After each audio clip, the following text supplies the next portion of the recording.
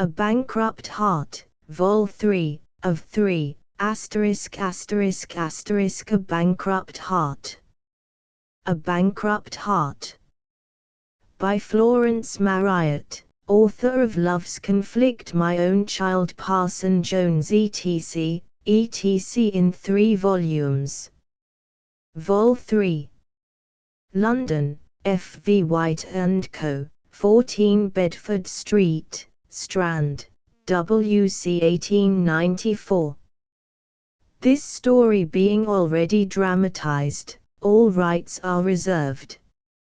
Contents: Page Chapter I1 Chapter 2 24 Chapter 3 47 Chapter 4 70 Chapter V 96 Chapter 6 117 Chapter 7 140 Chapter 8 164 Chapter 9 187 Chapter X 210 A Bankrupt Heart. A Bankrupt Heart. Oh, Chapter I. But as she looked at Nell, Nora saw a stain of blood showing through the sleeve of her light print dress. "But you mustn't hurt. You are bleeding," she exclaimed with horror. "Oh, I am so sorry. What can I do for you?" Nell regarded the blood stain with calm indifference. "It is nothing, my lady. I presume I am speaking to Lady Beaumont," she added, with a courtesy that struck Nora as uncommon with her class. "Oh, no, I am not Lady Beaumont. I am only one of her visitors. I was driving with her, and she went into a cottage and left me with the carriage, and these 2 little brutes ran away with me. But how am I to get them home? I dare not take the reins again for my life. How far is it to the hall?" "Oh, the hall is only round the corner, madam," answered Nell. "I would help you to lead them, but—" here she hesitated, not knowing how to proceed. Then, as if a sudden thought had struck her, she stood on tiptoe and looked over the hedge and called loudly, "Tom!" "Yes, miss," replied a hedger coming at her call. "Come round here at once and lead these horses up to the hall for this lady. They are beyond her control." Then addressing Nora, she continued, "You had better get in again, madam, and this man will see you safely to the hall. You will want to send the carriage back for Lady Beaumont." "Oh, yes, indeed.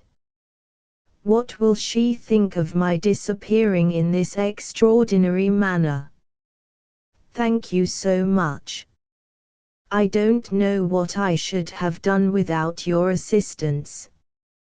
But I am so troubled about your arm." "I am sure you are horribly hurt," said Nora, as she mounted into the dog-cart. "Please don't say anything more about it," replied Nell. "At the worst it will only be a bruise. You need not be afraid now, madam. This man is rough, but he understands horses, and is very steady." And so saying, Nell slipped through a break in the hedge and was gone. Lady Ilfracombe arrived safely at the hall, and a groom was at once dispatched to pick up Lady Beaumont, whom he met halfway between Old Farley's cottage and the house, laughing heartily to herself over the disappearance of her friend and her carriage, having made a shrewd guess that Beau and Belle had taken her home, whether she would or not. The occurrence formed the chief topic of conversation at the luncheon table, and Nora was full of the beautiful country girl she had met and who had shown so much courage in stopping the runaway cobs. I must make her some little acknowledgment of the service she rendered me, mustn't I, Ilfracombe? She asked her husband. I might have been killed, if it hadn't been for her, and, or still worse, smashed Lady Beaumont's pretty trap. Of course you must, darling, replied the Earl. We can never repay her for what she did for us. But I don't know her name, exclaimed Nora, though I suppose she lives somewhere over the way, because she ordered the old hedger to lead the cobs home, as if he were her servant. Oh, she is such a pretty young woman. Her face is perfectly lovely. I think it was because I was so occupied gazing at her, that I forgot to ask her name. A very pretty girl, repeated Sir Archibald. I think that must be one of the Llewellyns. They're the prettiest girls for a good many miles round Usk. Isn't that the case, Dolly? He said, addressing his wife. Well, I've only seen the married one, she replied, but I know they bear that reputation. The father is a very handsome old man. At the name of Llewellyn, Lady Ilfracombe looked up quickly, and the Earl and Jack Portland exchanged glances with each other. What is there in that to surprise you? Demanded their host, mistaking the meaning of their looks. Wales is rather celebrated for beauty, you know. At least we won't allow that England, Ireland or Scotland can hold a candle to us in that respect. Ilfracombe did not seem disposed to answer, so Jack Portland took upon himself to be spokesman. I have not the slightest doubt of your superiority, Sir Archibald, he said, and was not the least surprised to hear you say so. I only thought I had heard the name before. What, of Llewellyn? I should be surprised if you had not. We are all Llewellyns, or Owens, or Lewises, or Thomases in Wales. It's one of the commonest names here. I've about half a dozen Llewellyns amongst my tenants. But this man's daughters are really uncommonly handsome. Fine tall girls, with splendidly cut features. By Jove! It's a pleasure to go to the farm only to catch a glimpse of one of them. And that's why you're always going over there then, cried Lady Beaumont. I've caught you at last, my gentleman. No more Pantycuckoo Farm for you. I'll take good care of that. Pantycuckoo Farm? Is that where my rustic beauty lives? Exclaimed Nora. What a fanciful name. What does it mean? Pantycuckoo. The dell of the cuckoo, or the cuckoo's dell, replied Lady Beaumont. Yes, isn't it pretty? It's the farm just across the road, where Mr. Portland and Mr. Lennox sleep. Mrs. Llewellyn is a dear old woman. I always go to her in any perplexity. She supplies us with all the extra eggs and chickens and butter we may want. Lady Ilfracombe, you should see her dairy. It's a perfect picture, and everything about the farm is so quaint and old, and so faultlessly clean and neat. She and her husband are quite model tenants. I always take my friends to pay them a visit. After luncheon, When the rest of the party had separated to pursue their own devices, Nora crept after her husband. "Ilfracombe," she whispered, supposing this should be one of her sisters. "Whose? What are you talking about?" he said rather curtly. "You know. The Miss Llewellyn you have told me of. What will you get into your head next? What likelihood is there of such a thing? Whoever said she had any sisters, or came from Usk? Didn't you hear Sir Archibald say the place was peopled with Llewellyns? Please don't get any absurd fancies into your head. The name is distasteful to me as it is. I wish we had not heard it. Now, I suppose there will be a grand fuss made of the service this girl rendered you, and the whole family will be paraded out for our special benefit. You have been a good friend to me in this business, Nora. Get me out of this unnecessary annoyance, if you can." "Of course, I will," replied his wife readily. "You shan't be bothered if I can help it, Ilfracombe. You were a dear, good boy to make a clean breast to me of the matter, and I'll see you don't suffer for it.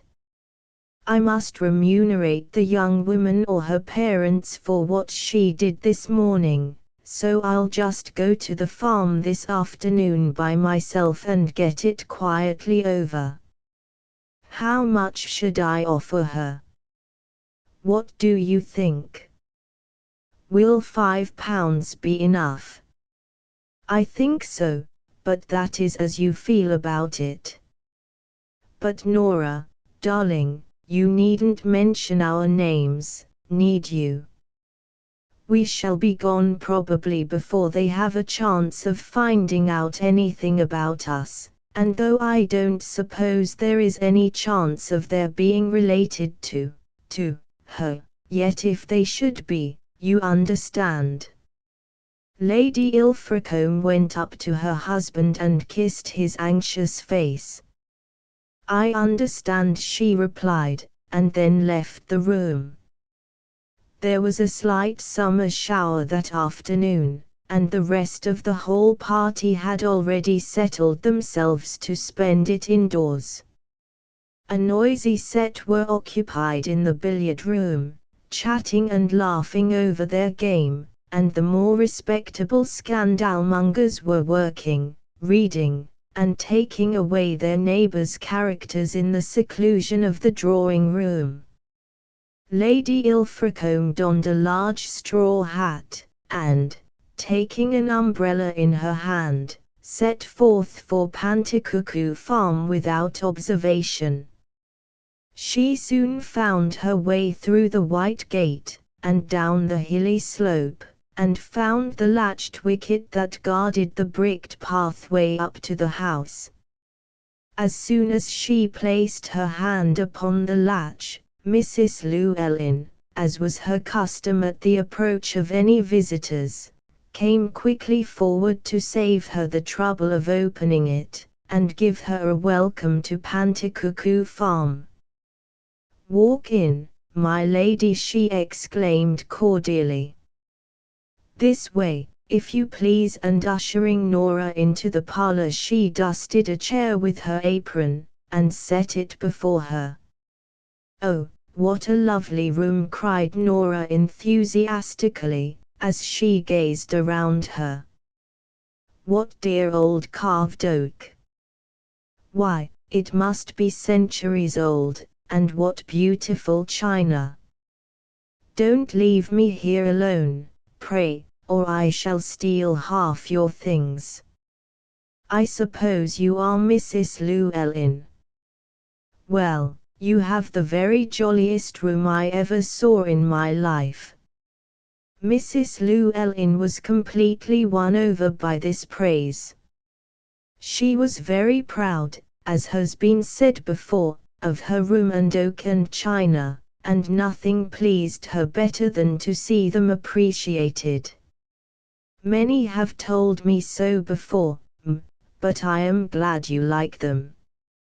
My husband and I have been offered pounds and pounds sometimes for these very things by the ladies and gentlemen who have visited us, but we could never make up our minds to sell them. They belonged to our great-great-grandparents, and there they will be till our time comes to leave them behind us for the benefit of our daughters. Your daughters, Mrs. Llewellyn. That reminds me of the purpose of my visit to you. A young woman, whom I believe to be one of your daughters, did me a very great service this morning. She stopped a pair of runaway horses for me, and saved, perhaps, my life. That was my eldest girl. She told us of it, but it is nothing to make a fuss about. Country girls are more used to do such things than town ladies. There's not a girl in us but what would do her best to stop a horse. I hope you weren't hurt at all yourself. Not a bit, but your daughter was. I saw the blood stain on the sleeve of her dress. I am afraid the horse touched her arm with his hoof when he threw her down. It can't be over much, said Mrs. Llewellyn quietly, for she never said anything to me about it, though now you mention it, I did notice a bit of blood on her sleeve too. Law, it's nothing. I thought she got it in the hen house maybe, or the larder.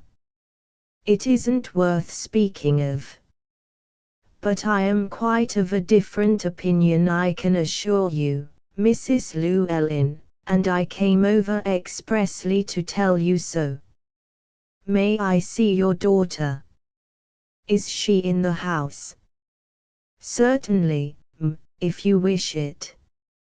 I'll send her to you at once, and perhaps you would do us the honor to take a cup of tea whilst you wait.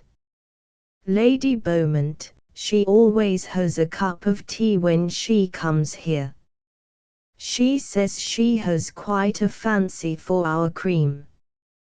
I will with pleasure, Mrs. Llewellyn. Indeed, I have heard such grand accounts of your famous dairy that I am quite anxious to taste its produce. The farmer's wife bridled under the compliment, and turned with the intention of leaving the room, but as she reached the door she said, "May I take the liberty of asking your name, madam?"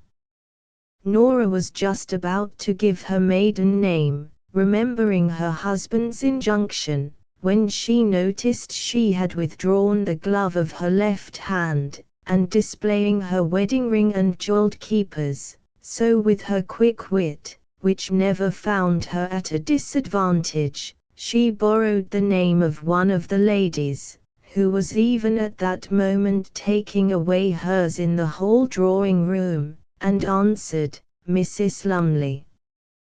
"Thank you, madam," said the old woman, as she curtsied and withdrew. In another moment she was adjuring Nell to go down to the parlour and hear what the lady from the hall had to say to her. "Oh, mother, why did you say I was indoors?" she exclaimed fretfully. "What should she want to see me for? You know how I hate seeing strangers." "Well, my lass, it is not my fault. The lady, Mrs. Lumley is her name, wants to thank you for what you did this morning, and for my part I think it is very pretty-mannered of her to come over herself when she might have written to express her gratitude. But here she is, and you must go down and see her whilst I make her a cup of tea.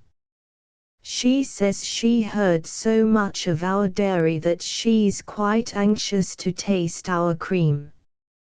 She's as nice-spoken a young lady as ever I met, and I'm sure she has good intentions towards you. But I don't want to be thanked, repeated Nell in the same tone. It was the simplest thing in the world, anyone would have done it. I only caught at the reins as the horses passed me. What does she want to make a fuss about it for? It's over and done with. Why can't she leave it alone? Well, my lass, I can't stay to answer all your testy questions. I must go and see that the kettle boils for the tea. Now, go down, there's a good girl. She's one of the hall guests, and we mustn't offend them, you know. So Nell smoothed her rippling hair, and went down to the parlor with a bad grace, and stood just inside the door, stiff as a soldier on duty, and without speaking a word. But Nora did not seem to perceive her mood. She thought her stiffness was meant for respect. "Oh, Miss Llewellyn," she began, "I've come over expressly to see you, and thank you better than I could this morning for the great service you rendered me. Don't stand there, pray, but come here and sit down by me, and let me tell you how brave and courageous and good I think you were to do so much for a stranger." Nell's haughty shyness was overcome by the cordiality of her new acquaintance. She sat down as she was asked to do, but not a feature of her beautiful face relaxed. She could not forget that she was speaking to a visitor from the hall, that place which she had so much dreaded since she knew that Mr. Portland was staying there. "I can't see the particular courage of it, Mrs. Lumley," she replied. "I was sauntering along inside the hedge looking for some of my mother's turkey poults that had strayed from the yard when your horses came tearing along, and I put out my hand mechanically to stop them." "You are making too much of my action, indeed you are." Tom was only a few yards further on, clipping the hedges. He would have stopped them, and better than I did, and not been rolled so ignominiously in the dust, and Nell could not help smiling at the recollection. "Ah, and you were kicked or something," exclaimed Nora. "I saw the blood on your arm.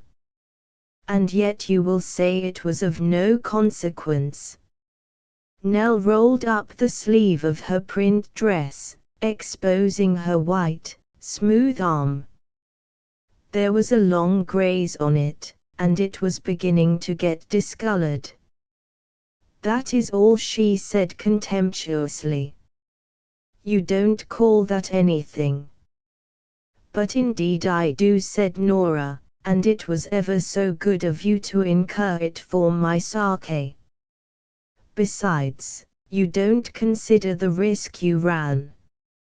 Because you happened to get off with a few bruises, it doesn't follow that it was not quite as brave of you to risk getting your leg broken or your head run over. And there is no saying what you did not save me from." "No, no, Miss Llewellyn, you shall not put me off that way.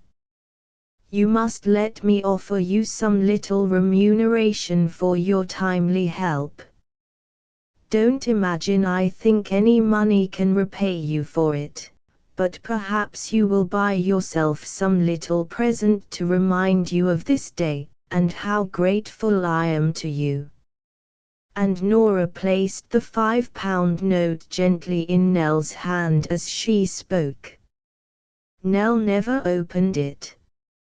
It might have been for £50 for aught she knew, but she took it up, folded as it was, and replaced it on her companion's lap. "No, thank you, Mrs. Lumley," she said quietly. "You mean it kindly, I know, and I appreciate your intention, but I cannot take money from you for so slight a thing. My father would not like it, we are not in need of it, and I shall remember you and today quite well without it." Nora felt hurt and annoyed, not with Nell, but herself. She ought to have known better than to offer such a very superior sort of young woman money. It was thoughtless of her, unpardonable. She thrust the offending banknote into her pocket, and turning, took Nell's hand. "Forgive me," she said, just as if she had known her for years. "I have been a fool. I ought to have seen that you were above such paltry considerations. You don't look like a farmer's daughter to me. You seem as if you had been used to such much better things. Have you lived in Usk all your life?" "No, not all my life," said Nell. "Have you been a governess, then, or anything of that sort?" "You seem to have had such a very superior education," remarked Nora. "Do you think so?" replied Nell. She certainly seemed a very difficult sort of young woman to get on with. Nora hardly knew how to proceed. But then a sudden thought struck her, for hers was a generous nature, and hastily drawing a sapphire ring off her finger, she tried to put it on one of Nell's. It was one that the Earl had given her, that he had been accustomed to wear himself. It was what is called a gypsy ring, a broad band of gold, in which 3 unusually fine, dark blue, flawless sapphires were sunk, the only ring which Ilfracombe had worn before his marriage. He had put it on Nora's finger at Malta as soon as he was engaged to her, as proxy for one better suited to her slender hand, and she had refused to give it up again. Now it struck her that it would be just the sort of ring to present to a young woman whose hands were rather large and used to rough work. So she tried to put it on the 3rd finger of Nell's left hand. "They say it is unlucky to wear a ring on your wedding finger till you are married," she said, laughing, "but I am sure, Miss Llewellyn, you are far too sensible a girl to mind an old superstition." "But what are you doing?" asked Nell sharply, as she drew her hand away. There, on her finger glittered the ring she knew so well, had seen so often on the hand of her lover in the olden days. She gazed at it for a moment, fascinated as a bird by the eye of a snake, and then, with a sharp cry, she dragged the jewel off again, and it rolled under the table and along the polished oak floor. "Oh, my poor ring!" cried the Countess, somewhat offended at this determined repulse. "Whose is it?" "Where did you get it?" exclaimed Nell, as she rose to her feet with flashing eyes and trembling limbs. "Where did I get it?" echoed Nora, with amazement. "Why, I bought it, of course. Where should I have got it?" "No, you didn't," said Nell, panting. "It was given to you." "What an extraordinary girl you are," replied Nora, as she stooped to recover her ring. "If it were given to me, you may be sure I have every right to pass it on to you if I choose." "But what makes you say so?" "Who gave it you?" asked Nell, without apologizing for her strange behavior. "My husband," replied Nora, without thinking. "Your husband? Mr. Lumley? And from whom did he get it then?" persisted the farmer's daughter. "Really, I don't see what right you have to question me after this fashion," said Nora. "I don't know whom he got it from. The jewelers, I suppose. But pray don't let us say another word upon the subject. It is evident that, instead of giving you pleasure, I have done just the other thing. All my stupidity, I suppose. I thought, as you would not take money, that the ring would have been more acceptable to you, but I was mistaken. Now, pray don't be angry. Let us drop the subject altogether.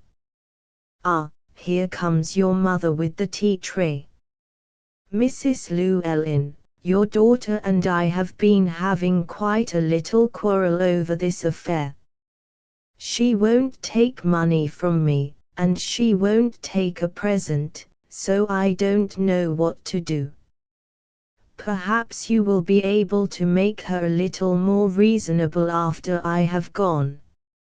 Ah, she's very queer at times, poor lass, said Mrs. Llewellyn, for Nell had taken the occasion of her entrance to escape to the upper story again.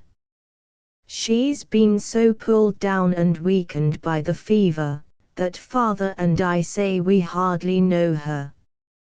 Sometimes I think she'll never be the same girl again as she was before she left home.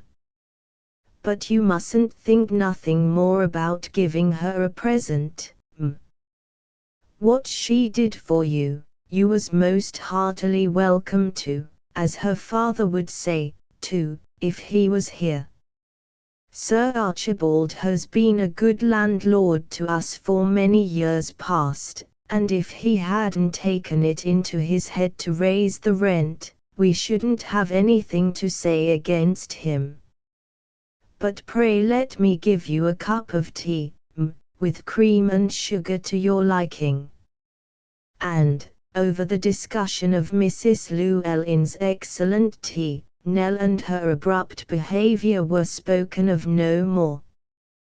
But Lady Ilfracombe, though she did not like to vex the Earl by mentioning the subject to him, could not banish it from her mind for some time afterwards. Chapter 2. Whilst Nora was walking thoughtfully back to the hall, Nell was raging up and down the circumscribed limits of her bedroom, with her heart and brain in a tumult of suspicion and suspense.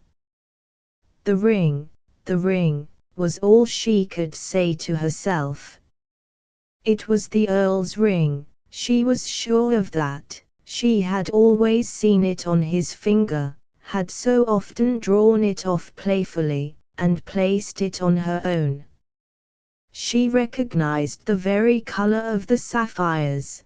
They were so darkly blue, and yet clear as a summer sea. She remembered Lord Ilfracombe having told her the gems were flawless, and had been presented in another form by an Eastern potentate to some ancestor of his, who had been Governor-General of India.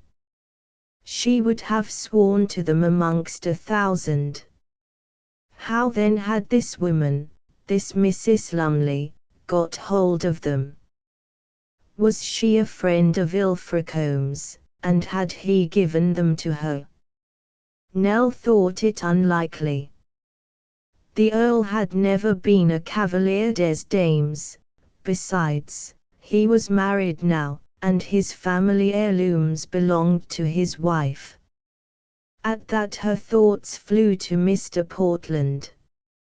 He was at the bottom of the mystery perhaps.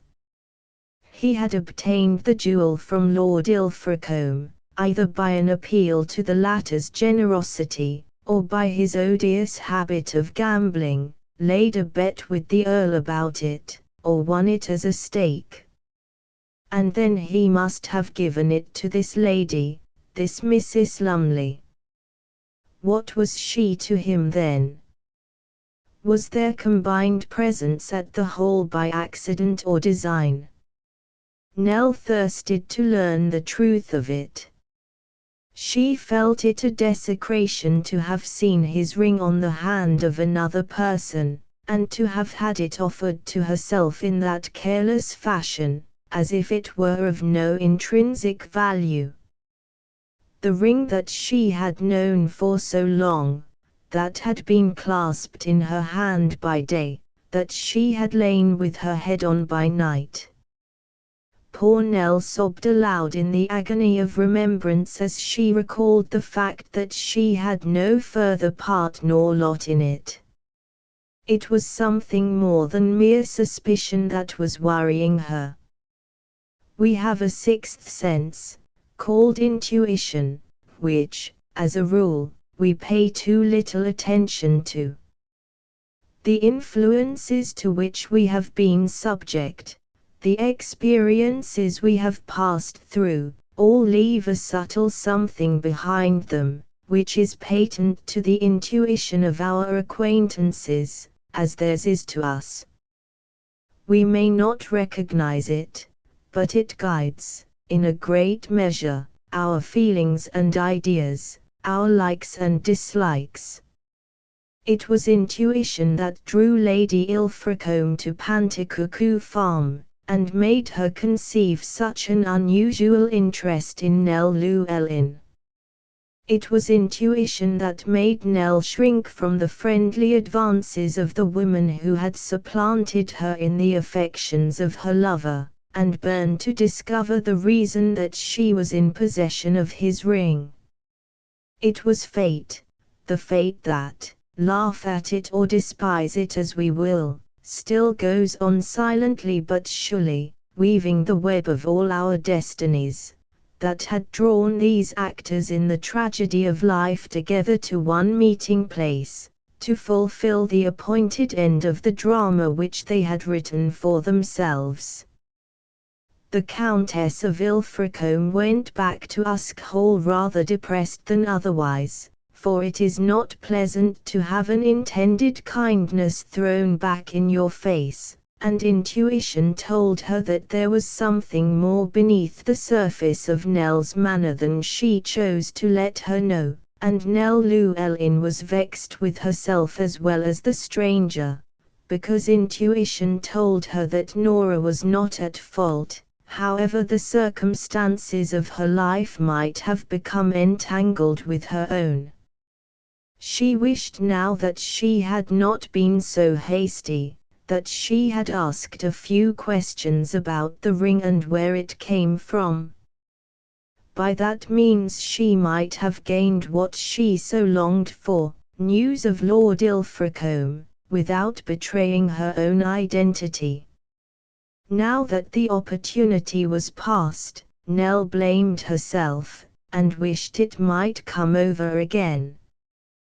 Was it possible that she could bring about another interview with the lady, induce her once more to speak of her gratitude for the service rendered her, and so bring the conversation round, without direct inquiry, to her refusal of the sapphire ring? Her next thought was, how should she gain speech of Mrs. Lumley without encountering Jack Portland? Nell thought it would be pretty safe to visit the Hall in the evening.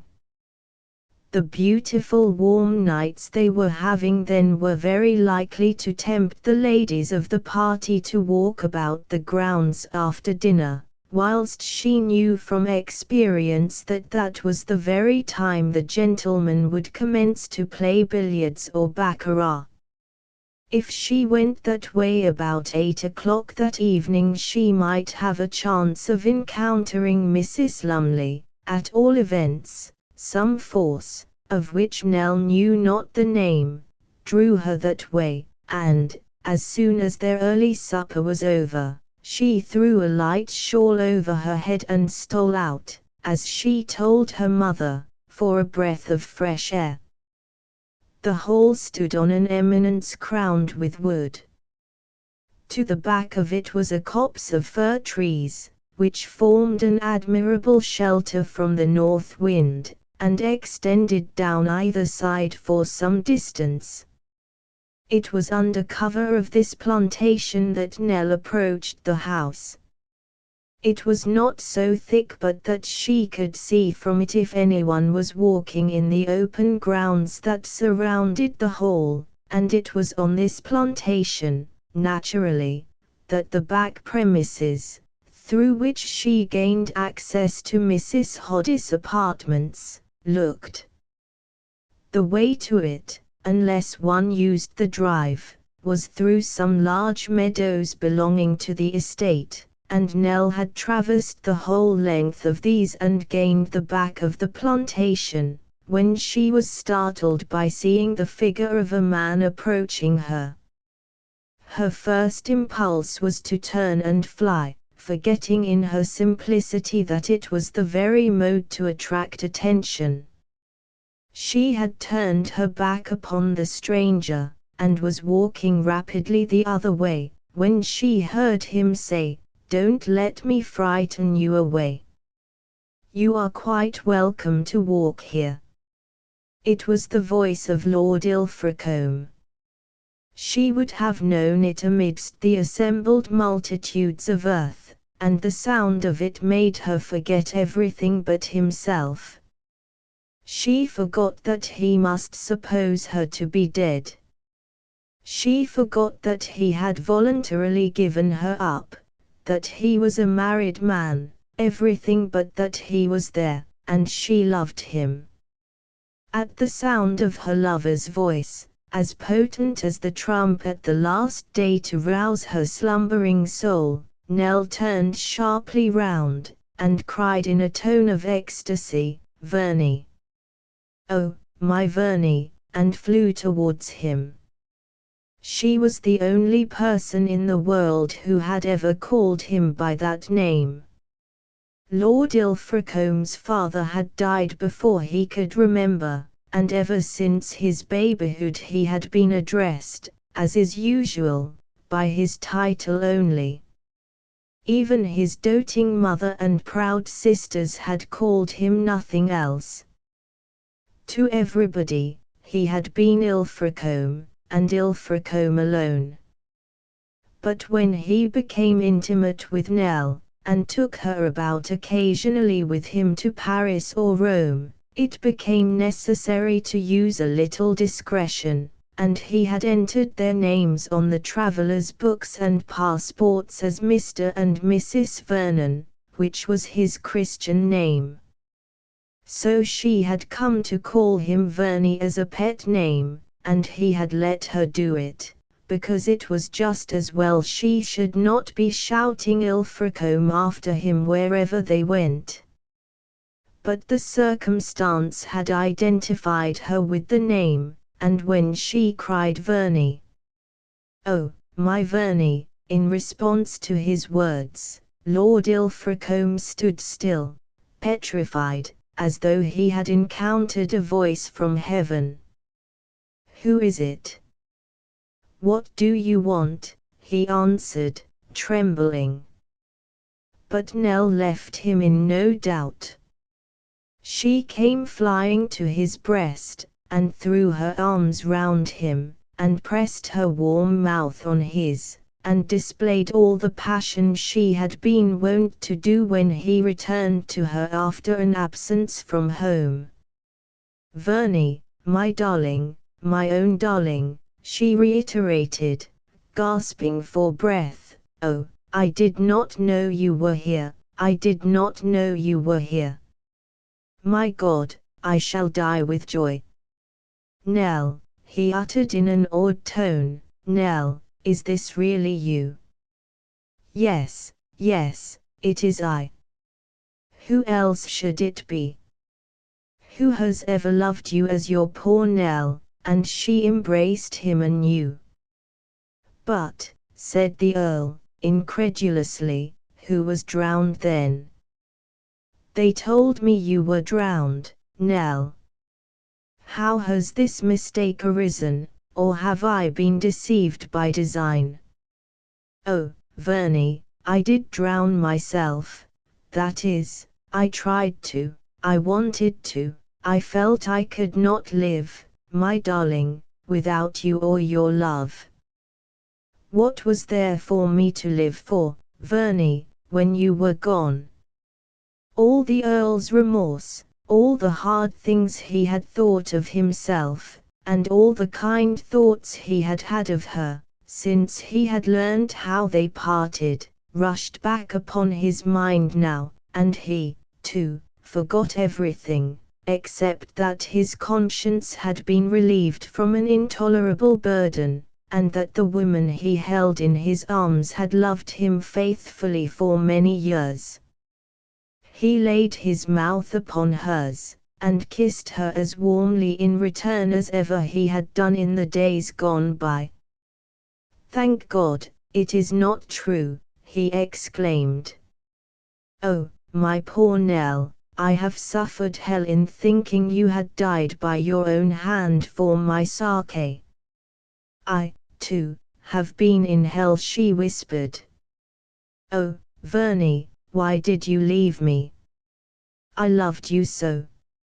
"I was a brute," replied the Earl, "an ungrateful, selfish brute, but I will make you amends for it, if I die." What amends could he make her, except by giving her back the love he had seemed to withdraw? Nell thought of no other, she would have accepted no other. She held her heaven in her arms now, and all the troubles of life had faded away. Your love, your love. "I only want your love, Verney," she whispered. "You have it, darling." "You always had it," replied Ilfracombe, as he gazed at the lovely face upturned to his in the moonlight. "But how thin and pale you are, Nell. You are not like the same girl. What has happened, dear, to change you so?" "I have been ill," Verney answered Nell. "I have had a bad fever, and my trouble has done the rest. I have had no peace, no hope without you. I have been unable to eat or sleep. How could I, knowing you had given me up? Oh, Verney, why didn't you kill me first? It would have been so much kinder." Lord Ilfracombe groaned. "God forgive me. I never saw what I had done before this night. Nell, will you ever forgive me, or forget my base ingratitude to you, who were always so good to me? How can you say you love me? A man like myself is unworthy of any woman's love. You ought by rights to loathe and execrate my very name. But I don't, I don't. I love you still with all my heart and soul. Oh, Verney, I was so wretched, so miserable, when I came out to walk tonight, and now I'm as happy as the day is long. You love me still. That is all I want to know. But that won't rectify the great wrong I have done you, Nell. That won't replace you in the position my selfishness hurled you from. You forget, perhaps you don't know, that I am married." Nell drew herself a little away from him. "Oh, yes, I know it," she said in a low voice, "but if you love me, Verney, I have the best part of you still." Lord Ilfracombe did not know what to answer. The great emotion, the surprise, almost the shock of finding that Nell still lived, was over now in a great measure, and he had time to remember his wife and how much he loved her, as he had never, even in the flush of his first passion, loved the poor girl before him, and what she would think if she could see and hear him now. The disloyalty of which he was guilty struck him like a cold chill. Was he fated never to be true to any one woman? He relaxed the tight hold he had maintained on Nell, and putting her a little away from him, said gently, "I do love you, my dear, I shall always love you and remember the time we spent together, but my marriage, you see, will prevent my showing it as I used to do." "Oh, yes, of course.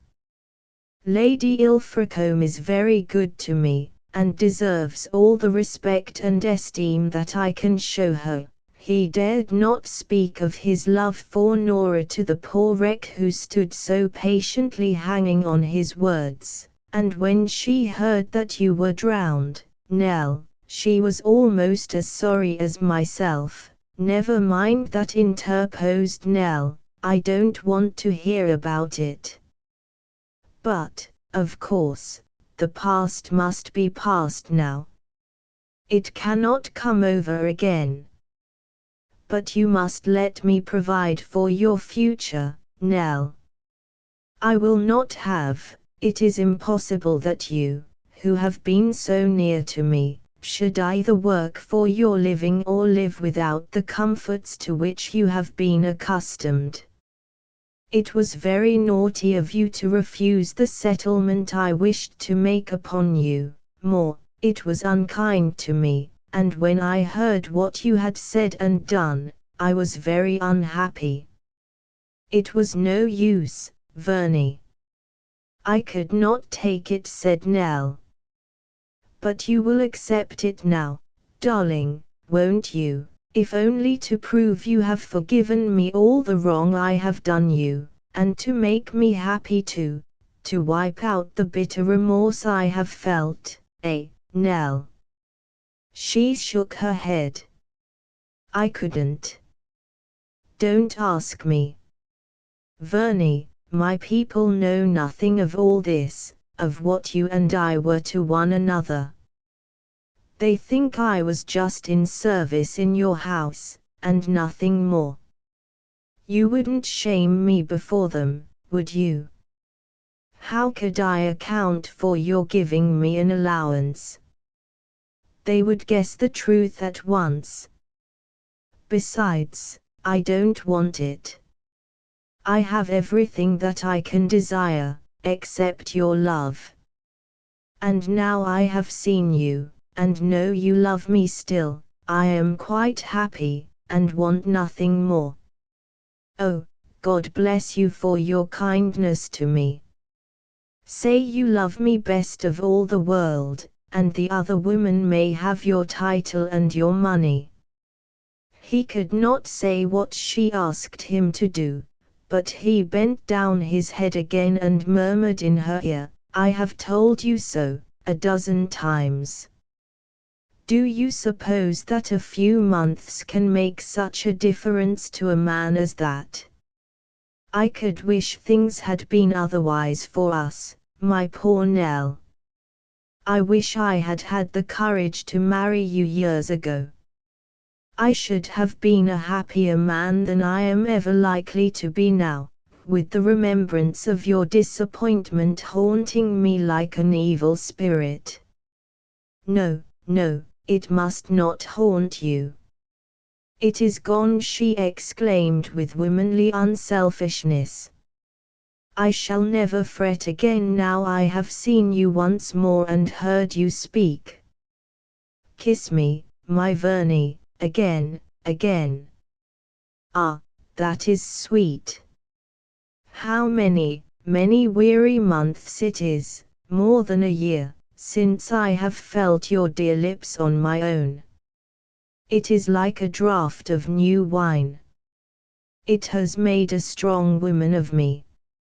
"And where are you going now, Nell?" he asked, as she disengaged herself from his clasp. "To my home, back to Panticuckoo Farm," she replied. Ah, it is you, then, who live at Panticuckoo Farm. Did you not stop Lady Beaumont's cobs as they were running away this morning? What, they have told you to? What an absurd fuss they make of nothing. The lady, Mrs. Lumley, was at the farm this afternoon, worrying me about it. Mrs. Lumley, he ejaculated, for though Nora had not informed him of her visit, he knew the real Mrs. Lumley had not been there. What was she like? A slight, willowy-looking young woman, with quick, brown eyes and pointed features. She was very kind, but she teased me so about taking a reward for doing nothing at all. Why, I didn't even stop them. They stopped of themselves. All I did was to get myself rolled over in the dust. By the way, continued Nell, as a sudden thought struck her, are you very intimate with Mrs. Lumley, Verney? By no means. Why do you ask? Because when I told her I couldn't accept money at her hands, she took a ring off her finger and tried to put it on mine. And it was your ring, the gypsy ring set with sapphires. I recognized it directly, and I thought I should have gone mad with puzzling my brain where she got it and if you had given it to her. Did you? Given my sapphire ring to Mrs. Lumley? Most certainly not, replied the Earl, who guessed at once that his sharp-witted little wife, in order to obey his injunction not to disclose her real name, had borrowed the other woman's. By Jove, that was cool of her. I remember now, she was fooling with my ring last night and put it on her own finger for a piece of fun. But to offer it to you. Well, I wish you had taken it. She would have looked very foolish when I asked where it was gone, wouldn't she? Oh, Verney, I couldn't have touched it. It would have burned me. The dear ring I had so often played with myself. I have been crying all the afternoon for thinking of it. Silly girl. I must get you one as like it as I can. But now I am afraid I must return to the house, or some of the fellows may come out to look after me. Ah, said Nell, with a shudder. You have that horrid Mr. Portland there. Verney, you will not tell him you have met me, will you? Certainly not. It is the last thing I should do.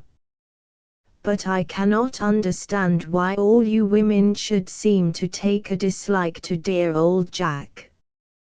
He is the best fellow I know. Verney, he was never your friend, said Nell earnestly. You wouldn't believe it in the old days. Try to believe it now. No, Nell, I cannot, not till I have some better proofs than another's word. Lady Ilfracombe is always dinning the same thing into my ears, but without effect. Jack has been always true to me so far as I know, and I speak of a man as I find him. Verney, said Nell, after a pause, is she fond of you? He knew she alluded to his wife, and answered, I think so. I hope so. If people have to pass their lives together, it is best they should be good friends, isn't it? Yes, replied the girl, as she slowly moved away. He was just going to call out good night to her, when she came back rapidly. Oh, Verney, she doesn't love you as I did. Tell me that she doesn't. No, dear, no, he answered gravely. I don't think she does. And you don't love her as you did me, she persisted, and again Lord Ilfracombe was able to answer with truth. No, she threw her arms passionately round him and inquired, when shall we meet again? Where can I see you, Verney? The minutes will seem like hours till then. Nellie, he said seriously, you know it is impossible that we can meet like this in any safety. I am overjoyed, more overjoyed than I can tell you, to find you are living, whom I have mourned as dead, but I am here only for a few days, and my time is not my own. Were I to say that I would meet you here tomorrow evening, I might be prevented, and you would think me unkind. But you will know that I am thinking of you all the same, and if we meet it will be an unexpected pleasure for us both, eh? He spoke kindly, but Nell, with the unerring instinct which love gives to women, read between the lines, and saw that whatever he might say, Lord Ilfracombe would rather not meet her again in Usk.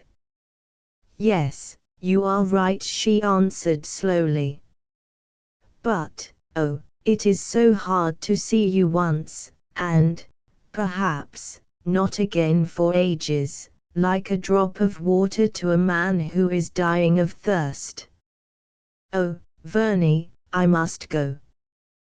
This has been heaven to me, but so much too short. Goodbye. God bless you. I will pray every moment that we may meet again. She heaved a deep sigh as she pronounced her farewell, and flitted down the grassy slope in the gloaming on her way to the farm again. And someone saw her, Hugh Owen, who had been lingering about the road in hopes of catching a glimpse of Nell, had watched more than half her interview with Lord Ilfracombe. He could not distinguish their words, he was too far off, but he had seen the two figures engaged in earnest conversation, he had seen them approach each other, and guessed the close embrace that followed, and he had seen their parting, and that Lord Ilfracombe watched the tall, graceful shape of his companion till she was out of sight, until, in fact, Nell had entered Panticuckoo Farm, and left the young minister in no doubt of her identity. And what were Ilfracombe's feelings as he strolled back to Usk Hall? Not entirely pleasurable ones, we may be sure.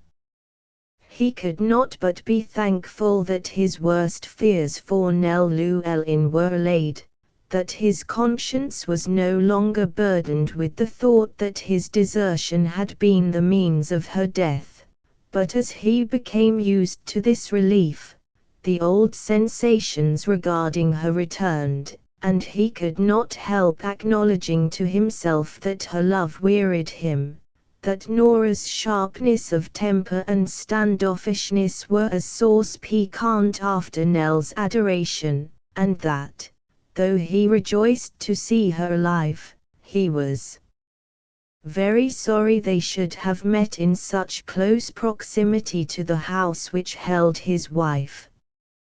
He had had one or two doubts lately as to whether another week of Usk Hall would not suit him very well. Now he had none.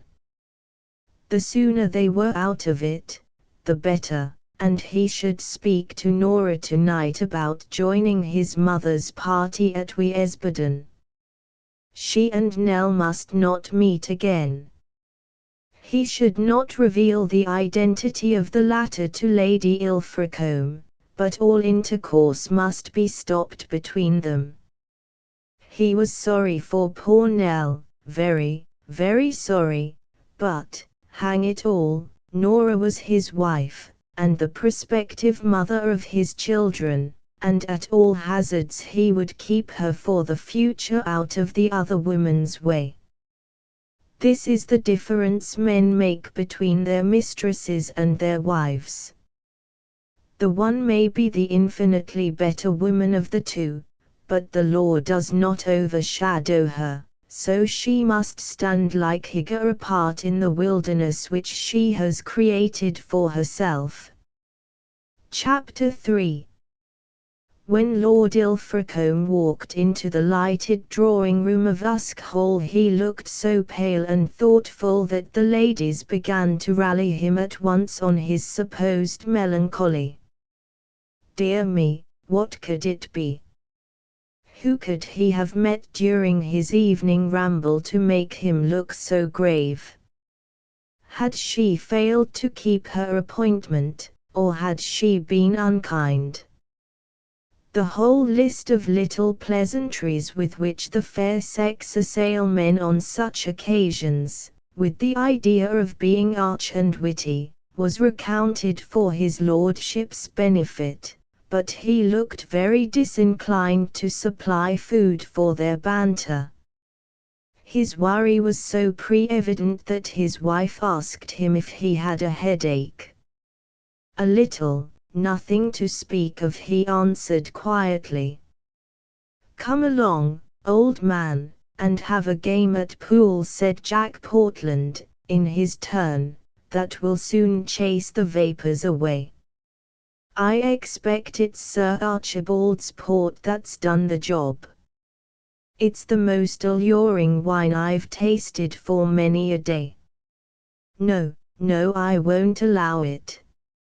Nothing of the kind, cried the jolly baronet, there isn't a headache in a dozen of it. Lord Ilfracombe hasn't had enough of it. That's what's the matter with him. I think the sun may have touched me, said Ilfracombe feebly, it has been very hot today. The sun, nonsense, exclaimed Mr. Portland. I never heard you give that excuse before, though we've been in several hot countries together. Come along to the billiard room. You shouldn't go wandering away by yourself in this fashion, and thinking over your sins. It's enough to give any man the blues. I couldn't stand it myself. You'll forget it before the first game's over. No, thanks, Jack, not tonight. I don't feel fit to compete with your excellent play. I'll sit here instead and listen to Nora's singing. And he threw himself on a sofa by his wife's side as he spoke. Ulysses at the feet of Penelope, sneered Mr. Portland.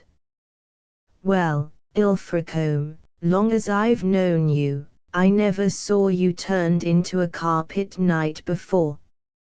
Only for this evening, said the Earl lazily, as he settled himself comfortably on the sofa. Jack Portland appeared quite aggrieved by his defalcation.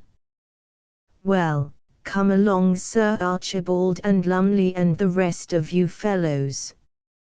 Don't let us waste our time looking at his lordship doing the la-dee-da-dee.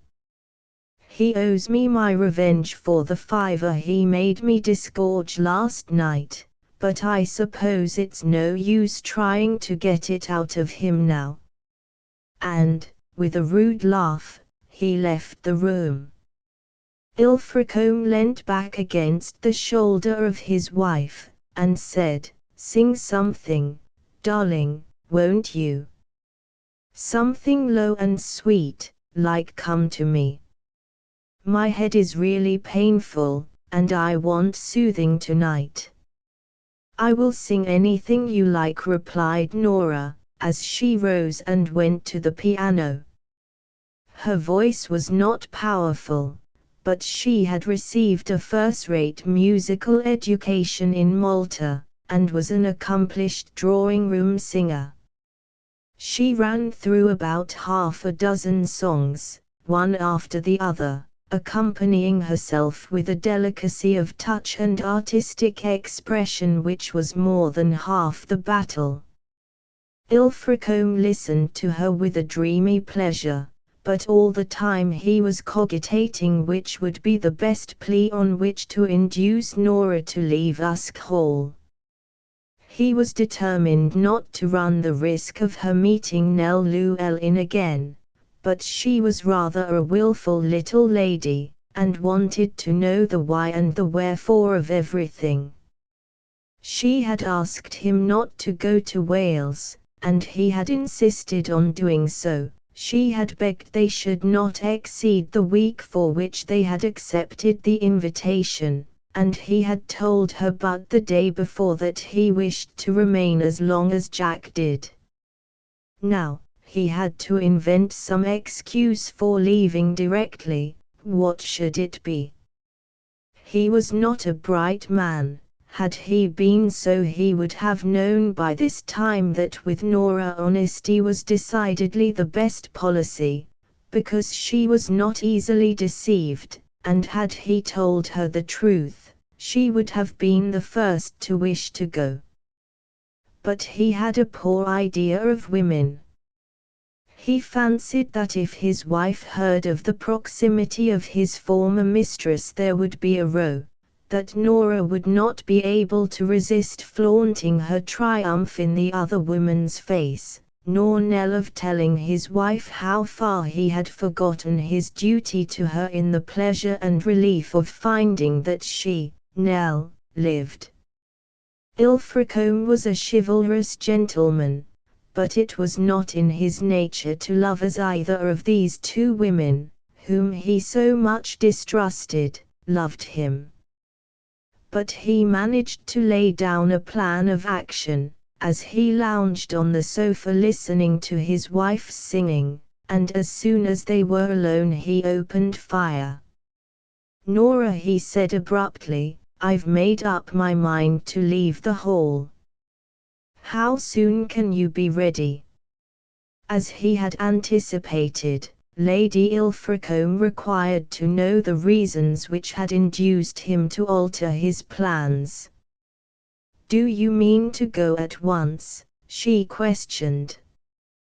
"Why, it was only yesterday that you promised Lady Beaumont to stay until Mr. Portland left.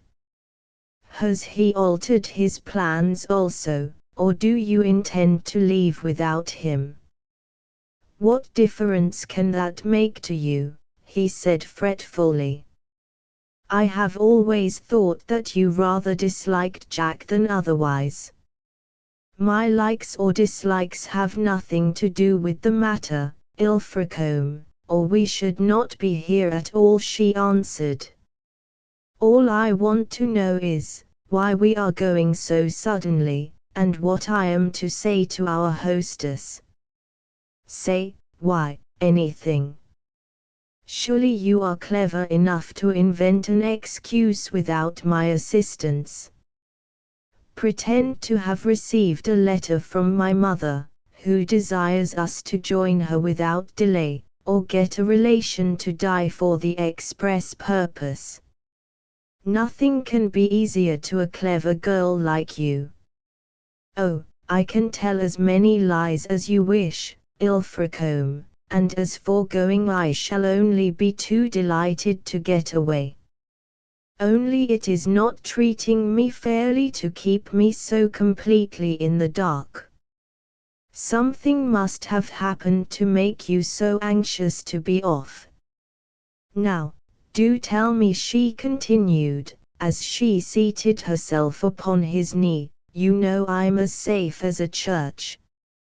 Have you a row on with Portland or any of the others? Or are Lady Beaumont's attentions becoming altogether too warm?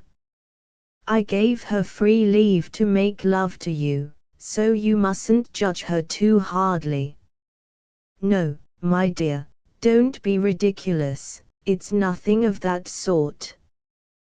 But, well, to make a clean breast of it, Nora, the play is awfully hot here, enough to break the Bank of England, and I think it's gone on quite long enough. Why, I should be almost afraid to tell you how much money I have lost since coming here. We have an ample fortune, but, as you have often told me, no fortune will bear such a continual strain on it for long. And it's impossible to refuse playing with one's host. So I have decided that the sooner we are out of it the better. You are right, said his wife, thoughtfully.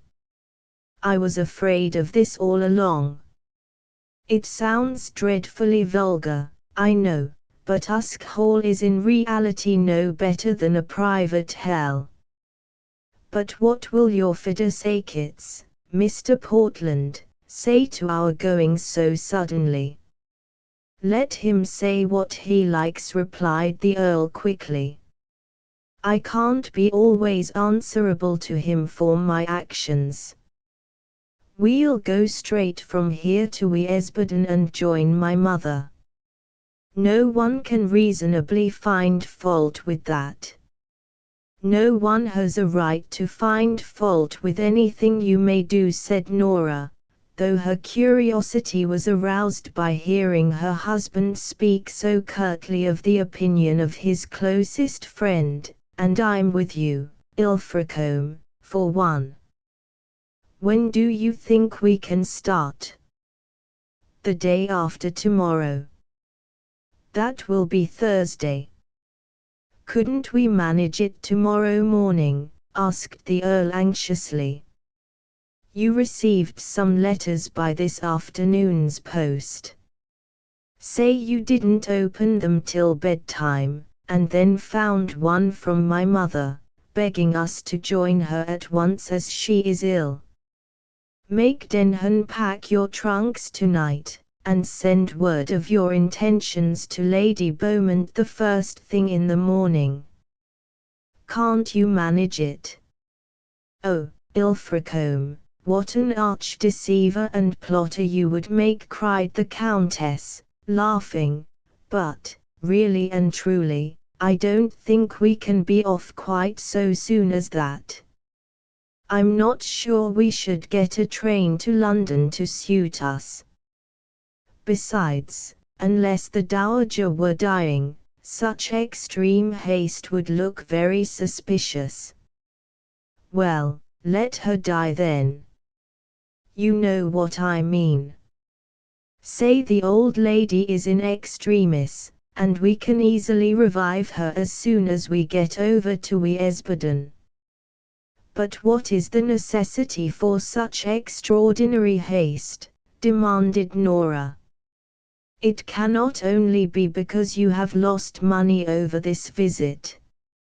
Surely the delay of a day or two cannot make much difference in comparison with running the risk of offending people who have honestly wished to give us pleasure. You know what my opinion has been all along, Ilfracombe, that Mr. Portland leads you into a great deal of folly, and I shall be but too thankful if this is the end of it. Still we owe something to the hospitality of the Beaumonts, and now we are here, I cannot see what harm a day or two more can do us. The Earl saw that he was worsted in the argument, so he contented himself with begging his wife to make arrangements to leave Usk as soon as she could, determining inwardly not to lose sight of her if possible till she had done so. The announcement next morning of their intended departure gave general dissatisfaction. The Beaumonts declared they had not seen half the beauties of the surrounding country, and that they had just made arrangements for a picnic party, and a dance, and a lot of other gaieties. Nora expressed her sorrow at the necessity of cutting their visit short, but the Earl said little, and gave one the impression that the sudden determination had not originated with himself. Jack Portland, for one, took it so, and seized the first opportunity he could to speak to Nora on the subject. "Well, my lady," he commenced, "and so this is your doing, is it? Your little plan for dragging Ilfracombe from the jaws of the sharks?" "I don't understand you," said Lady Ilfracombe. "Oh, yes, you do." This sudden idea of leaving the whole emanated from your fertile brain alone. Ilfracombe had no idea of it yesterday. He told me he was enjoying himself up to date, and should remain here as long as I did. But you got hold of him last night and forced the poor fellow to follow your lead. I see through it all as plain as a pikestaff. Then you are utterly mistaken, Mr. Portland. I had nothing to do with it. My husband told me yesterday that he wished to go, and it was with some difficulty that I persuaded him not to leave this morning. But that would have seemed so rude to the Beaumonts. But what is at the bottom of it? You heard me tell Lady Beaumont that we have received a letter from Esbodden, to say that— "Oh, stop that rot, do," exclaimed Mr. Portland elegantly. "We can put all that in our eyes and see none the worse for it. It's the real reason I want to know. I have no other to give you."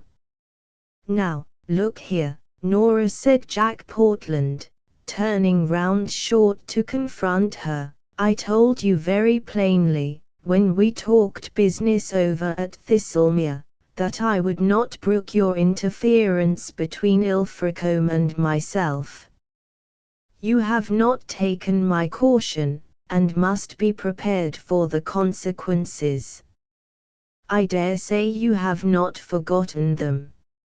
"Of course not," replied Nora coolly, though her heart beat rapidly with apprehension, "but in this instance you blame me unfairly. I give you my word of honor, I swear before heaven, if that will please you better, that I have had nothing to do with this change in our plans. Indeed, I argued against it.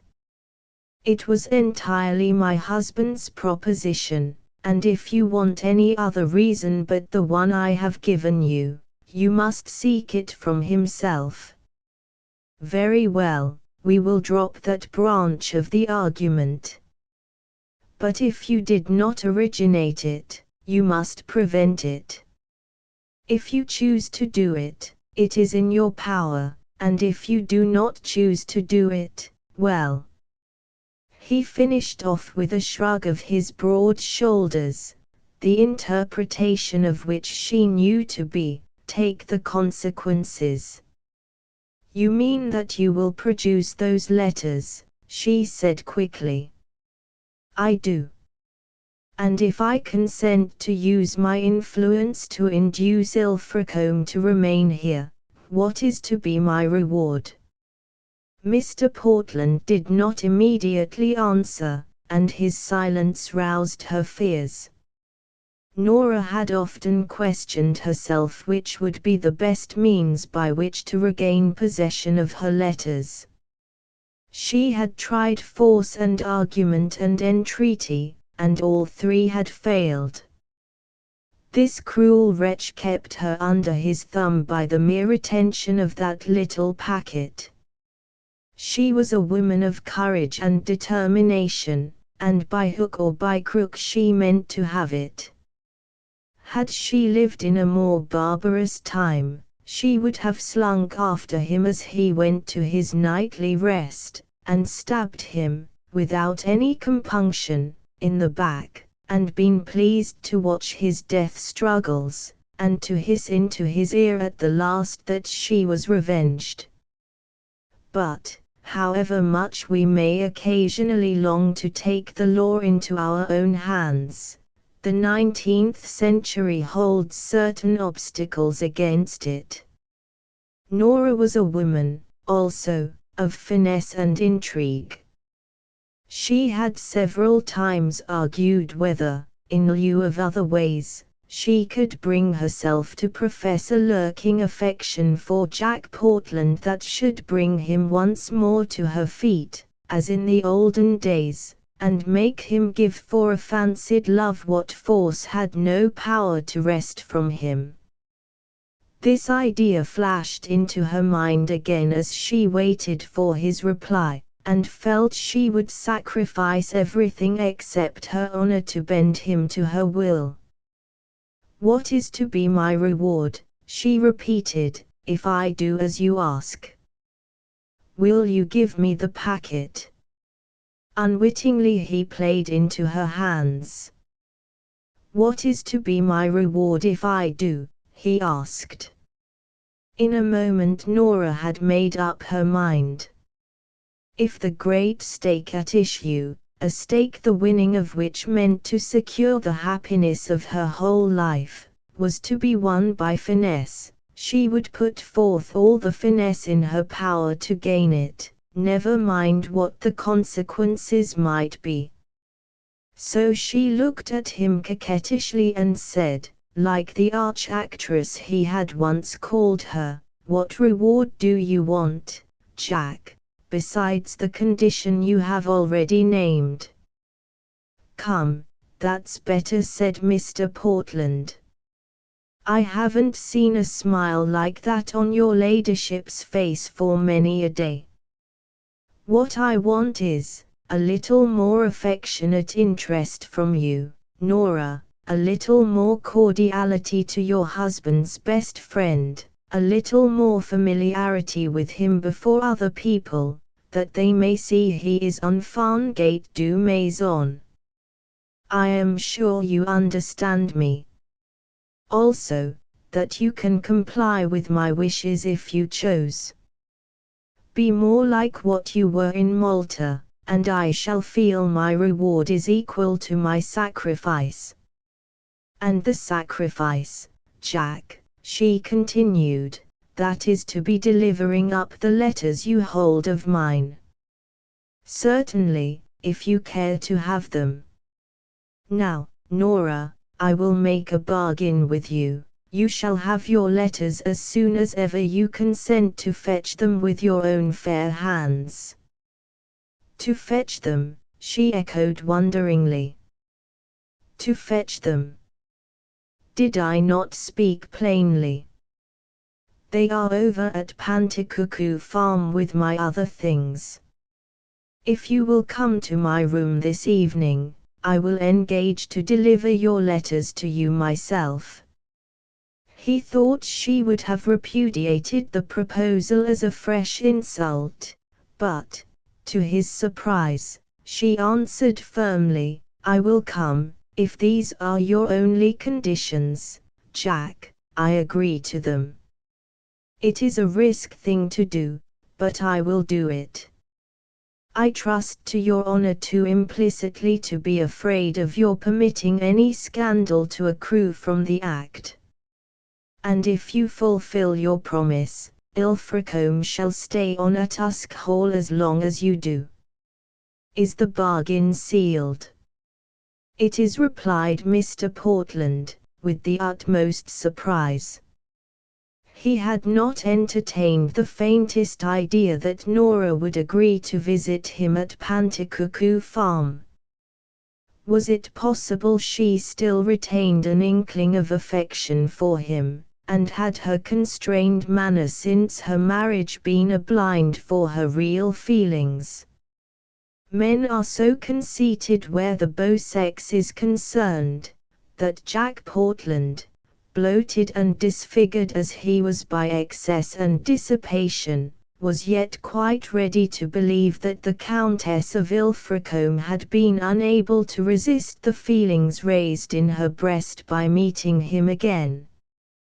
He had made the proposal that she should fetch her letters herself, because he thought she would guess from that he had no intention of giving them up to her, but when she consented to do so, he determined to make her secret visit to him one more terror by which to force her to influence her husband as he should direct. Now, he hardly knew what he should do. She was coming, that was the extraordinary part of it.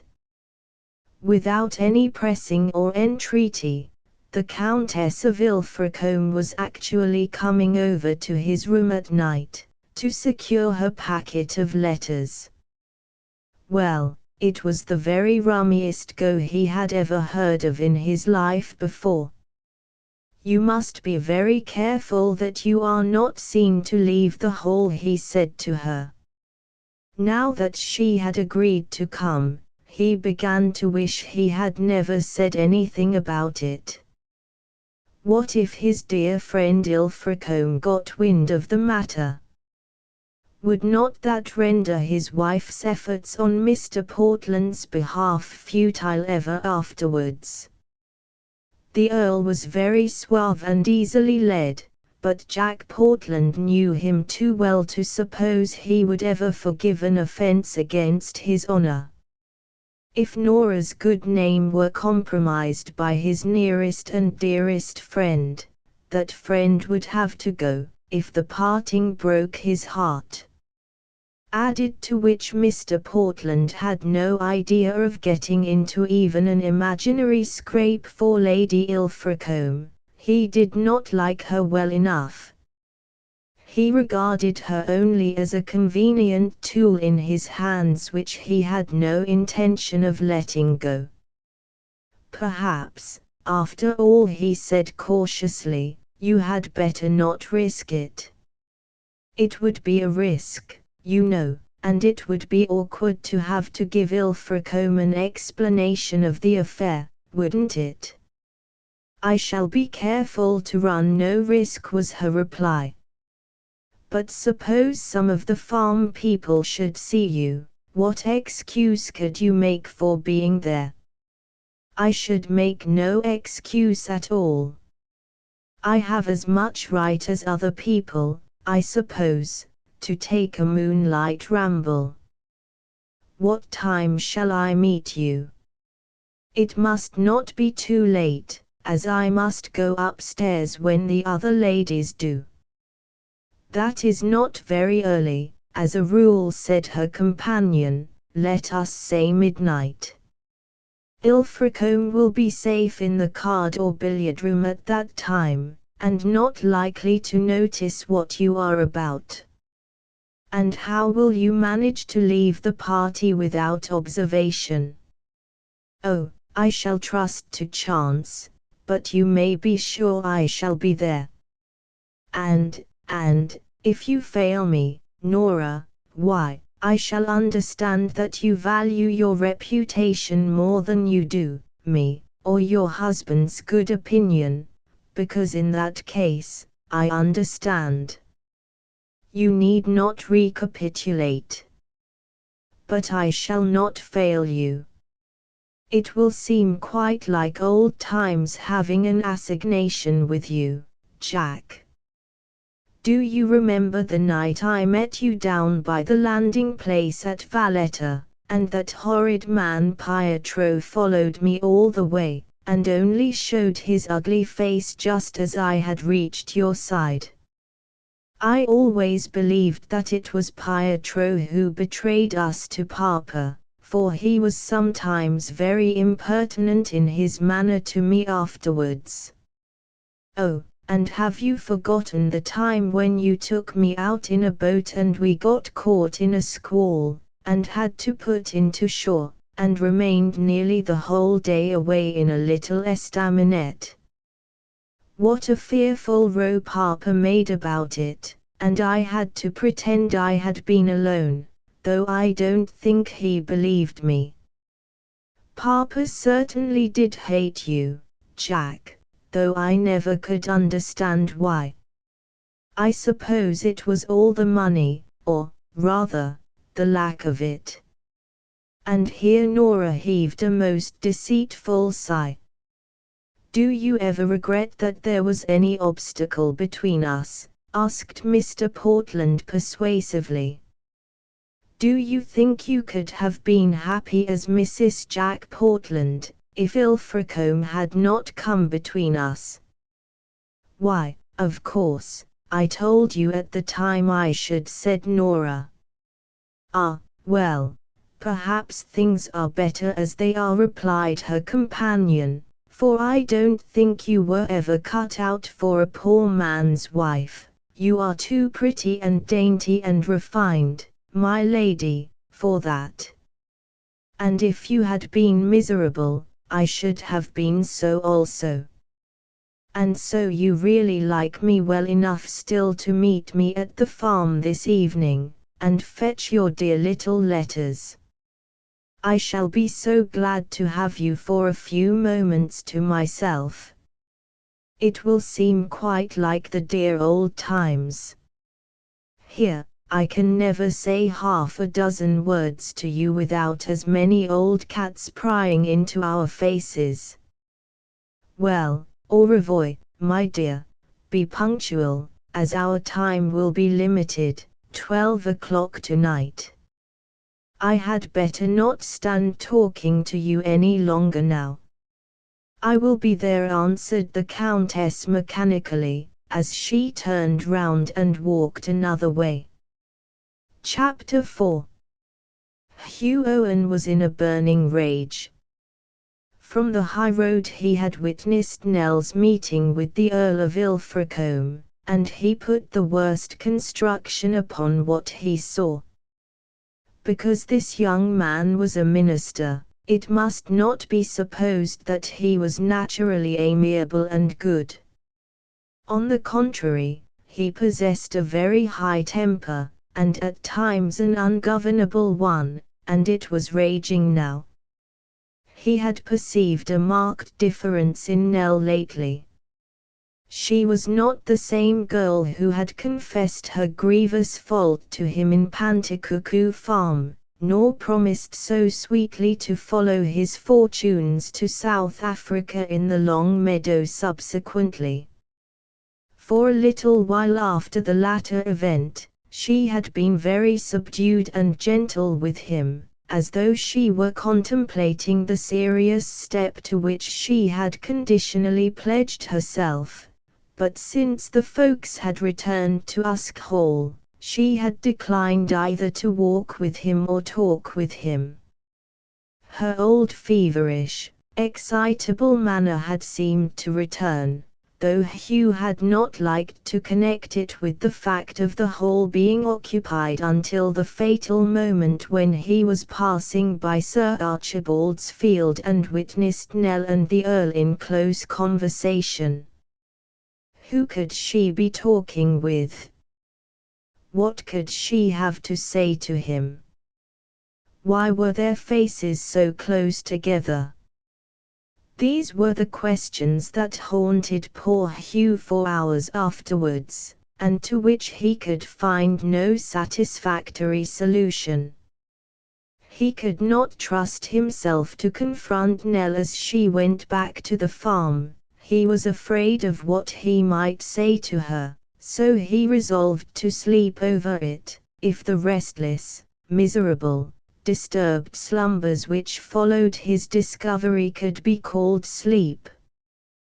But on the next day he felt he must know the reason of what he had seen. The remembrance of it came between him and his duties. He would not be able to preach and pray with an earnest and single heart until it had been relieved of the awful doubt that assailed it. So, the day after, he set forth for the farm, and found Nell, for a wonder, alone and free to receive him. The fact is, she did not dare go out, as she had been used to do lately, for fear of encountering Lord Ilfracombe in the company of his wife or friends. She felt as if she could not bear the sight, as if she should proclaim her right to him before all the world. And that would make him angry, he, who loved her still above all other things, for so had she interpreted his words of the night before. She had been in a state of beatification ever since, and her mother knew no more what to make of her present mood than she had done of her previous one. It would be difficult to say what Nell expected or believed would come of the interview which had made her so happy. Apparently she had given herself no time to think. She knew perfectly well that her intimacy with Ilfracombe was over and done with, and that thenceforward she could have no part nor lot in him or his affairs. She knew she should never enter his house again, nor associate with his acquaintances, nor enjoy any of his good things. Yet she felt supremely happy. To understand her feelings, one must not only be a woman, one must be a woman who has loved and lost, and found that whatever the loss, the love remained as it was. Women have greater faith than men, as a rule, in the unseen and the compensation of an afterlife. They think more of the heart than of the body of the creature they love, and give them the hope of a reunion in another world, of retaining the eternal affections of the man they care for, and they will try and content themselves with the thought of the future. Far better that, they say, than his companionship on earth, whilst his heart is the property of some other woman. The Earl had managed to deceive Nell so well without intending to deceive her, that she was already disposed to pity Lady Ilfracombe, who could only lay claim to his worldly goods. As she had told him, "Say you love me best of all the world, and the other woman can have your title and your money." She had sat indoors all day dreaming over the unexpected happiness that had come to her, recalling in fancy every word he had uttered, every look he had given, every kiss he had pressed upon her happy mouth. The wretched interval that lay between them had vanished like a dream. She had forgotten the abject misery with which she had received the news of his marriage, the despairing attempt at suicide that followed it, her return home, and the apathetic existence she had led since. All had disappeared under the magic touch of love. She was no longer Nello Panticuckoo Farm, as the neighborhood called her. She was Lord Ilfracombe's housekeeper, the woman he had chosen to be the mistress of his home. She was his love, his lady, his daily companion. She looked with a kind of pathetic curiosity at the print dress she wore, at the simple arrangement of her chestnut hair, at her ringless fingers and wrists unadorned by bangles.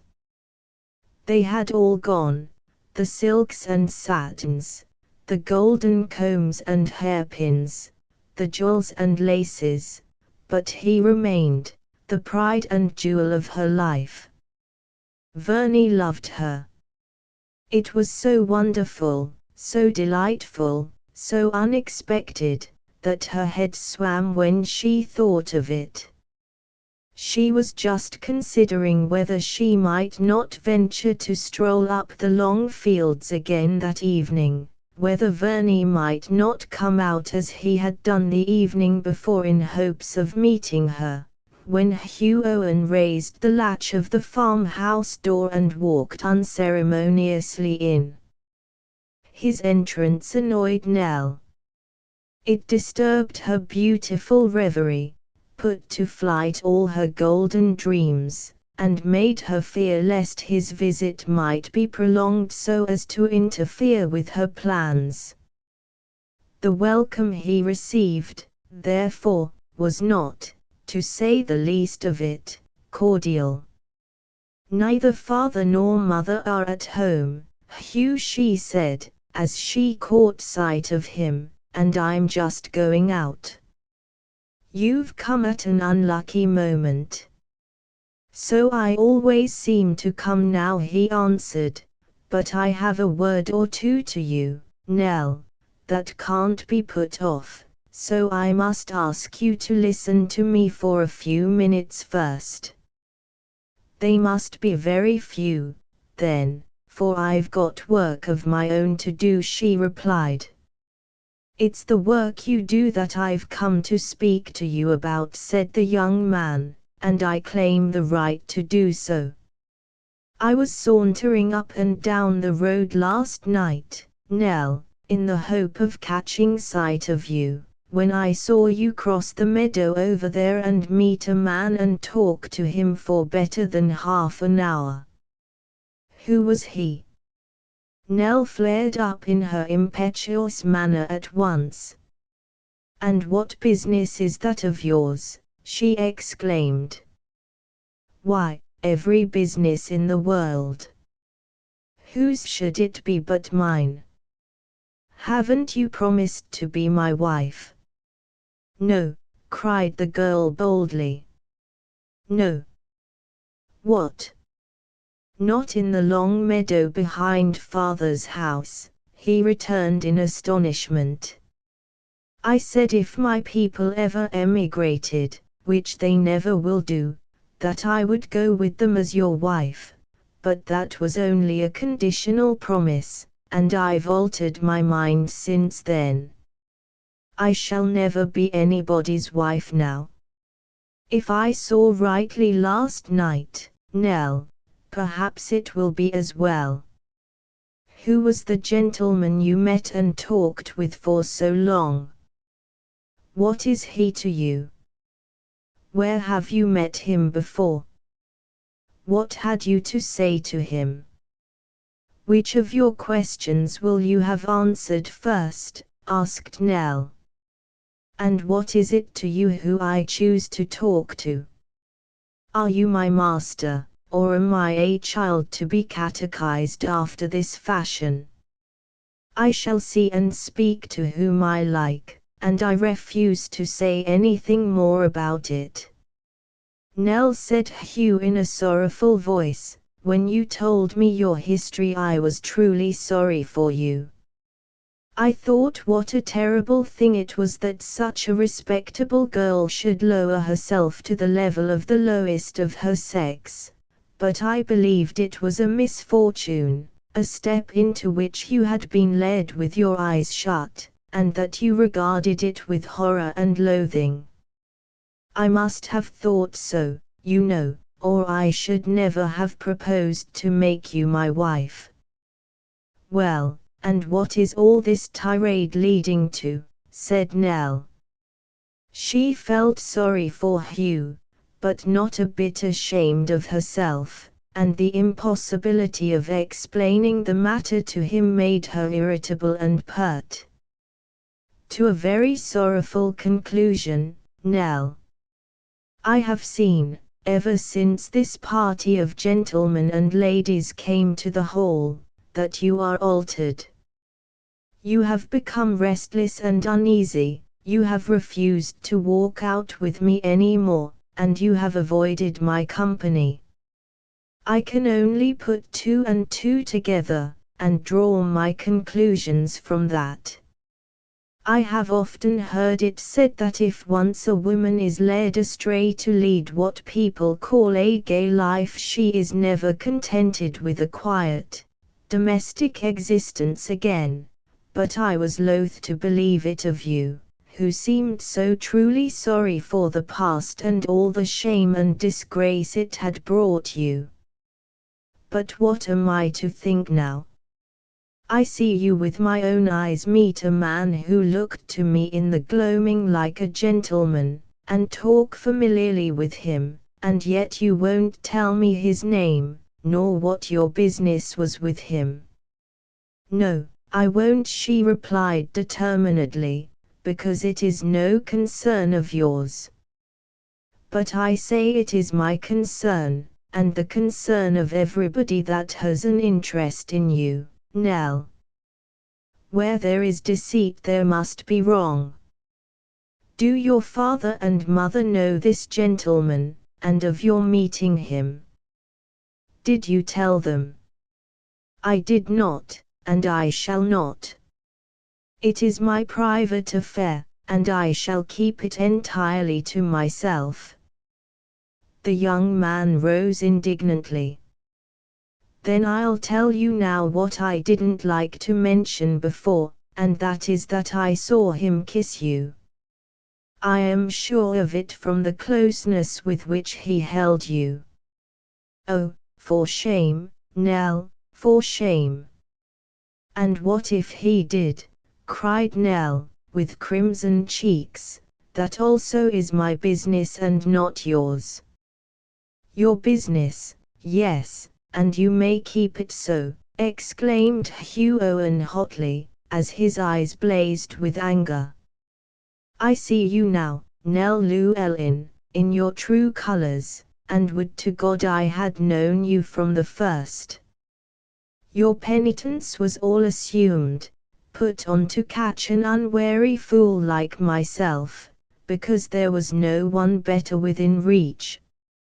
Your sorrow, too, for the loss of your lover was another sham, easily consoled by the kisses of a stranger.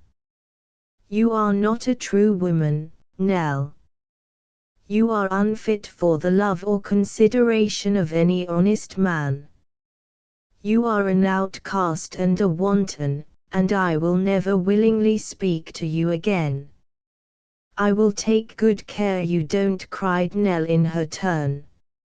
I have more powerful friends than you think of, friends who will not see me insulted by a common farmer's son. I know I promised conditionally to be your wife, but I did it for your sake, not my own. I should have hated the life, the very thought is distasteful to me. So never think of me in that light or any light again. I break off with you from this moment. The man I met last night is worth 10,000 of you. I value his little finger more than your whole body. I would rather beg my bread with a gentleman than sit on a throne with a clod like you. Now you have the whole truth. Make what you like of it. Oh, stop, stop. In mercy to yourself, stop, cried the young man, as with both hands clapped to his ears he ran out of the house. Nell felt rather subdued when left to herself.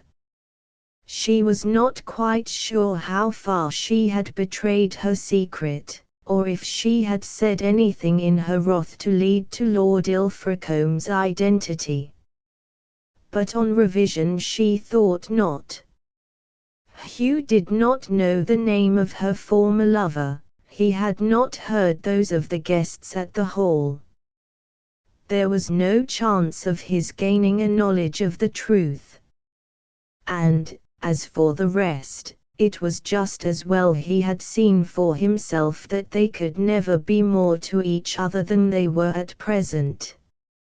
And then she resolved into another of the pleasing daydreams from which his entrance had disturbed her. Her father and mother came bustling in after a little while full of complaints and anxiety. One of their best cows had shown symptoms of dangerous illness, and every remedy that the farm could boast of was set in motion at once. "Come, my lass," cried Mrs. Llewellyn, as she entered the parlour, "you must bestir yourself and help me. Father and I are in sad trouble. Bonnie is as bad as she can be, and if we can't stop the symptoms she'll be dead before the morning. But misfortunes never seem to come single, what with the raising of the rent and other troubles. I've set Betty to put on all the hot water she can, and we must choose the oldest blankets we have for fermentations. Bring the lamp with you, Nell, I want to find the proper medicines in father's chest." The girl snatched up the light, and followed her mother to where Mr. Llewellyn kept a chest full of veterinary drugs. "That ain't it, and that ain't it," the old woman kept on saying as she pulled bottle after bottle to the light. "Ah, I think this is the stuff that cured Daisy last year." She pulled out the cork with her teeth, and tasted a little of the brown, nauseous-looking mixture, but spat it out immediately on the floor. "God save us, that's the lotion for the sheep's backs, deadly poison. Don't you ever touch that, my girl. It'll take the skin off your tongue in no time." "Am I likely?" remonstrated Nell seriously, "but suppose you had given it to the poor cow by mistake. Why don't you label it plainly poison, mother, and then there would be no fear of an accident." My lass, that's a good thought. Don't put it back, Nell, but carry it to your bedroom and put it atop of the wardrobe. It will be safe enough there, and when we're a bit less busy you shall write a label for it. It's arsenic, I believe. I know last year father gave a drop or two by mistake to one of the cats that was bad in its inside, and the poor beast was dead in a few minutes." "This is the cow's mixture," said Mrs. Llewellyn, pulling out a second bottle from the recesses of the old trunk. "Not dissimilar looking, are they? But, law, what a difference in their effects. This is some of the finest stuff we ever had, made from a receipt of Farmer Owen's. Take it down to father at once, Nell, for he's in a hurry for it. And I'll fetch the blanket. And don't forget to put the other atop of your wardrobe," she called out after her daughter. The poor cow was very bad, and for some hours the whole household was occupied in providing remedies and applying them. When 10 o'clock struck, and the animal was pronounced to be out of danger, Nell was regularly tired out, and hardly inclined to sit down to supper with her parents, but the farmer would not hear of her leaving them. "Come on, lass," he said, "I've news for you. Only this bothering cow put it clean out of my head." "Grand news, Nellie. You'll never guess it, not if you tried for a 12-month. Nell returned to the table, white and scared looking. "News about me, father," she said. "Well, not about you exactly, but that concerns you all the same. Now, who do you suppose has come to the hall, and is staying along of Sir Archibald?" Then she knew he had heard of Lord Ilfracombe's arrival, and set her teeth, lest she should betray herself. "How should I know, father?" she said tremblingly. "I haven't been near Mrs. Hoddy for the last week." "Is it the prince whom they expected?" "The prince, BD, exclaimed the farmer. "What's the value of a foreign prince beside one of our own English noblemen? I wouldn't give you that for the prince," snapping his fingers. "No, it is somebody much better and higher. It's your old master, the Earl of Ilfracombe, and his lady." "What do you think of that?" "The Earl of Ilfracombe," echoed Nell, in order to gain time. "But who told you, father?" "Jackson, the coachman, to be sure, who drove them both home from the railway station, and who should know better than he?" He says the Earl is a fine-looking young man, as fair as daylight, and his lady is a nice, pretty creature too. I thought I should surprise you, Nell. You'll be wanting to go up to the Hall to see 'em both, now, won't you? Oh, Father, why should I go to see them? His lordship won't want to see me. Most likely he's forgotten my very name. Well, Nell, I am surprised to hear you talk so, exclaimed her mother. It don't look as if you knew much about the gentry, who are always glad to see servants as have behaved themselves whilst in their service. But perhaps you're afraid the Earl is annoyed with you for leaving him so suddenly, and just as he was bringing home his bride. Is that it? Perhaps so, Mother, said the girl, looking very much confused. I was always doubtful if there wasn't something queer about your coming back so suddenly, and so I've told your mother, remarked Mr. Llewellyn dubiously. But if it was so, why, you must go over to the Hall tomorrow morning and ask his lordship's pardon, and perhaps Mother, here, can find some little thing as you could take up as an offering for his lady. Can you, Mother? Oh, I dare say, replied Mrs. Llewellyn. She might fancy a pen of our Minorca fowls or cochines.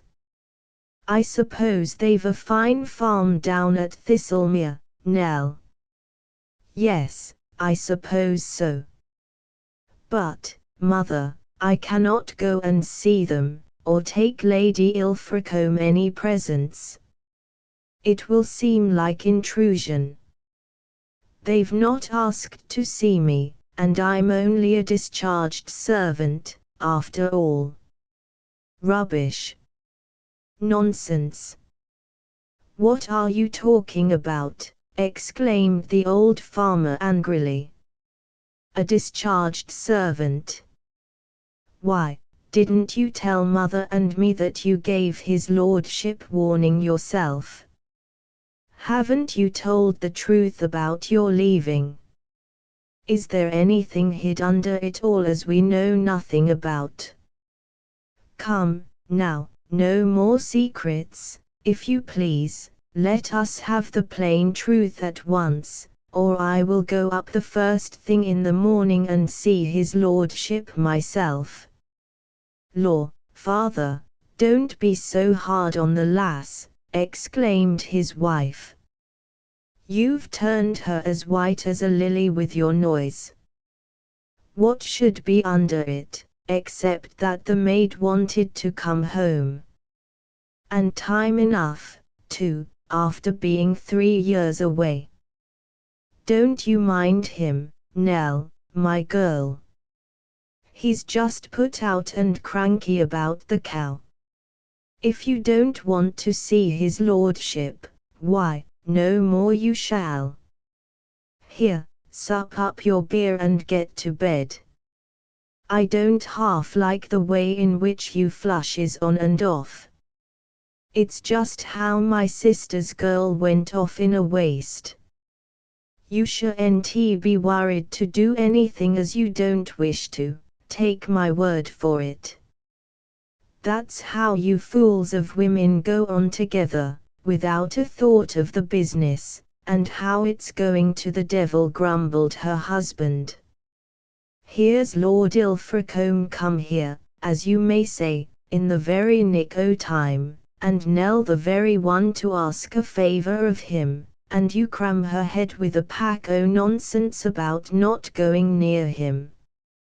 Sir Archibald is going to raise the rent, and send us all to the workhouse, when a word from his lordship might turn his mind the other way, especially if Nell put it to him, on account of her long service and good character, and you tell her not to do it.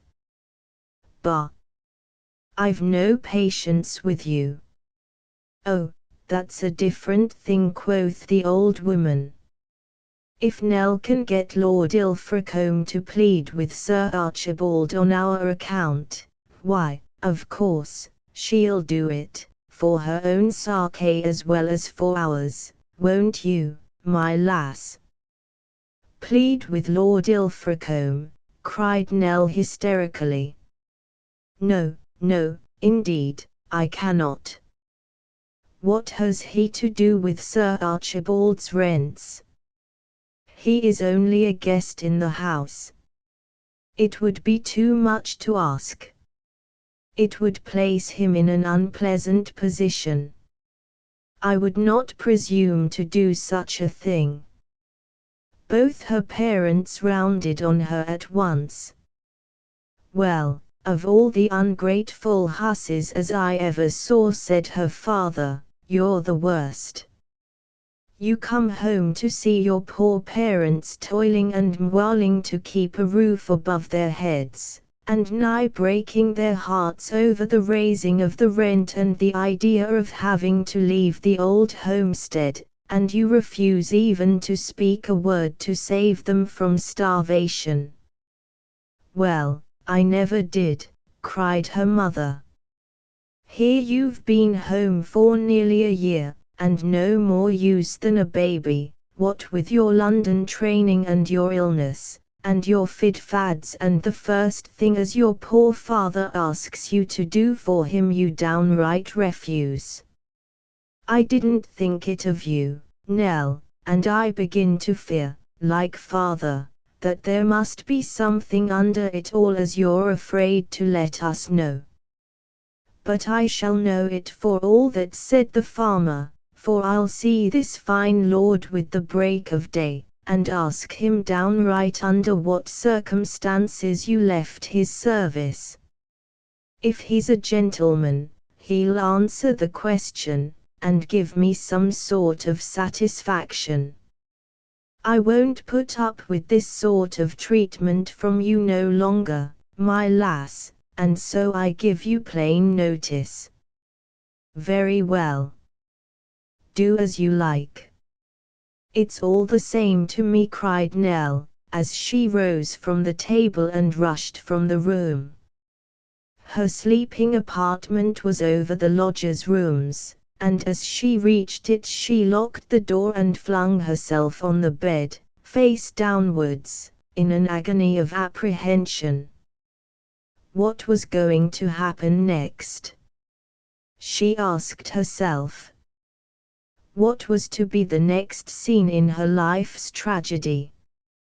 Would her irate father force the truth from the Earl, or would he guess it from his embarrassment? Would the story come to the ears of the Countess, and make mischief between her husband and herself? There seemed to be no end to the horrors that might happen from her father having gained knowledge of the proximity of her former employer. And if he confided his doubts to Hugh Owen, or any of the Dale Farm party, might not he add his quota to the chapter of horrors by relating what he had witnessed in the field the night before? Poor Nell could get no rest that night for thinking of these things, and wondering how she should come out of them all. She rose after a while and bathed her burning and swollen eyelids in cold water, and took a seat by the open casement and outgazed into the calm, peaceful night. The air was warm and balmy, but there were few stars, and the moon was in her first quarter. How long she had sat there she did not know, till she heard the church clock chiming the hour of 12, and thought to herself that it was time she lay down on her bed. But just as she was about to do so, her attention was arrested by the figure of a woman walking slowly and furtively over the grass beneath the window.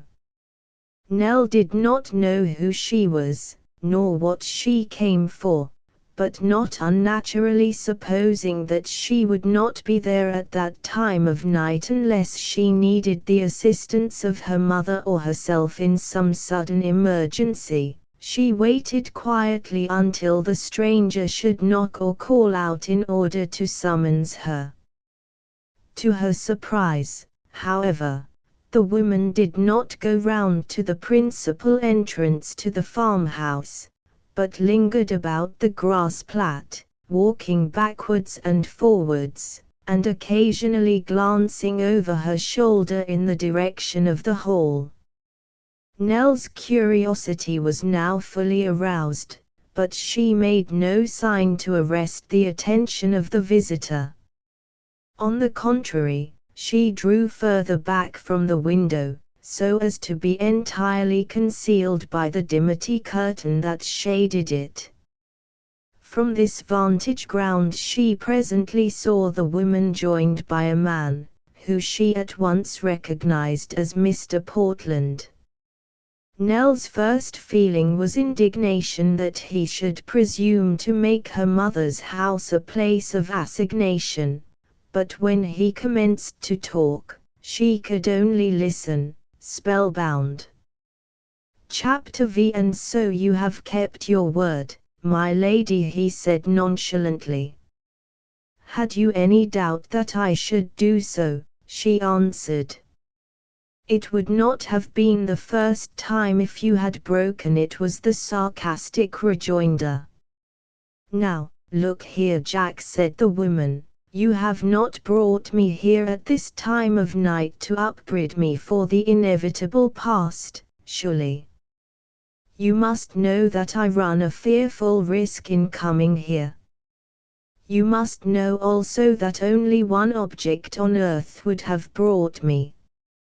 Be merciful as you are great, and don't keep me fooling my time away in order to listen to your platitudes. Isn't the subject of our former relations with each other rather stale? It will never be stale to me, Nora replied Mr. Portland, and the melancholy fact that you preferred Ilfracombe to myself is not likely to make me forget it. Ilfracombe, thought Nell, from her post of observation, can this really be the Countess? Oh, how grossly she must be deceiving him. Prefer Ilfracombe to him? Why, of course it must be she. I will hear every word they say now, if I die for it. That is nonsense, resumed Nora. You never really cared for me, Jack, and if you did, the sentiment has died long ago. Don't let us twaddle, pray, but come to business. I thought the twaddle, as you call it, was part of our business, but I am willing to let it drop. What has your ladyship to say next? I want to ask you something which I have been afraid to mention with so many eavesdroppers as we have round us at the hall. You knew that Chere Amy of Ilfracombe's, Miss Llewellyn, of course. I did. Everyone who knew him knew her. What of it? Are you getting up a little jealousy of the dead for future use? Don't talk nonsense. Am I the sort of woman to go raving mad on account of my husband's former peccadilloes? But what became of her? At this juncture Nell became keenly attentive. She thrust her head as far as she dared out of the window, and did not lose a single word. By Jove, no, laughed Portland. I cannot imagine your ladyship being jealous of anything, or anyone who had not the power to take your beloved coronet from you. But surely you know what became of the poor girl. She is dead. She drowned herself when Ilfracombe sent home word that he was about to marry you, and told old Sterndale to give her the genteel kick out. Poor child, said the Countess, compassionately, it was very terrible, if true. But what proofs were there of her doing so? Was the body ever found? I believe not. But don't talk of it, please. I had a sincere regard for Miss Llewellyn, and the thought of her dreadful end makes me sad. You feeling for any one of your fellow creatures, Jack? Replied Nora incredulously. You must have been very hard hit. But I really want to know if there was any doubt of her death.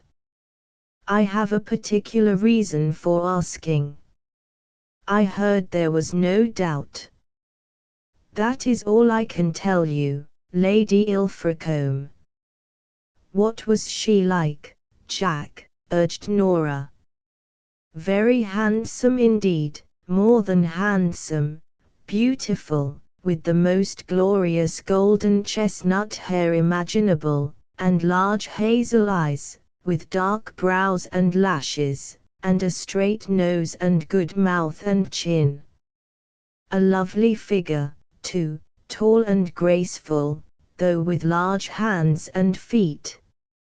A remarkable-looking young woman, Nora, and it is a feather in your cap to have driven her memory so completely from Ilfracombe's heart. But I am not sure that I have driven it. Ilfracombe is very touchy on the subject now, and cannot bear her name to be mentioned. But I tell you what, Jack, she is no more dead than I am, for I have seen her. My God! Where? Exclaimed Mr. Portland excitedly. Why, in this very house. Don't you remember Sir Archibald telling us that the young woman who stopped Lady Beaumont's cobs must have been one of the Llewellyns? I came over here the same afternoon to see her and thank her more particularly than I had been able to do, and if the girl I saw is not Nell Llewellyn, I'll eat my hat.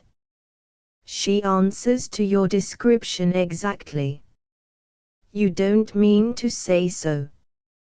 It never entered into my calculations. I had made so sure that she was gone. Have you mentioned your suspicions to Ilfracombe? No fear. I'm not such a fool as I look. Why should I raise up all the old feelings in him, just as he is settling down so nicely with me? But I should like to know it is true, and to know for certain. It is a dreadful thing to have a girl's death at one's door. So I thought I would tell you, and you could find out for me. I will make a point of doing so, but I'm afraid you are laboring under a mistake. There was so little doubt of Miss Llewellyn's death. The young woman you have seen may be a sister, or other relation. It is worthwhile inquiring. But don't compromise Ilfracombe in doing so. He particularly begged me not to mention his name when I called here, in case they might be of the same family. But I mustn't stay longer, Jack, so please let me have the letters. All right.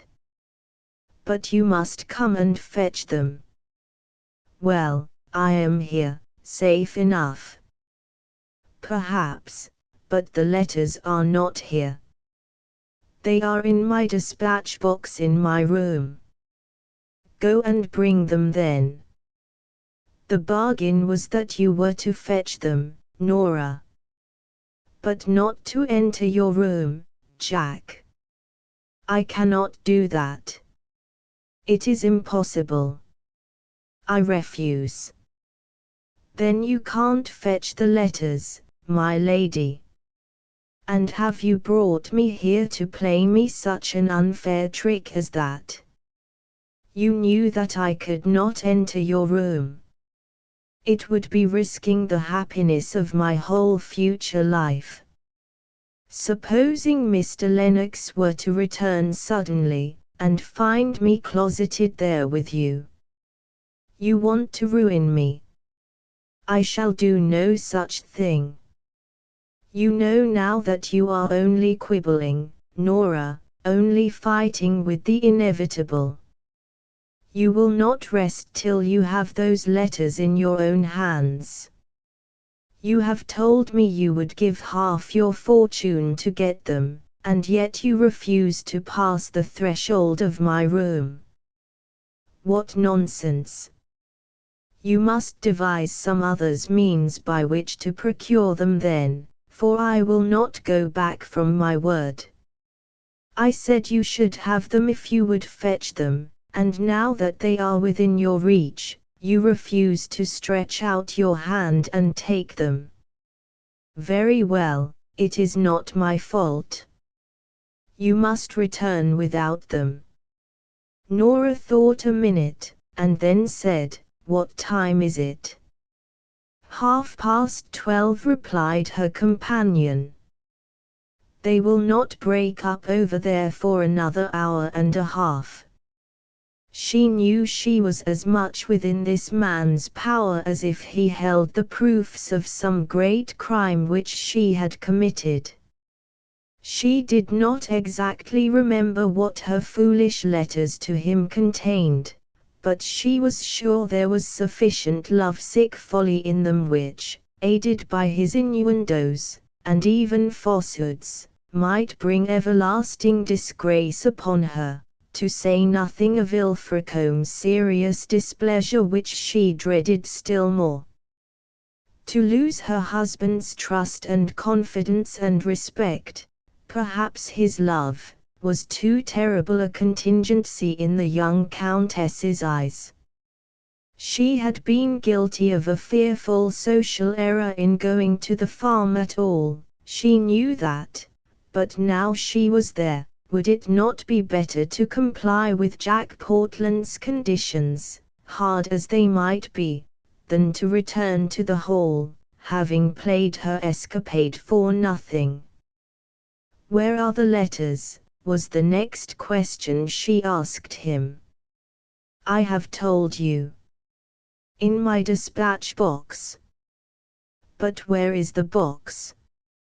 "On a table just within the door." "Will you go in first and get them out, and then I will cross the threshold and take them from you?" "Are you so terribly afraid of me as all that, Nora?" "Not afraid of you or any man," she answered haughtily, "but afraid of compromising my good name. It is too fearful a risk. Anything might happen. Mr. Lennox might return, or the people of the house come down, or, oh, Jack, if you ever loved me the least little bit, don't ask me to do more than I have done." He appeared to be satisfied with her excuse, for Nell saw him leave her side and disappear into the house. In another minute the Countess, who had stood looking anxiously after him, seemed to have received his signal, for she cautiously followed him. Then there was a silence of several minutes, during which Nell listened eagerly to hear what passed, but no sound reached her ear. The next thing she saw was the figure of Lady Ilfracombe, who left the house hurriedly, and, throwing herself down on the grass, burst into tears. It was a rare occurrence for Nora to lose command of herself, but tonight she felt utterly worsted and broken down. She had built so many fair hopes on this venture, and now she found herself as far from obtaining her wishes as ever. "You are a brute," she exclaimed, as Jack Portland joined her, a false and merciless brute.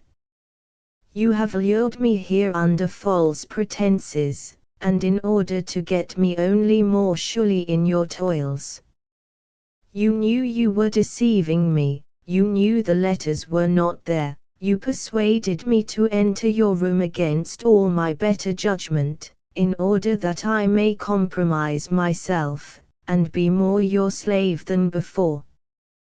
But there must be an end put to it some day. I will not go on being laughed at by you forever. I defy you to do your worst. Show Ilfracombe those letters, as you have so often threatened, and I will take good care the day you do so is the last you ever spend under any roof of mine. Softly, softly, my lady, said Portland, aren't you going a little too fast, and making a little too much noise over this business? I give you my word of honor that I fully believed that interesting packet of letters was in my dispatch box. Your word of honor, repeated Nora, disdainfully, as she rose from her despairing attitude and stood up, wiping her wet eyes. How long have you possessed the article? Now, Nora, none of your sneers, if you please, said Jack Portland. Don't be foolish, and make a regular quarrel of this matter. Let me tell you this, that so long as you insult me on every occasion I shall never give you back those letters. After all, they are legally mine, and you have no right to demand their restoration. If I return them, it will be as a favor, and people do not, as a rule, grant favors to ladies who call them liars and scoundrels and cheats for their pains. And now, had you not better go back to the hall?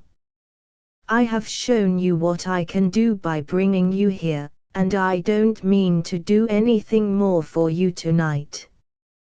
When you have learned how to coax and wheedle a little, instead of bully and storm, perhaps you may persuade me to give you back those much longed for letters. The Countess seemed to be perfectly subdued. To those who knew her as she generally was, and especially to the man before her, the change in her voice and demeanor would have seemed a marvel. Yes, I will go, she replied in a meek tone. But I should like to have a few words with you first, Jack. I cannot think what has changed you so, but you are not the same man you were at Malta. Still, I do not think you can have quite forgotten that time when we first met, and thought we loved each other. It was my father, Sir Richard Abinger, who separated us, as you know well. And even if he had not done so, I do not think you would have wished to marry me, for you had no income, and I should only have been a great burden to you. So, is it quite fair, do you think, to visit the fact of our parting on my head, especially now that I am married to another man? Those letters of mine, written to you when I considered we were engaged lovers, I dare say they are very silly and spoony, and full of the nonsense people generally write under such circumstances, but I cannot think there is anything compromising in them, as you would lead me to believe. I feel sure, if I were to show them to my husband, he would forgive and absolve me from all thought of wrong. But will you not spare me such an act of self-humiliation? Cannot you be man enough to forgive a girl who has never done you any harm for having caused you a little mortification? Will you not do so, for the sake of Malta and the time when you thought you loved me? Nora's voice was so sorrowful, and yet so full of dignity, as she pronounced these words, that Nell's heart burned within her to listen to them, and she longed to have the power to steal those letters and restore them to her, spite of all Mr. Jack Portland's machinations. And as she sat there she clenched her hands together and said to herself that if it were to be done she would do it. She had not been unmindful of Nora's kindness when she visited her under the guise of Mrs. Lumley, though she had so ill requited it, and now that she knew who she was, and that it was Ilfracombe's unloved wife who had had her ring and money flung back in her face, Nell's generous nature asserted itself, and she inwardly vowed that if she could do her a good turn she would. "Why are you so very anxious to get these letters back, especially if there's nothing in them?" asked Mr. Portland. "It's not because you're so deuced fond of Ilfracombe that you tremble for his peace of mind surely. You've got your coronet out of him, and what on earth do you want more? You are not going to stuff me up with any humbug about your having fallen in love with him, because I shan't believe it if you do. You married him for a settlement, you never left him alone till you had hooked him, and now you've got the poor gull fast. What harm can that little packet of letters do him, or you? Even if I should take it into my head some day to bring you to order by showing them to him, eh?" Even in the dim light of the starless sky Nell could see the Countess twisting her lace handkerchief nervously about in her hands as she answered her tormentor. "Yes, you are right. I married Ilfracombe because I thought it a fine thing to become a countess, and to be presented at court and have a large fortune and everything that I could require. But I don't feel like that now. I love him." "You love him," echoed Portland, with a coarse laugh. "That's the best joke I ever heard in my life. Do you suppose he cares for you? Why, he only married you because his people were always after him to get rid of poor Miss Llewellyn, and settle down respectably." "Oh, no, no, don't say that," cried the Countess in a tone of unmistakable anguish. "But I do say it, and I could bring forward dozens of fellows to corroborate my statement. Ilfracombe adored Nell Llewellyn, so did she him. Do you suppose she would have committed suicide else? Would you risk your precious life, or still more precious coronet, for any man on earth?" "Yes, I could, for Ilfracombe," she answered tremblingly. "I can put all that in my eye and see none the worse," continued Portland, "but, at any rate, your devotion is thrown away. His lordship cares more for Miss Llewellyn's memory than he does for your living self. You may represent his station in life to him, perhaps, his prospective family, but she was his love." "You are very cruel to me," faltered Nora, "though perhaps I have deserved your contempt and irony. But no one could live with Ilfracombe and not love him. He is so generous, so considerate, so unselfish, that a woman would be insensible to every good influence not to feel grateful to him in return. And as for poor Miss Llewellyn, you are mistaken if you imagine you have been the first to tell me of his esteem for her, and sorrow for her untimely loss. He has told me all about it himself, and I have sympathized deeply with him. My husband has no secrets from me, as I earnestly desire not to have any from him. Were it not for these unfortunate letters I should have none. But you have tortured me too far, Jack. I throw up the sponge. I shall tell Ilfracombe on the first opportunity of the boasted hold you have over me, and beg him to end it one way or the other. Let him read the letters and do his worst. It can never be as bad as yours. You have made my married life a torment to me by your unmanly threats. She turned away from him as she concluded, and commenced to toil up the steep acclivity that led to the gate. But Jack Portland sprang after her. "I am not going to let you go alone," he said. "Come, Nora, let us part better friends than this. Forgive me for being a little amused at the idea of you and old Ilfracombe having a quiet spoon together, and trust me that he shall never trace any annoyance that may accrue from your former little follies to my door." The Countess did not appear to make any answer to this harangue, and Nell watched them ascend the hill together and pass out of the white gate. "And how long is Jack Portland to be trusted?" she thought, as they disappeared. "Just as long as it suits him, and then he will hold his unmanly threats over that poor woman's head again.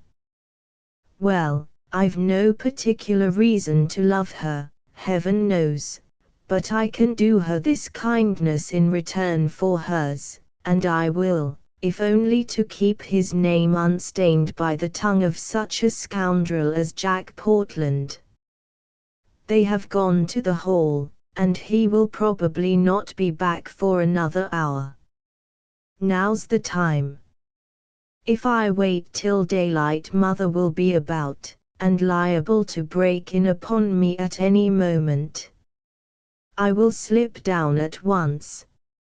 She lighted a taper, and, shading it with her hand, crept softly down the stairs that led to the bricked passage, and so into the lodgers' rooms. That occupied by Mr. Portland lay to the left. The door was ajar. Nell had only to push it gently open in order to enter. She set her light down on a table and glanced around her. All was in perfect order, except the much-talked-of dispatch box, which had been left open with its contents tumbled over. Nell did not believe that the packet of letters was not there. It was very unlikely that Jack Portland would not know what was in his box, or what was not. He had intended to hand it to the Countess, but changed his mind at the last moment. She looked carefully through the contents of the box, but found no packet. She had replaced the papers carefully, and was about to search the remainder of the apartment, when, to her horror, she heard a footstep enter the narrow passage that divided the two rooms and approach the one which she occupied. It was useless to extinguish her light. The newcomer had already perceived her. "Hullo," he exclaimed, "and what pretty burglar have I here?"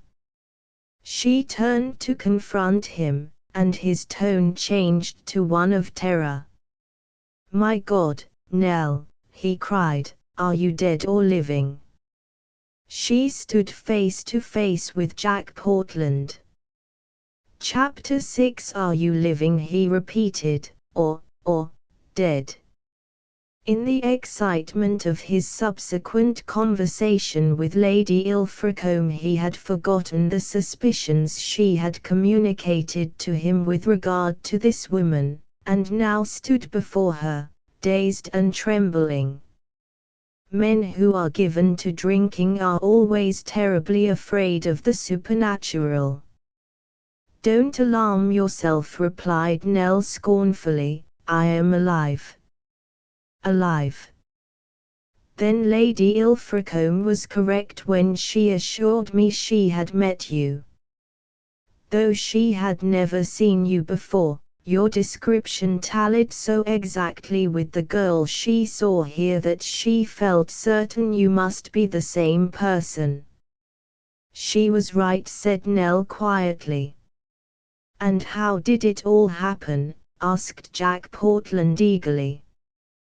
You will forgive my curiosity, when you remember that your death was not only currently reported, but, as it was supposed, proved beyond a doubt. We, that is, Ilfracombe and all your friends, felt your loss very much. It was terrible for us to think you had come to so sad an end. You will believe so much, will you not? Oh, yes. But you are standing, Miss Llewellyn, pray sit down. You will not be afraid to bestow a few moments on me in order to satisfy my great curiosity. Tell me first, how is it we find you here? That is easily accounted for, Mr. Portland. Usk is my native place. I was born at Panticuckoo Farm. Mr. and Mrs. Llewellyn are my father and mother. So it was only natural, when I lost the home I thought was mine, that I should return to them. But how was it that the rumor of your death became so widely circulated? Oh, don't talk of that, she said wearily. I did throw myself into the water.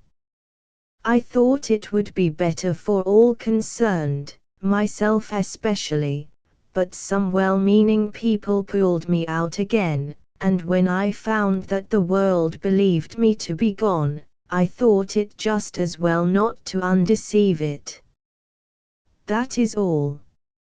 Of course I had no idea you would ever come here, or meet me again. As it is, all I wish is that you should leave Usk without betraying my secret to my parents. You may depend on me, Miss Llewellyn, said Portland. But does Ilfracombe know of your proximity? A gleam of pleasure lighted up her features. Yes. I met him yesterday, quite by accident, and he was as surprised to see me as you are. But he was glad, very glad. Hullo, thought Jack to himself, then this accounts for his sudden determination to go. But aloud he said, of course he would be, as we all are. And now, may I ask what you were doing in my room, Miss Llewellyn? Yes, she answered boldly. I came down here in your absence to see if I could find the packet of letters which you refused to give to Lady Ilfracombe. The packet of letters, he exclaimed, completely startled out of his usual prudence. How can you know anything about her letters? Who can have told you? No one has told me.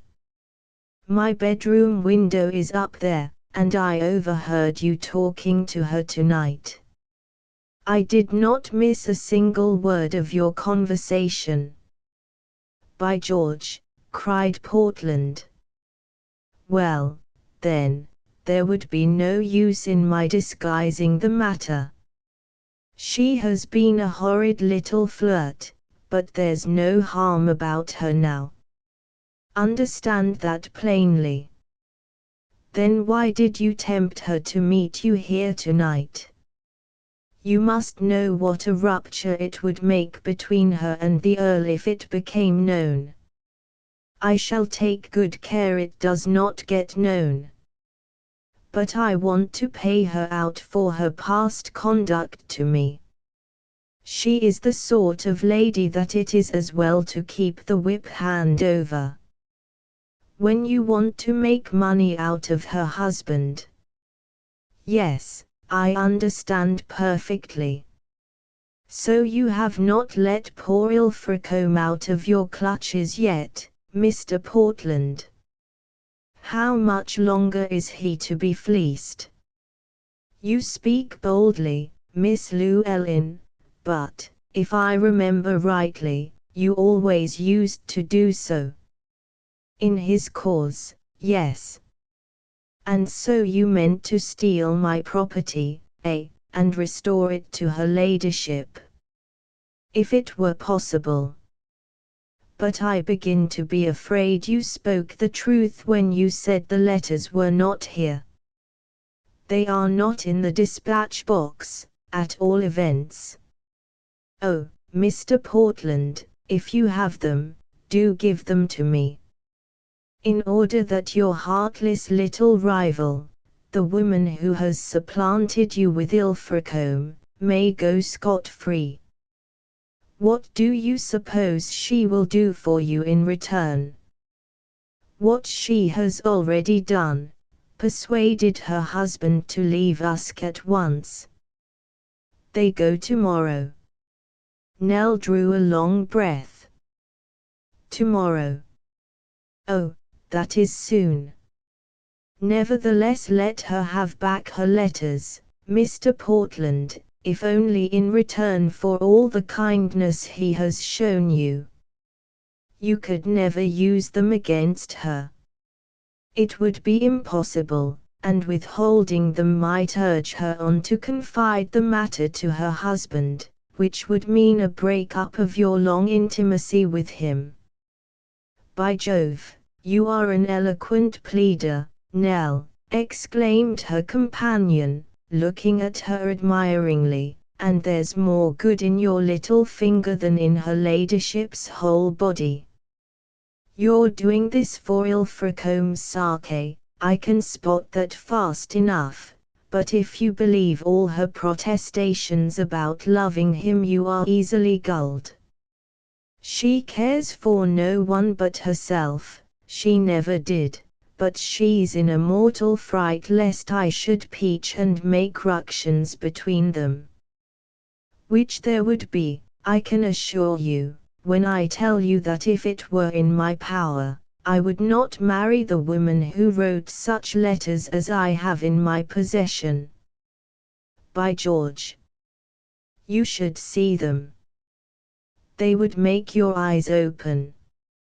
You would not have written such epistles to save your life. Perhaps not, she answered quietly. Letter writing was never much in my line. But if what you say is true, it is all the more necessary that they should be destroyed. Give them to me, Mr. Portland, I implore you, for the old time's sake. Do you know what you are asking, Miss Llewellyn? To be allowed to do the best turn in your power, or the power of anyone, to the woman who inveigled Ilfracombe from you, to make a heartless, reckless girl, who is only afraid of imperiling her position in society, at her ease forevermore, to set her free to bamboozle some other man as she bamboozled me. Oh, no, no, I do not believe that. She loves her husband. You might hear it in the very tone of her voice. The very tone of her voice, echoed Jack Portland sneeringly. What a judge of character you must be. Why, Nora Ilfracombe is a thorough actress, and can change her voice at will. How Ilfracombe can ever have been so infatuated as to make her his countess beats me. And to see him lolling on the sofa by her side, and devouring her with his eyes is sickening. He's over head and ears in love with her, and she wants to keep him at her feet. That's the long and the short of it. But you told her just now that it was I whom he loved, cried Nell quickly. Did I? That was only to make her ladyship wacky. Ilfracombe has forgotten all about you long ago. I think you are mistaken, replied Nell in a constrained tone, but you cannot blame the Countess for wishing to keep him as much with her as possible. And, since it is all over for you and me, Mr. Portland, since you have lost her, and I have lost him, would it not be better and nobler to leave them alone for the future, and put no obstacle in the way of their happiness? And what would you do with the packet of letters if I did deliver them over to you? I would take them to her at once and give them her on the promise that she would never be so foolish as to meet you secretly again. And you think she would thank you, that she would be grateful? He would, if he knew it, she replied. Ah, it's all for him still, though he cast you off, like a worn-out glove. You women are inexplicable creatures. It seems to me that the worse you are treated, the closer you stick. Never mind that. Will you give me the letters? I will, on one condition. What is it? Nell, do you remember what I said to you once in Grosvenor Square, and you were so angry with me for saying? I knew then that Ilfracombe was contemplating marriage, and that you would be left without a home, and I loved you. Yes, you may stare as you like, but it is the truth. Such love as it is in my nature to feel, I have felt, and do feel, for you. I admire you, not only personally, but your courage, your pride, your determination.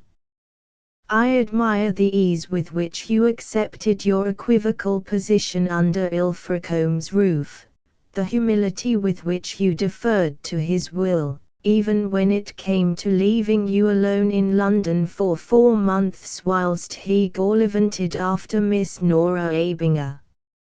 Oh, spare me, Mr. Portland, spare me, cried Nell. Let the past alone, it is too painful a recollection to me. I know I was furious with you. I had a right to be, but my high spirits are all gone. If it were so, I should not stay to listen now. But I am not going to say one word that the most virtuous matron in England might not hear. I repeat that you are the only woman for whom I have ever experienced any genuine feeling, and if you really want to save your late friend from a very painful humiliation, which will inevitably come some day, by the exhibition of those letters, I will give them to you to do with as you will, if you will marry me. What? She exclaimed, starting backward. I mean what I say. I know that my former proposal was a different one, but I have altered my mind since then. I offer to marry you, to give you my name, which is, at all events, that of a gentleman, though I'm afraid a rather shady one, and Lady Ilfracombe's letters. But Mr. Portland, you do not know what you are asking. My heart is not the least changed since those days. Ilfracombe's conduct, his marriage, have made no difference to me. I wish they had.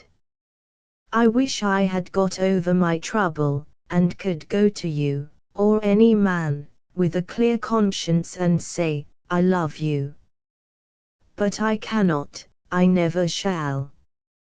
My soul is bound up in that of Ilfracombe. He is my husband, not that woman's. I think of him every day, pray for him every night by that name.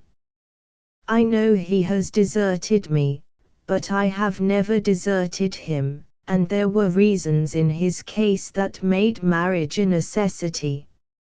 It has not destroyed his love for me, that is as true and strong as ever. And it would be impossible to me, whilst his love lasts, to be any other man's wife. Who told you that Ilfracombe loves you still, that is, if he ever loved you? He told me so himself, only last night when we met in the meadow. He said he wished he had married me when he felt disposed to do it, years ago. If he said that, he's a scoundrel and a liar, cried Jack Portland. Mr. Portland, how dare you speak so? No one shall call Lord Ilfracombe such names in my presence. He was never dishonest or untrue. He was always the best and kindest and most generous of men to me, just as you heard his wife say this evening, and whoever speaks against him must be my enemy. I am not that, replied Jack Portland. Now, look here, Miss Llewellyn. The facts are these: Ilfracombe, whatever he may have said to you, is simply infatuated with his wife. He defers to her will, follows her about like a lamb with a blue ribbon round its neck, and obeys her in everything. No one who sees him can help observing how madly in love he is.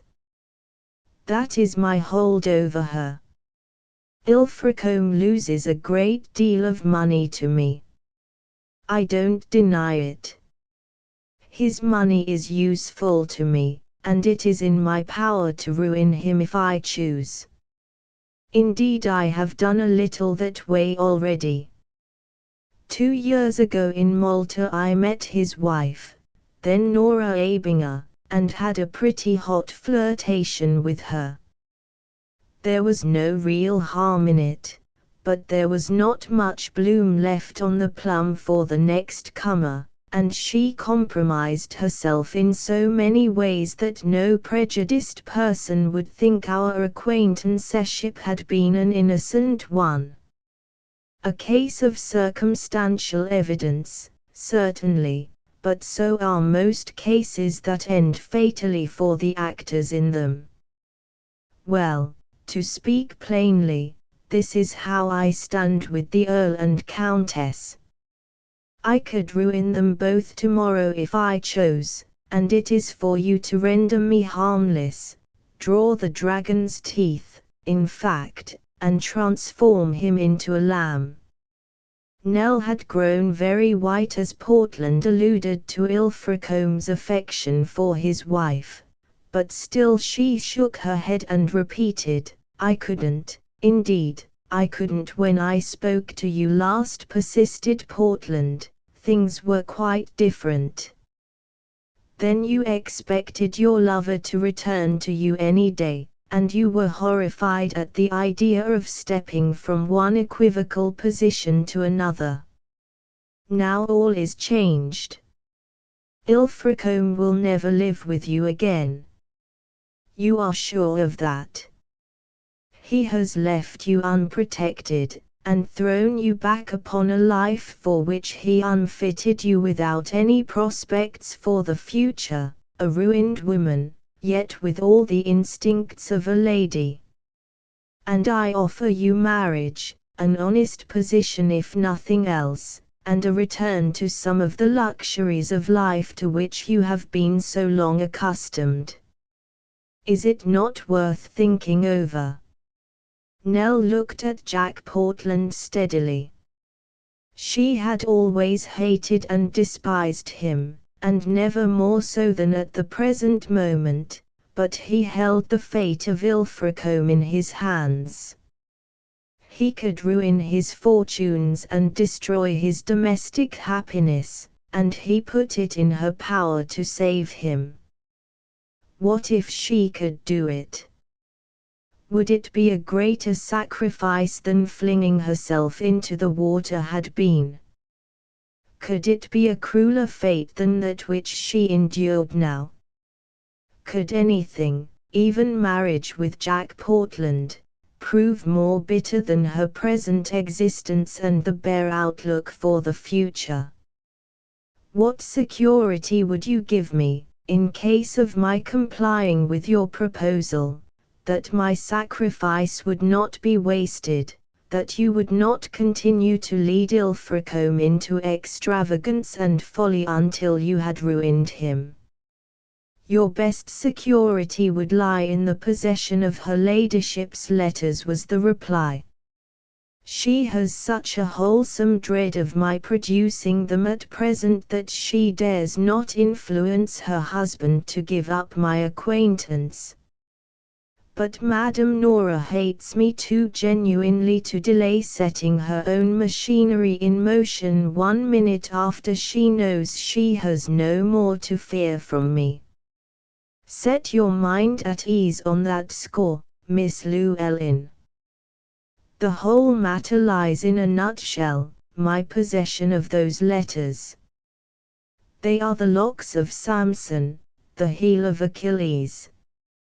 Once take them out of my hands and I am powerless to harm, my vulnerable spot is found. Tell me all your conditions, continued Nell in a low voice.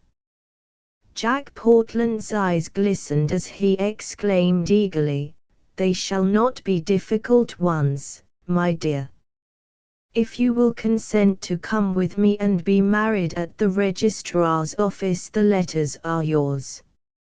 "No, no, I will not trust you, Mr. Portland. I must have the letters first. I have greater faith than you have. I believe I can trust you. You are too noble a woman to deceive me. If I say I will marry you, I will marry you. You may rely on that. My worst enemies never called me a liar. But I promise nothing more." "I ask for nothing more," replied Mr. Portland. "Come, I will make a bargain with you, Nell. I will ride into Newport tomorrow morning and get the license. We must give them 24 hours' notice, and the next day we will be married, and as soon as the ceremony is over the letters shall be placed in your hand. Will that satisfy you?"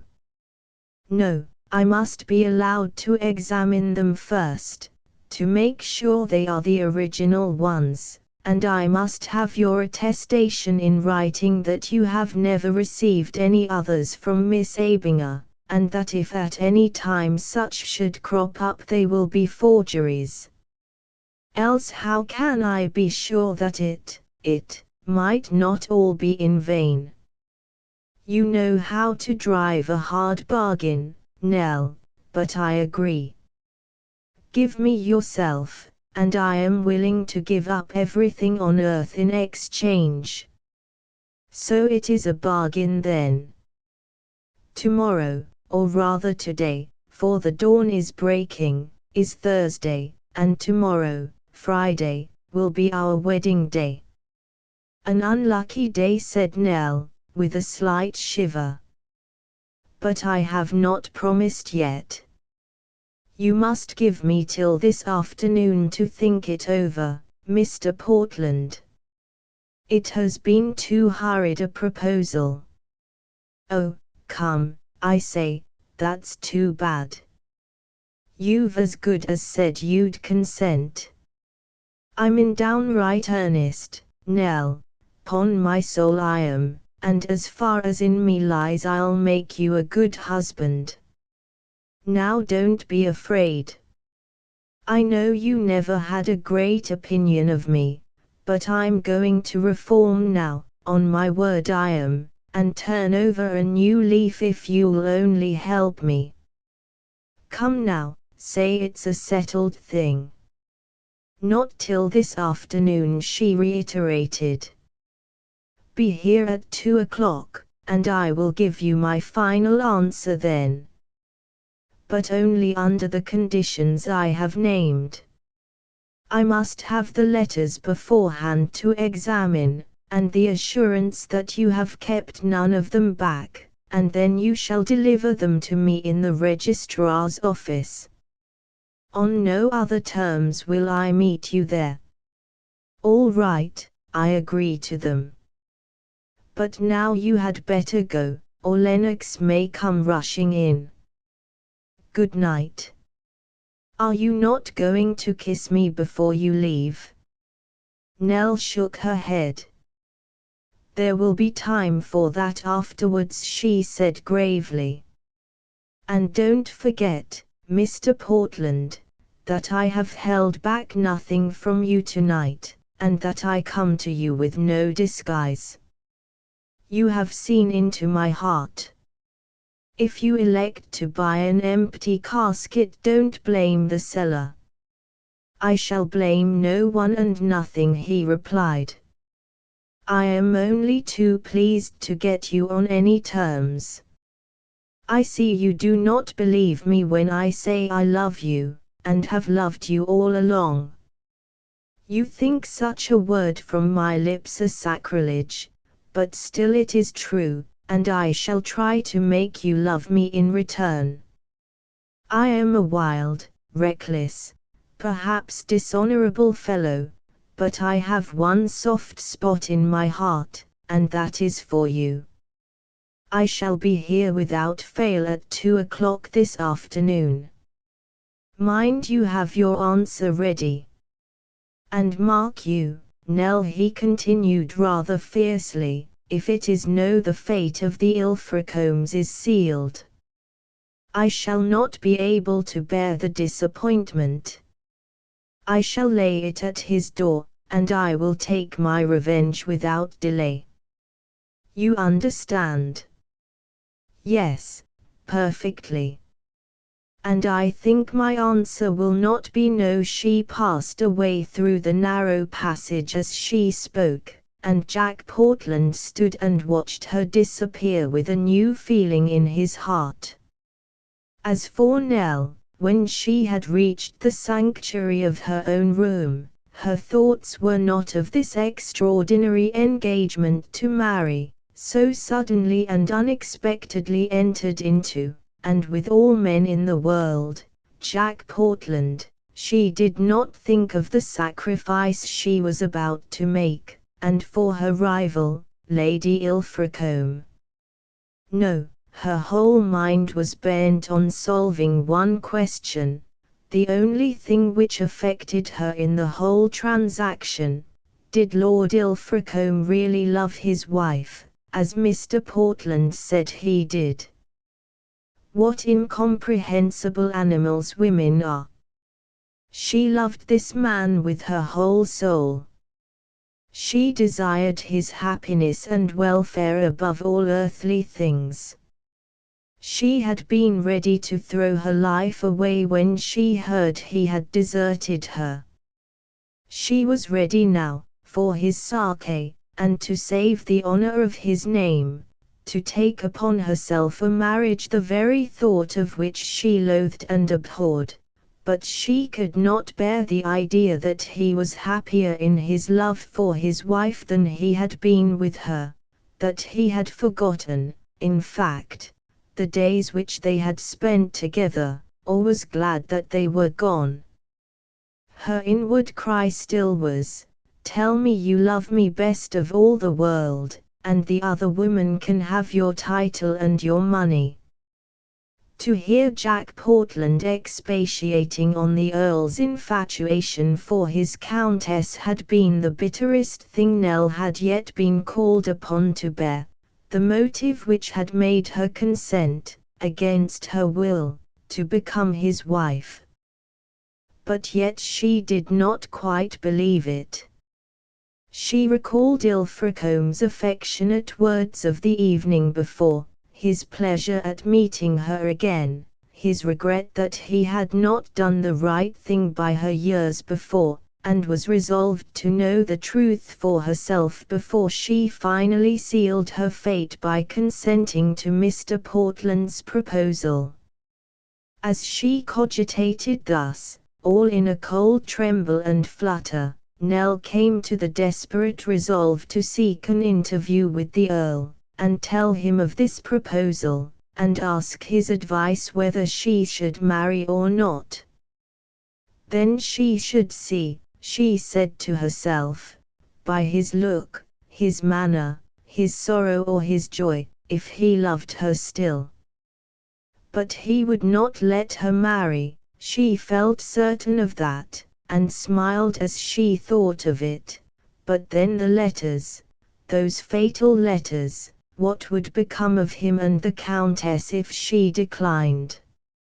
She sat by the window until it was time to dress herself anew without being able to arrive at any satisfactory conclusion.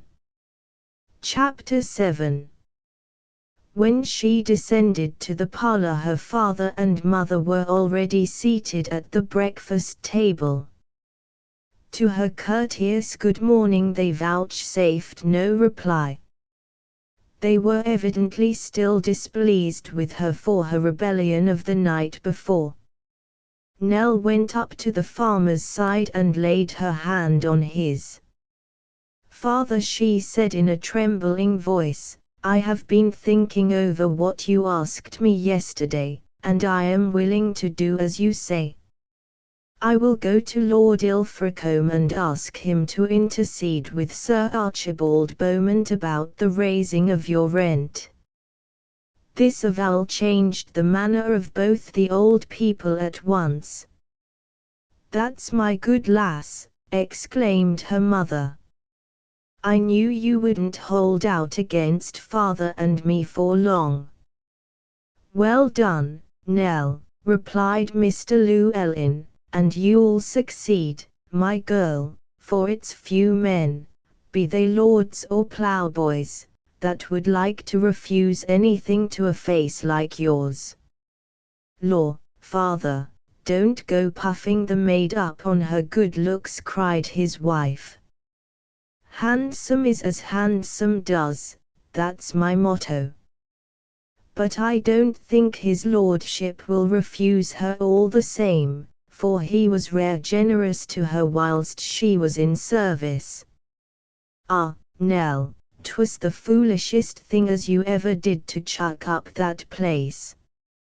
You might find out, whilst you're about it, if there should happen to be a vacancy in her ladyship's house now."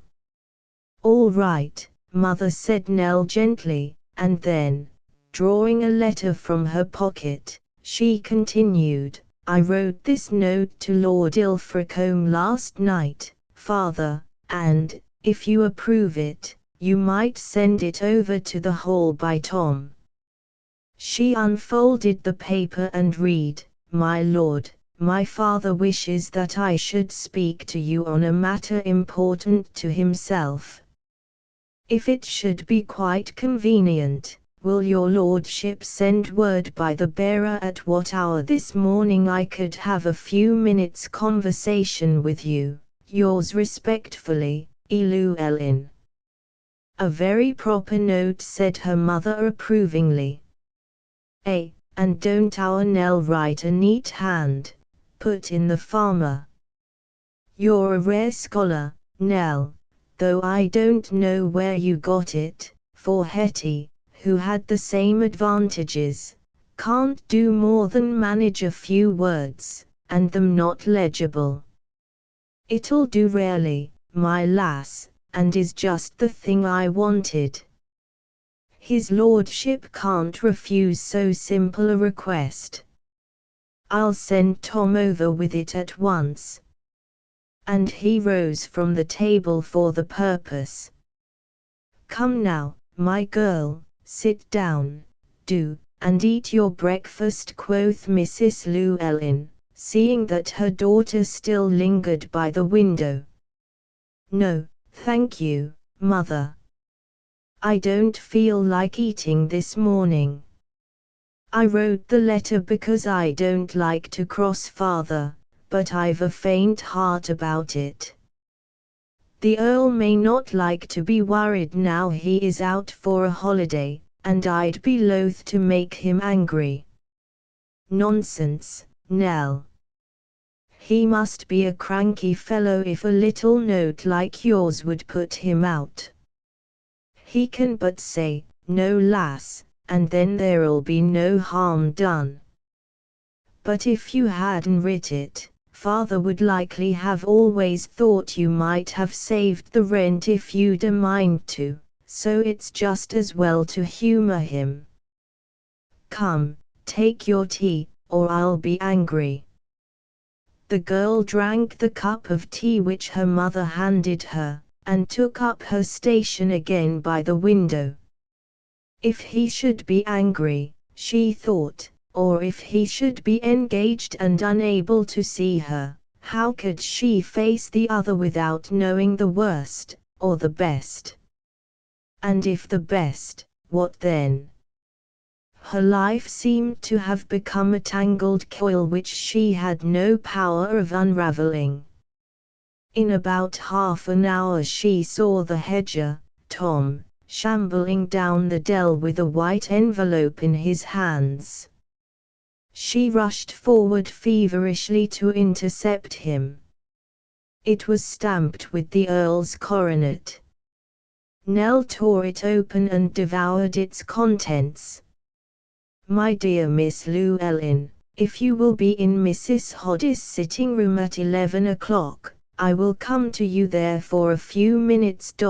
Yours faithfully, Ilfracombe." He would see her, then she would see him. All, for the moment, seemed bright again. Her parents were delighted with the news. "There, now, what did I tell ye?" said Mr. Llewellyn. "I knew no gentleman, let alone a lord, would refuse to see a servant as had done her duty by him. You've done the job now, Nell, as sure as a gun. The Earl will persuade Sir Archibald to lower the rent again, and Mother and me will feel we owe it all to you. Give me a buss, lass. It's summat for a man to have such a handsome daughter to boast of. They may say as beauty's deceitful, but it beats brains any day. You've saved the old farm to us, my girl, and I'm thankful to you for it." "I'll do my best, dear father," said Nell, "but you mustn't make too sure. The Earl, with all the goodwill in the world, may not have the power, but I'm sure he'll try to get it done." "And when did you ever hear of a lord trying for anything that didn't succeed?" exclaimed her mother. "It isn't as if he was a nobody. But come, my lass, you mustn't go up to the hall in that soiled dress. You've a clean print in your drawers, so go and put it on, and make your hair tidy. It looks as if you'd been up all night." And the old woman bundled her daughter upstairs to look after her wardrobe. "Now, where did you put that nasty poison?" she asked, as they entered the bedroom together.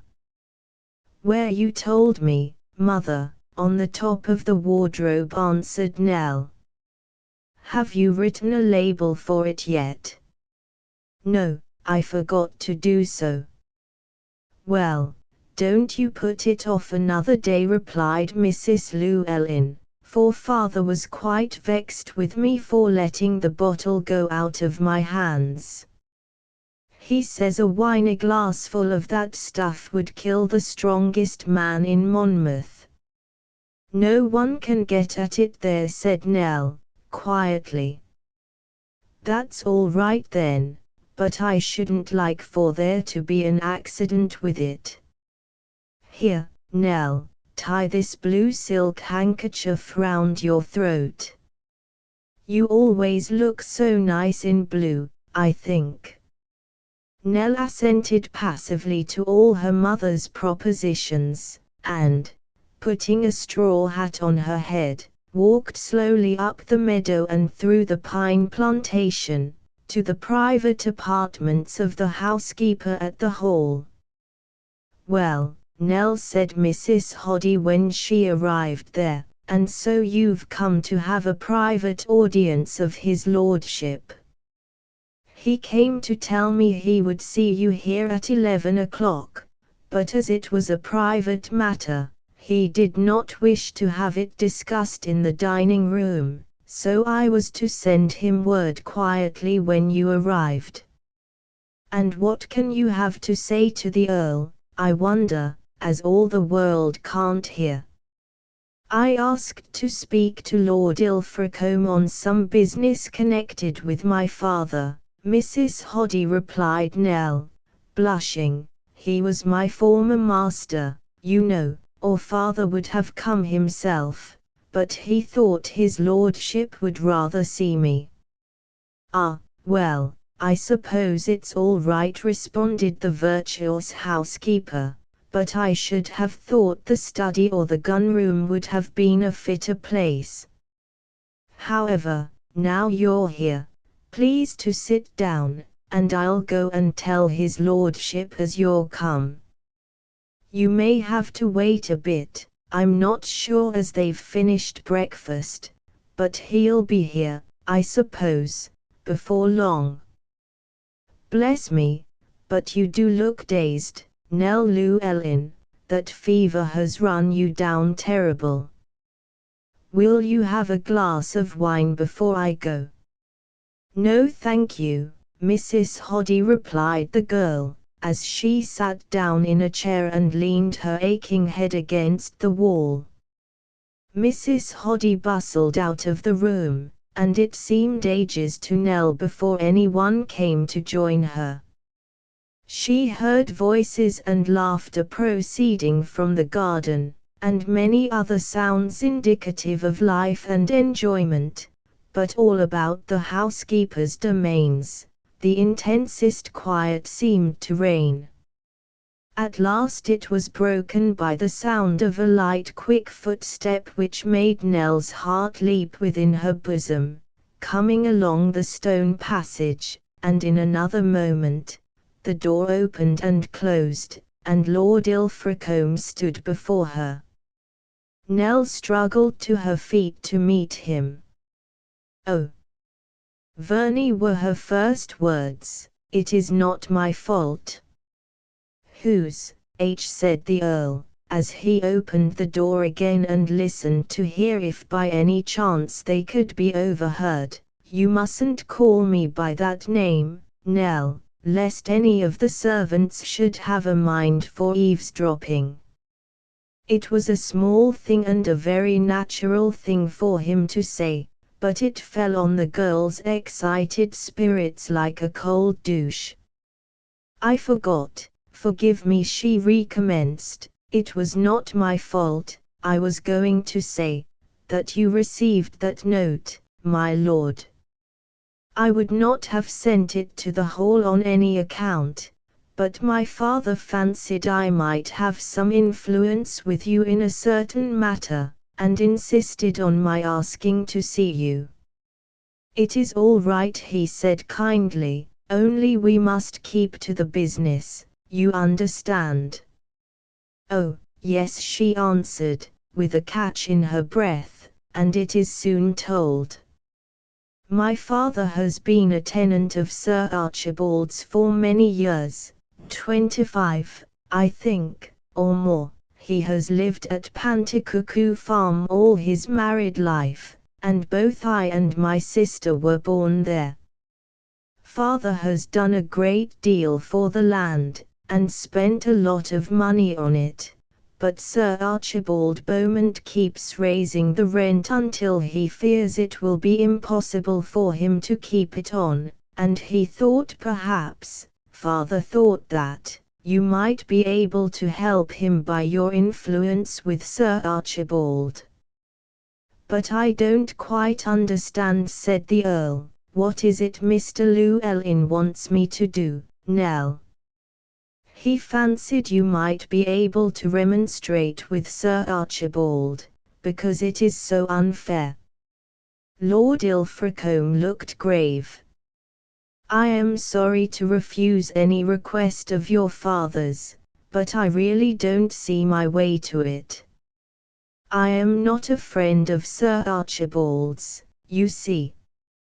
I am quite a new acquaintance, and I know nothing of his monetary affairs. I am afraid he would resent any interference on my part as a liberty. I told father so, replied Nell, whose eyes were fixed on the Earl all the time.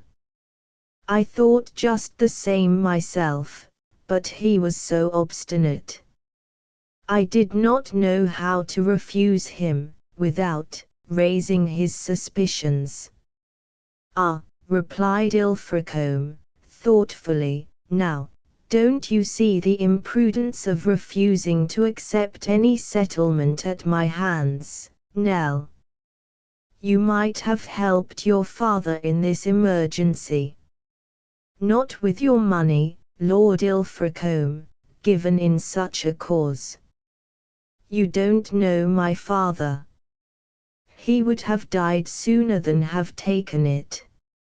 Like his daughter, said the Earl, well, you don't know how unhappy you have made me by refusing all assistance at my hands, and since I met you the other evening and learned that you were alive, you have occupied all my thoughts, Nell. I will tell you what I will do, if possible. I will ask Sir Archibald Beaumont if he will sell me Panticoocoo Farm, and if he will part with the property, and I become your father's landlord, he need not fear my raising the rent to him. I should feel much more inclined to lower it. And then some day, Nell, when you marry, as I have done, you will let me settle the old farm on you as a wedding present, and set my poor conscience at rest forevermore, won't you? Nell set her teeth hard together as she replied, would you like to see me married? Would it make you happier? There was not much need for him to answer. The light that illumined his whole face at the idea was sufficient answer. Is there any chance of it? He asked her, eagerly. There is an excellent chance if I chose to accept it. A man, a gentleman, who knows the circumstances of my life, and so cannot say afterwards that I have deceived him, has made me an offer of marriage, though I have not yet definitely accepted him. And do you like him, Nell? Will he be kind to you? Said Ilfracombe. He would have liked to see her respectably married, for whilst she lived as she was doing now she was a constant reproach to him, but, like all his sex, though unwilling to accept the responsibility himself, he did not quite like the idea of any other man possessing what had been his. But he stamped down the feeling. It would decidedly be for the best, he said to himself. Does he love you? Would he be good to you? He repeated anxiously. He says he loves me, she answered slowly, and I shall take good care he is not unkind to me. A man would be a brute who could be unkind to you, said the Earl, with deep feeling in his voice. Nell, I think that your illness has made you more beautiful than ever. It has refined your whole appearance. But this man, I am glad he is a gentleman. You are not fit to be the wife of a clown, and you can hold your own with any lady in the land. So you advise me to marry him, she said, raising her large liquid eyes to his face. Ilfracombe remembered afterwards how much they looked like the eyes of a dumb animal that regard you patiently, never mind what pain you may be putting it to, but at the time he only saw their pathetic beauty. "My dear girl," he replied, drawing nearer to her, and taking her hand in his, "how can I do otherwise than advise you to accept this proposal, that is if the fellow has enough to keep you in a decent position of life. It is hard for a woman to fight the world alone, Nell. You are very beautiful, and the world will look kindly on you whilst you remain so, but beauty does not last forever, and when the evil days of old age and perhaps penury come, it is well for a woman if she is an honored and respected wife. You know I must feel very deeply on this subject, for the reason that I, in my reckless thoughtlessness, have done so much to mar your prospects of making a good marriage, but if I find that, spite of all, you do marry well, I shall be a very grateful and a very happy man if I knew that you would have no regrets," said Nell, with white parched lips, "if I were sure that you loved your wife, and she loved you. Oh, if that assurance will make your task easier, my poor Nell, let me give it."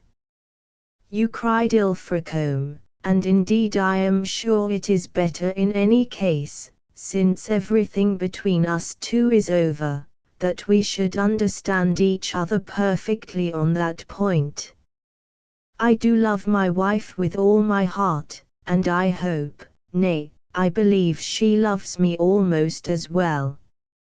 You could hardly suppose that I should have married her else, under the circumstances.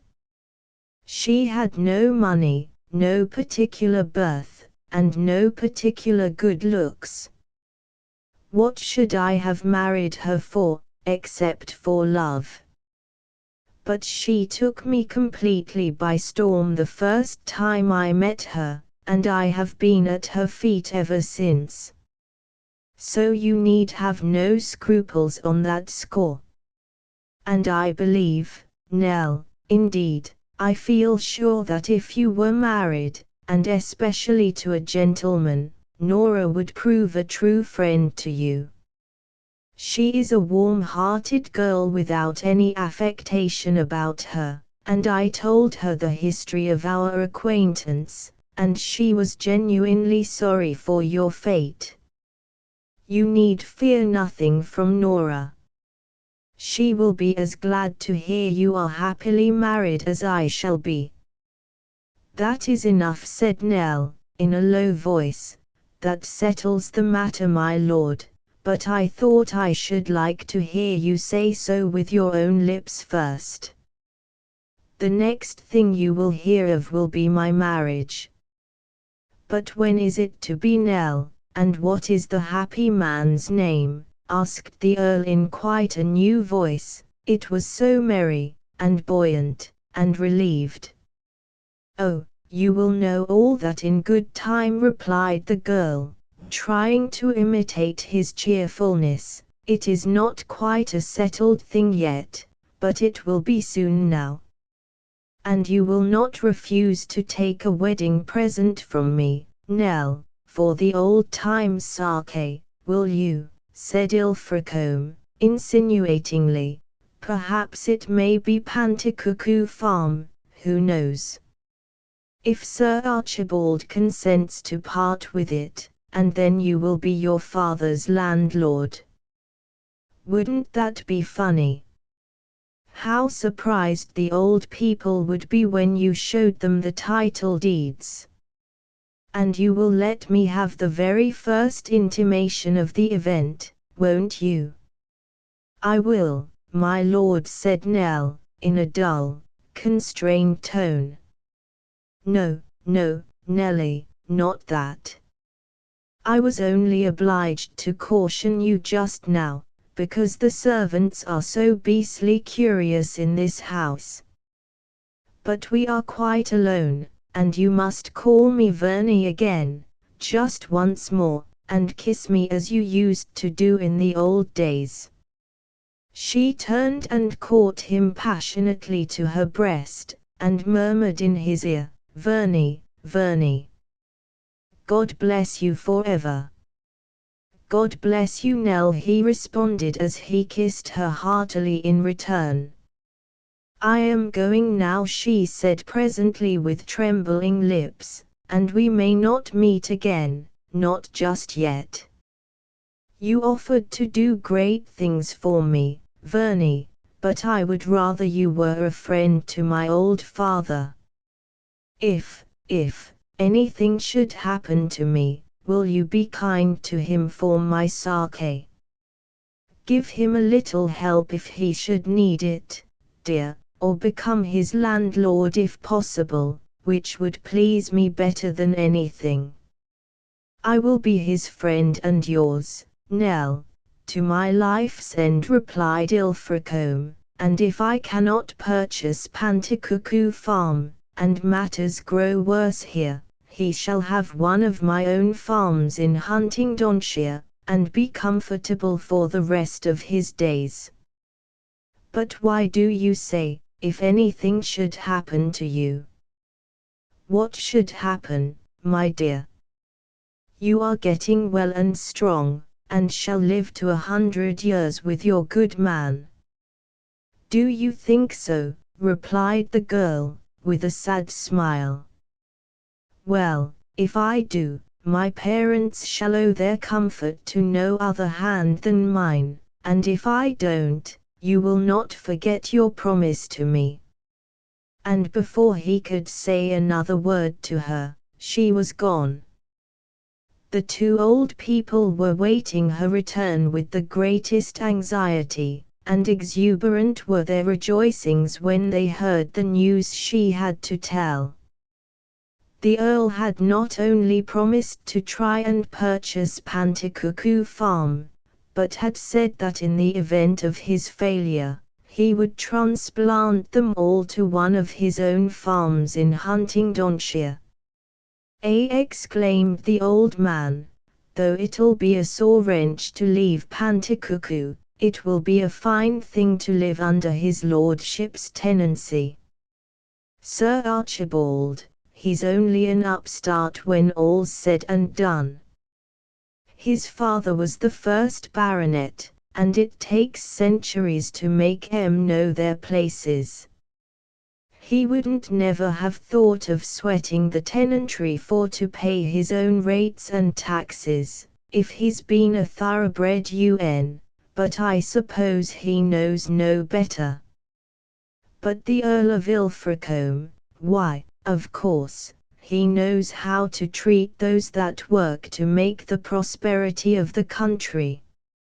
He's a real aristocrat, born and bred, and wouldn't demean himself to raise a man's rent to pay for his own extravagances.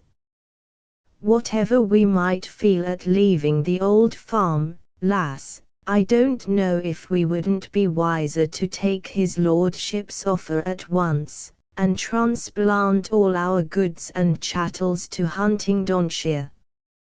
But you mustn't do anything in a hurry, father," exclaimed his wife, alarmed by the rapidity of her good man's ideas. "You must wait till we have word from his lordship. But it's a fine thing you thought of sending our Nell over to the Hall to speak with him. It's made our fortunes. We shall all be the better for it, shan't us, my lass?" "Yes," all replied her daughter in a dull tone, as if she were dreaming. "Now I declare, girl, if you haven't got one of your muddly fits on again," said Mrs. Llewellyn. "If you spoke to his lordship in that sort of way, I wonder he ever listened to you. He must have thought you were half asleep. It all comes of your taking no breakfast. Who ever heard of a healthy young woman beginning the day on an empty stomach? It's absurd to think of such a thing." Nell went up to her mother, and kissed her wrinkled forehead. "Never mind, mother," she said gently, Don't grumble at me today, for I don't feel as if I could bear it. You shall think better of me tomorrow, I promise you." And she left the farmer and his wife to congratulate each other on the possession of so handsome a daughter, that no one could find it in their hearts to refuse her anything. And Nell sat in her own room, thinking. It was nearing the hour when she had promised to give Mr. Portland her answer. He had agreed to come to that place for it, and stand under her window till she appeared to give it him. He was more eager for it than one would have given him credit for. He had lain awake the night before, wondering if Nell had really meant what she said, and what his life would feel like when she brought her gracious presence into it. He could jest and be sarcastic with her when he saw no likelihood of her consenting to marry him, but now that she had half consented, his feelings seemed already to have become somewhat purified by the very possibility of such a thing. Perhaps those few hours of anticipation formed the best part of Jack Portland's existence, the least like the years that had gone before it. He felt humbled as he looked back upon the past, fearful as he contemplated the future. For the first time, he knew himself to be utterly unworthy of the regard or the possession of a good woman. And as he stood beneath Nell Llewellyn's window, he felt certain that she would tell him she could not consent to such a step. Fancy his relief and pleasure when she looked for a moment from the casement and said, "Mr. Portland, I have made up my mind, and it is to be." Chapter 8. The license having been procured, the marriage ceremony before the Registrar of Usk was accomplished in a very few minutes. Jack Portland had only to meet Nell at the office the following morning, and in half an hour they walked out again man and wife. The girl was very calm and collected over the whole affair, so calm indeed, that her new-made husband looked at her with surprise. They walked back to their respective destinations by a by-path, so that they might converse unseen, though nobody in Usk would have been very much astonished if they had encountered one of the gentlemen from the Hall taking a stroll with such a notorious beauty as Farmer Llewellyn's daughter. "Well, Nell," commenced Jack Portland, "so it really is un fait accompli, and you are Mrs. Portland.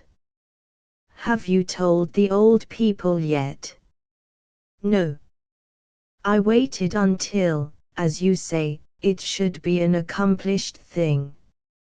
"When shall you break the news to them?" "Won't they be very much surprised?" "How will they take it, do you think?" "Oh, they will only feel too honored at my having made such a good match, at my having married a real gentleman," replied Nell, with quiet sarcasm. "What else should farmers feel?" "You'll have to tell them before you join me at the Three Pilchards this evening." "Perhaps. It depends on what humor they may be in. At all events, you can announce the fact to them tomorrow morning." "What a funny girl you are, to want to run away from home in so secret a manner. Is it because of Ilfracombe's vicinity? Are you afraid he will be jealous?" "It would be very unjust if he were. A regular dog in the manger sort of business." "No, you are quite mistaken. I am afraid of no one and nothing. I am my own mistress, and free to do as I choose." It is my fad to have things as I say. But let us sit down here for a minute, whilst we decide exactly what we intend to do." She took a seat upon a grassy bank as she spoke, and drew a packet of letters from her pocket. Jack Portland sat down beside her, and regarded them ruefully. "There go all my hopes of making any more money out of that muff Ilfracombe. Nell, you ought to think I value you very highly to have struck such a bargain with you as I have." "Do you think so?" she rejoined. "Well, I prophesy, Mr. Portland, that a day will come when you will look back and bless me for having had the courage to buy these letters from you, at whatever cost, a day when you will regard the life you have led hitherto with loathing and abhorrence, and scorn to do a dishonorable act. A day when you will thank heaven that you are an honest man, and live by honest work alone. I am afraid that day is in the clouds, Nell, that is, if you call play dishonest, for I should never live to see it without. I am not so sure of that. There must be something better in your nature than you have discovered yet, or you would not have offered to make a ruined woman like myself your wife. Let us hope there is, for your sake. Now, as for our plans. These are foolish Lady Ilfracombe's letters, said Nell, handling the packet, and here is your affirmation that there are no more in your possession. Did you make the appointment with her in the meadow for this afternoon at 5 o'clock? Yes, I wrote her a note to say I had received the packet from London, and would deliver it to her, without fail, at that hour. She has good reason to doubt the truth of your promise, but to see you in the meadow will not be compromising, so she will keep the appointment, and I shall be there to meet her. You will not expect to see me at the Three Pilchards before 9. Can't you come earlier?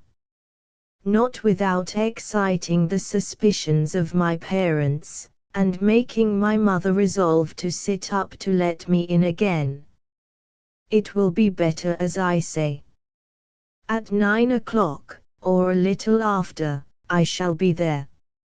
I hope the registrar will not blab the news of our marriage through us before that time. I think not. I pledged him to secrecy with a golden tip. But tomorrow everyone must know it, both at Usk Hall and Panticuckoo Farm. Oh, yes, certainly. Tomorrow everyone must know it, replied Nell, in the same impassive tone, and now we had better think of going back, Mr. Portland. Not Mr. Portland now, Nell, surely, said her companion. You must call me Jack. Jack, repeated the girl, as if she were saying a lesson. They rose together as she spoke, and proceeded towards the hall. When they reached the farm gates, Nell slipped from him without any further farewell, and entered her father's house. Jack Portland looked after her a little wistfully. He had married her, certainly, but had he gained her? Had she done it only to save Lord Ilfracombe from further disgrace and ruin, to save his countess's reputation for the sake of his hitherto unblemished name?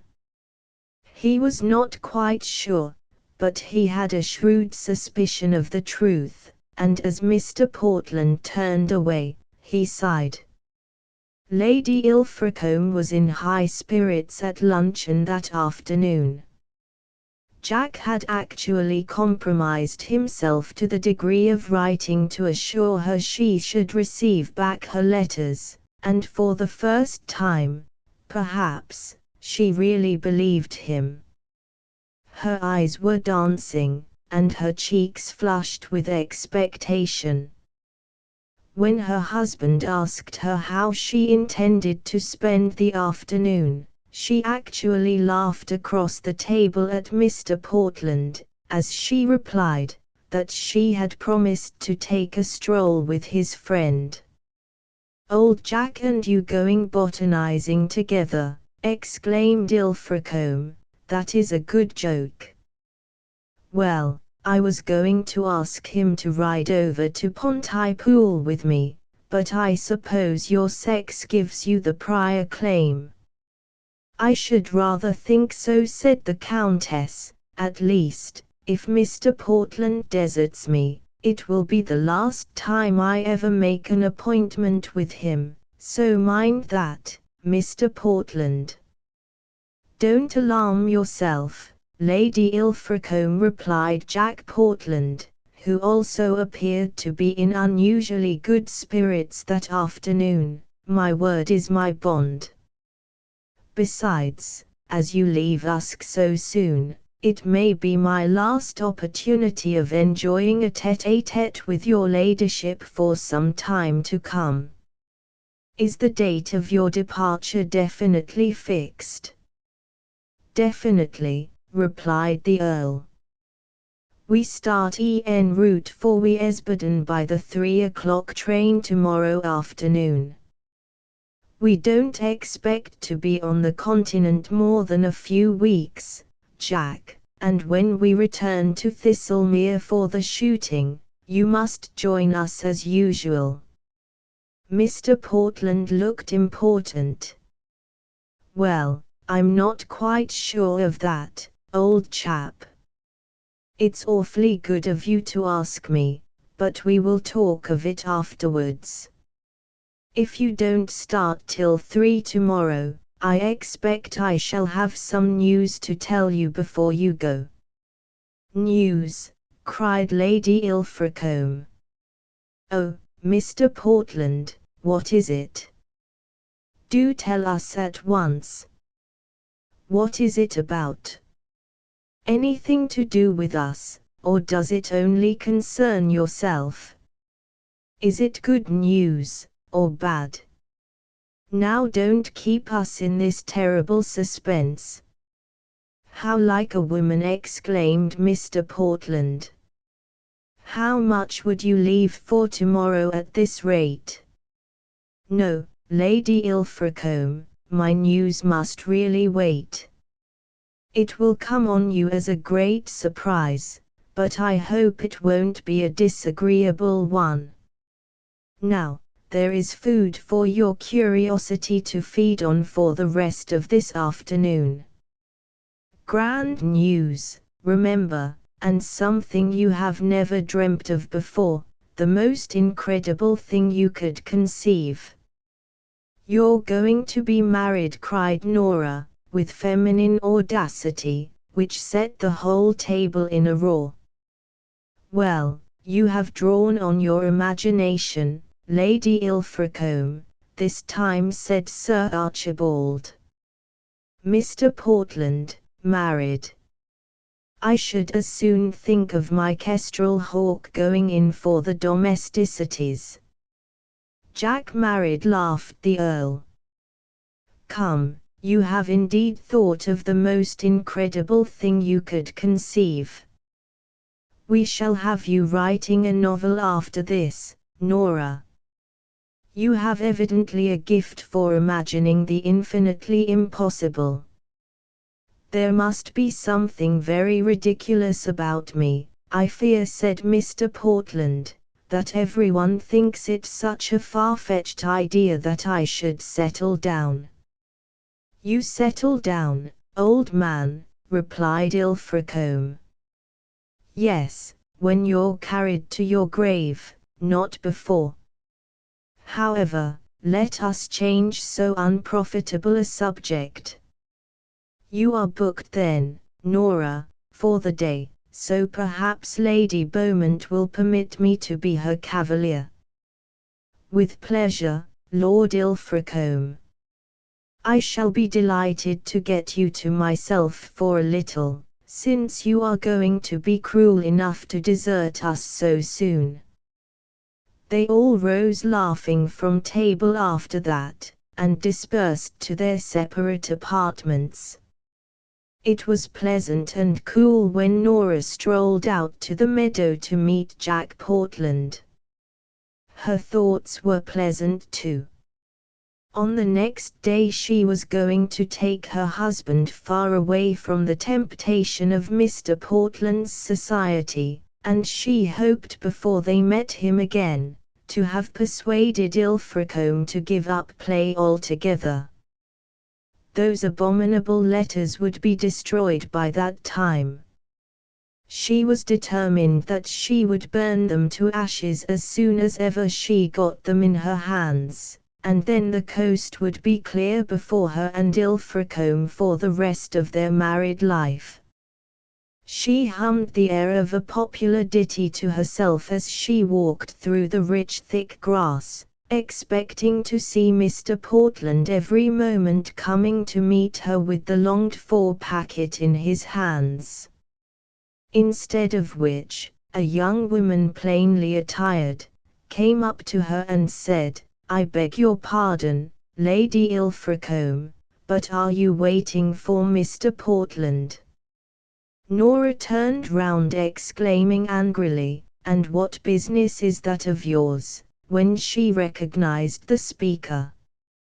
"Oh, Miss Llewellyn, is that you? I did not know you at first." "Yes, I am waiting for Mr. Portland, though I cannot think how you came to know it." "Because he told me so himself, and commissioned me to deliver this packet to you." Lady Ilfracombe grew very red, as she took the letters. "He commissioned you to give them to me? It is very strange. I do not understand." "He said he should be here himself." "What on earth made him give this packet to you?" "Because I insisted on it, he could not help himself," replied Nell. "Lady Ilfracombe, do not be angry with me for mentioning it, but my bedroom at the farmhouse is over that occupied by Mr. Portland, and I was at my window the night you visited him there, and heard all that passed between you about those letters." "That was eavesdropping," exclaimed the Countess with crimson cheeks, "and you had no right to do it. If you made use of what you overheard you would ruin me with my husband. Do you think me capable of such a thing? I should not have listened to a single word, unless I had thought I could do you a service by doing so. As soon as I understood the dilemma you were in, and why you had sought that man, I resolved, if possible, to get the letters he was so meanly withholding from you." "You resolved?" cried Nora in surprise. "Yes, and as soon as you and he had left to return to the hall, I went down to his room and ransacked it in order to find them. I had not done so when Mr. Portland came back and found me there, after which there was an explanation between us, and I forced him to give them up to me, with a written affirmation that he has no more in his possession. And he assured me that he had telegraphed to London for them, and only received them this morning. If he said so, you might have been sure it was untrue." "Miss Llewellyn, you don't like Jack Portland any more than I do," said Nora, looking straight in the other's face. "I have no reason to do so, Lady Ilfracombe." "And you actually did this for me, how good and sweet of you it was." I have not been used to receive such favors from my own sex.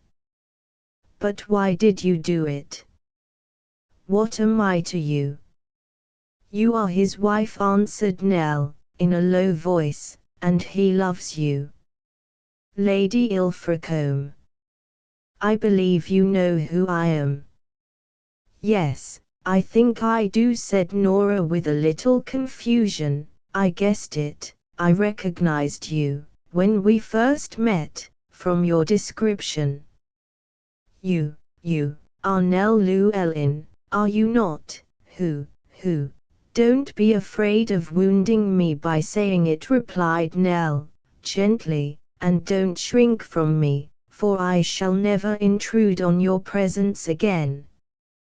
At these words, so sweetly and humbly spoken, all the generosity of Lady Ilfracombe's nature was roused at once. Shrink from you, my dear girl, and when you have just rendered me the greatest service possible, she exclaimed. What a brute you must think me! Why should I? Neither you nor I is to blame, and you have been so sorely injured. We are both Ilfracombe's wives, I suppose, in God's sight, though I happen to bear his name. It is funny, isn't it, that a Christian country should make such a wide difference between a few words pronounced by the law, and God's great law of nature. But Nell, I am sorry for you, indeed I am, and always have been. I believe you, replied Nell. For I heard you say so that night. But I did not come here to speak with you of my own affairs, only to give those letters into your keeping, and to beg of you, as you value your reputation and your husband's happiness, never to have any secret dealings with Mr. Portland again. Indeed, you may be sure of that.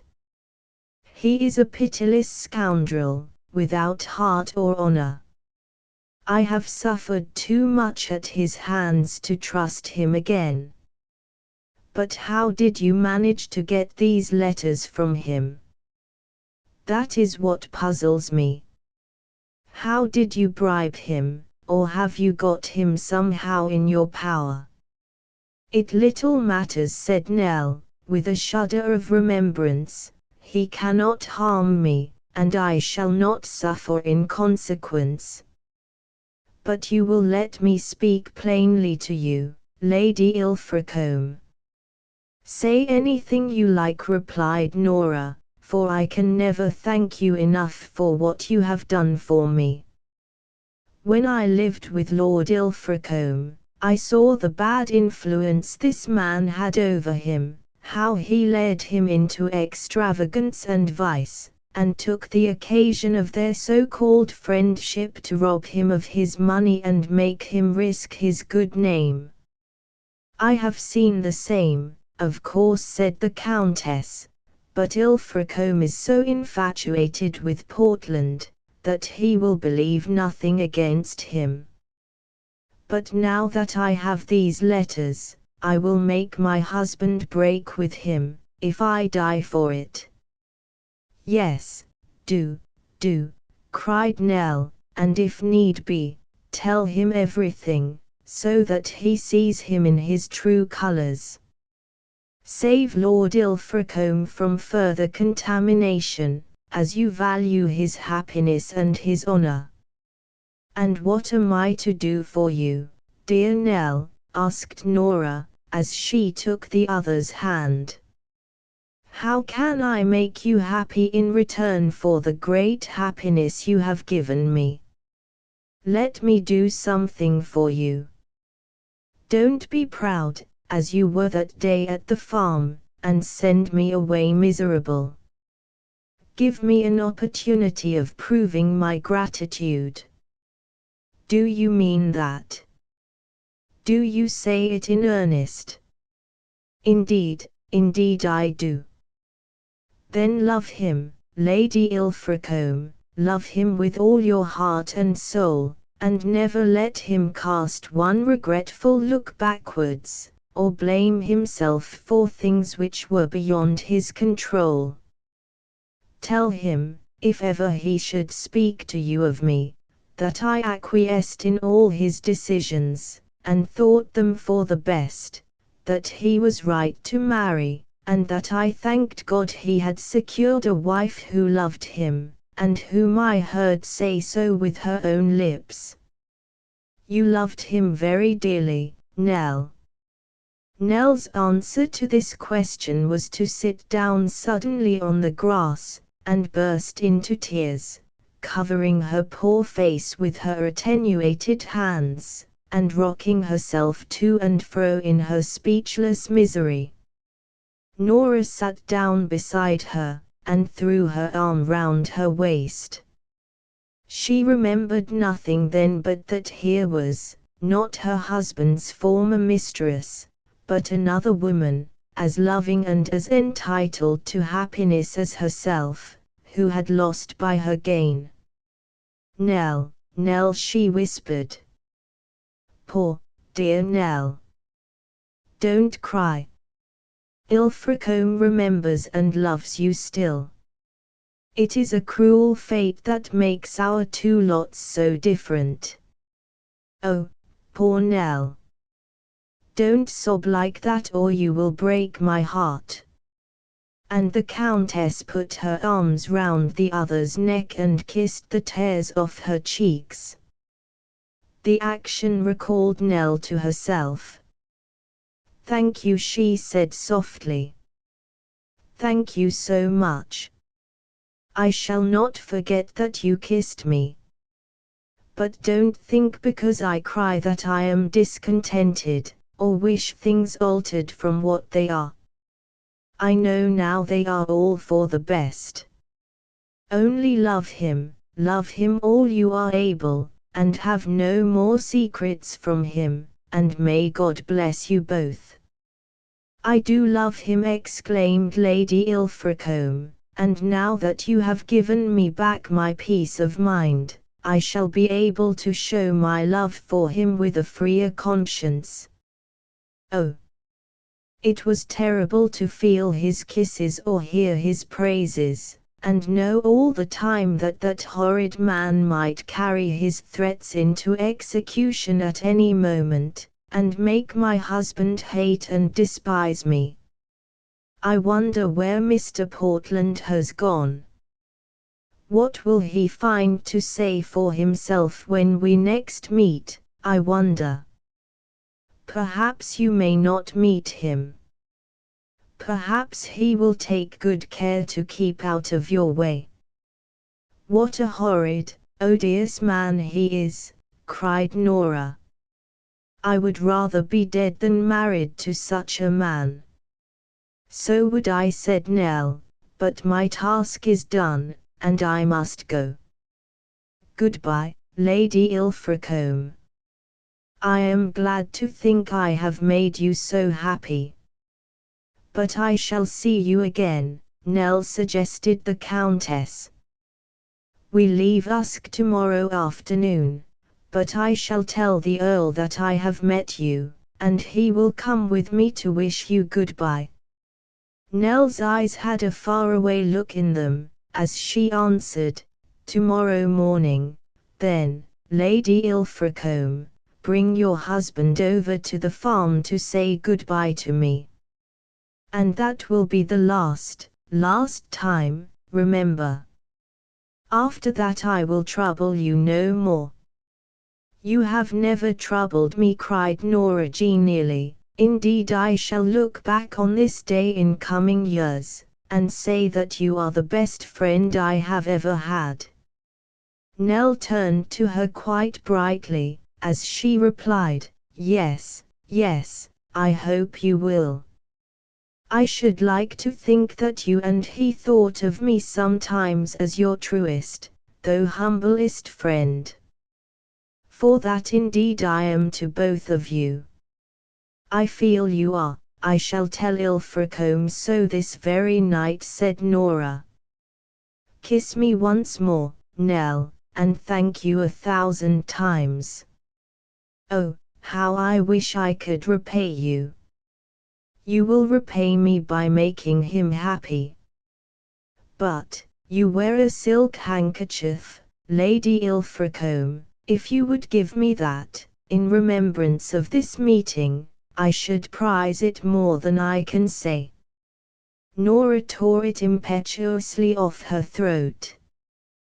Take it, she exclaimed, as she knotted it round that of Nell. How I wish you had asked for my jewelry case instead. Nell smiled faintly. I never valued jewels, she said, though there was a time when I had plenty to wear. But this soft, little handkerchief that has touched your neck, it shall go with me to my grave. So they parted, the Countess dancing up the meadow steep again, with her letters in her hand, as if earth held no further care for her, and Nell walking slowly down the incline that led to the road, her head bent upon her breast, and her eyes cast downwards. One going up to the greatest joy that life holds for any woman, the love and faith of an honest man, the other going downwards to all that was abhorrent and loathly. The success of the one dependent on the failure of the other, the happiness of the one due to the despair of the other, the triumph of the one built on the sacrifice of the other. Nora, who had been so self-willed and rebellious through life, saved from the effects of her escapades by Nell, who had borne her lot so patiently, and taken all her disappointments as righteous retribution. It appears unequal, but it is the way things are worked in this world. The race is not always to the swift nor the battle to the strong. In the next world there will be dust and ashes for some of the great and fortunate ones of this earth, and crowns for the lowly and the despised. And Nell Llewellyn's crown will sparkle with jewels as heaven is studded with its stars. Chapter 9. As the Countess of Ilfracombe returned to the hall, with her packet of letters in her hand, her heart was very glad, but at the same time it was filled with soberer thoughts than it had indulged in for some time past. What was after all the great difference between her and Nell Llewellyn? She had not fallen, it was true, she had not openly disgraced herself, but what had her flirtation with Jack Portland been if not a lowering of her womanly dignity, a soiling of her purity, a smirching of the delicate bloom and whiteness that should have protected her maidenly life as with a veil? Nora felt terribly ashamed of herself as she remembered it. Her great fear had passed away, thanks to Nell's interest and intrepidity, and her mind had time to think of other things. This poor despised girl had saved her from all sorts of horrors, preserved her husband's faith in her, his love for her, had placed in her hand, as it were, the whole happiness of her life. But she herself, if she destroyed these letters, as she fully intended to do, how would she be any better than before, any more deserving of Ilfracombe's affection and confidence? She would be safe, it is true, but safety did not constitute worthiness. And Nora had begun to long to deserve her husband's love, to be able to accept it with an unburdened conscience, feeling that there was nothing between them, not even a shadow cast from the past. Could she asked herself, as she wended homewards, ever summon up the courage to tell him everything, to make him the arbiter of her destiny, to constitute him her judge and await the sentence he chose to pronounce upon her. It would be very awful, she thought, terrible beyond description. She did not think she could possibly undergo such an ordeal. She pictured to herself Ilfracombe's stern face as he listened to the unfolding of a tale so dissonant to his own feelings, so unlike all he had conceived of her, so dreadful to hear of the woman of whom he thought so highly, who he had chosen for his wife before all others. Nora shuddered when she thought thus, and told herself that it could not be. She valued his good opinion and his affection too highly. But there was another side of the question. Without telling Lord Ilfracombe her own part in the matter, how could she convince him of the treachery of Jack Portland towards them both? How induce him to break off, once and forever, the dangerous intimacy which united them? Her husband might refuse to believe her mere word, as he had refused before. He was a loyal friend, and a generous man. He would not judge anyone on the unproved testimony of another person. Without the proof which those letters conveyed, would she have any more influence with him than she had had before, when he pooh-poohed her warnings as the idle fears of a well-meaning but ignorant woman? And had she the courage for the sake of them both, and especially for the sake of the husband whom she was beginning to love far better than she did herself, to brave the verdict of Ilfracombe's displeasure, and tell him the whole truth? Nell had been courageous for both their sakes. From a worldly point of view she had no particular reason to care for the Earl's interests, still less for those of the wife who had supplanted her, yet she had braved being called a thief, and any other hard name Mr. Portland might have thought fit in his rage to cast at her, in order to do good to those who had in a measure wronged her. Nell was worth 1,000 of Nora, so the wife of Ilfracombe said inwardly as she dwelt on these things. And musing after this fashion she reached the hall, not much happier than she had left it. It was true that she had regained possession of the letters which had made a nightmare of her married life, but they had not brought the peace with them which she had imagined they would. She was out of a certain danger, but she was still herself. That was what Nora thought, still, a wife who had deceived her trusting husband, and would not be cleansed in her own eyes till she had made a full confession of her sin. It was contemplating the divine forgiveness which Nell had extended to them both, the single-heartedness which she displayed, the patience and humility with which she bore her own sad lot, which was influencing Lady Ilfracombe almost unconsciously to imitate her as far as lay in her power.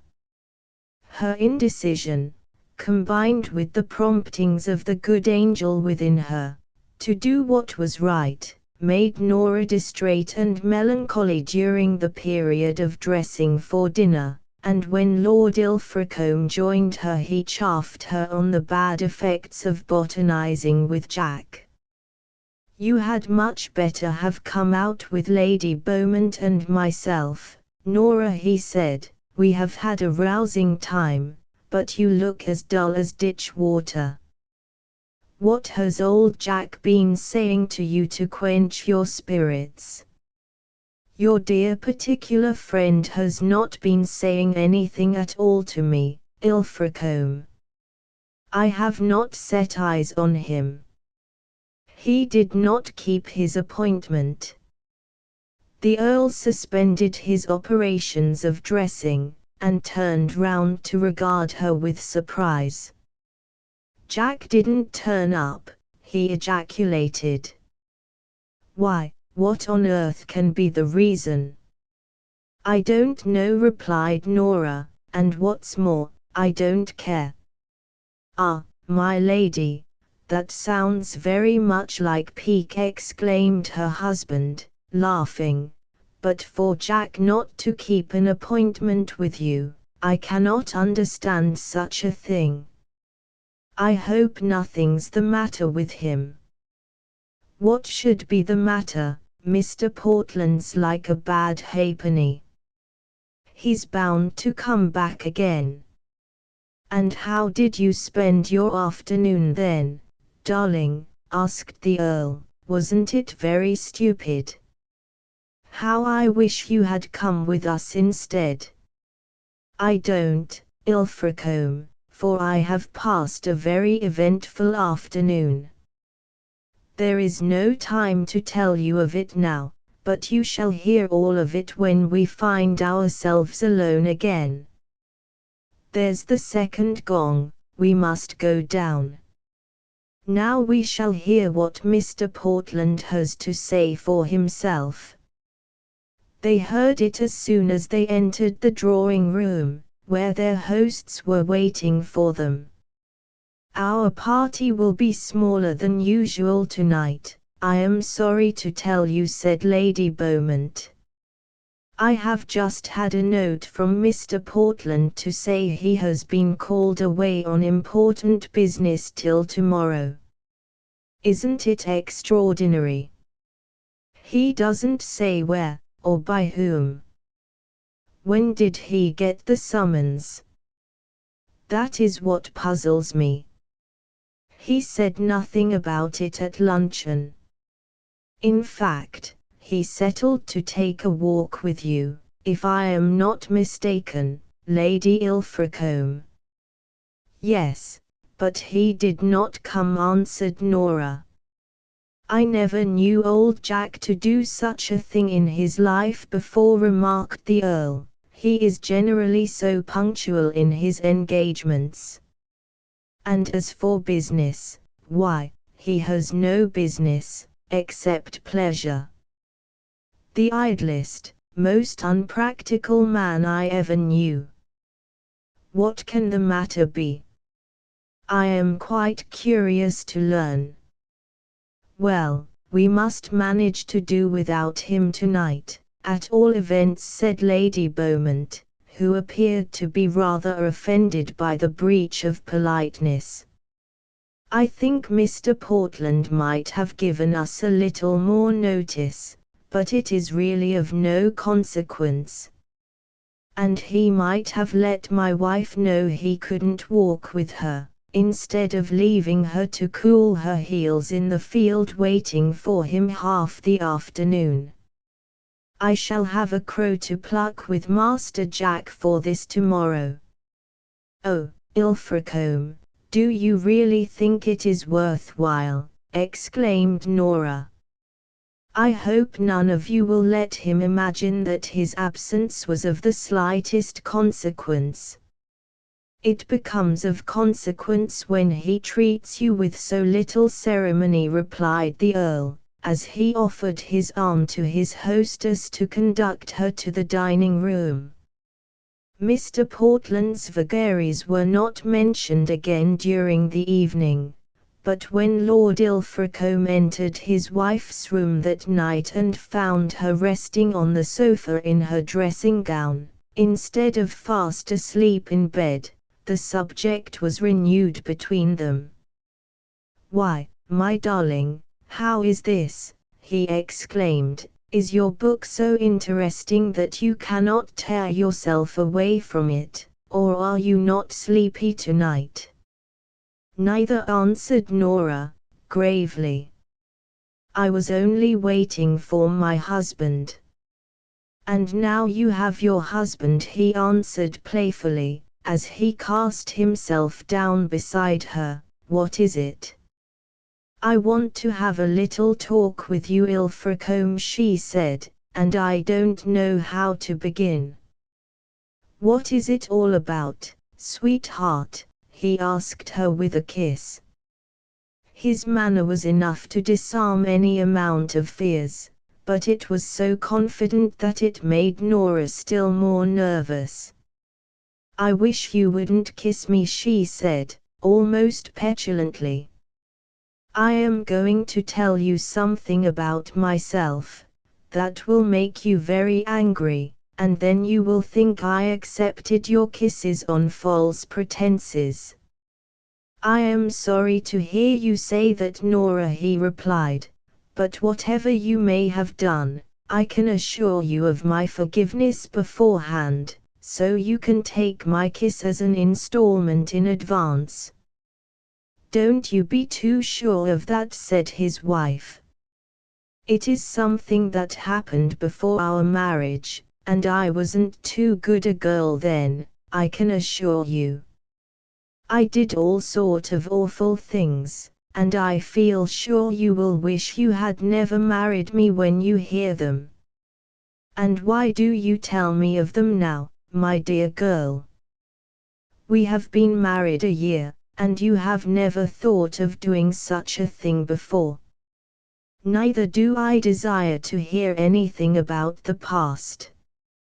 Let it rest in peace. You know I was not a saint myself.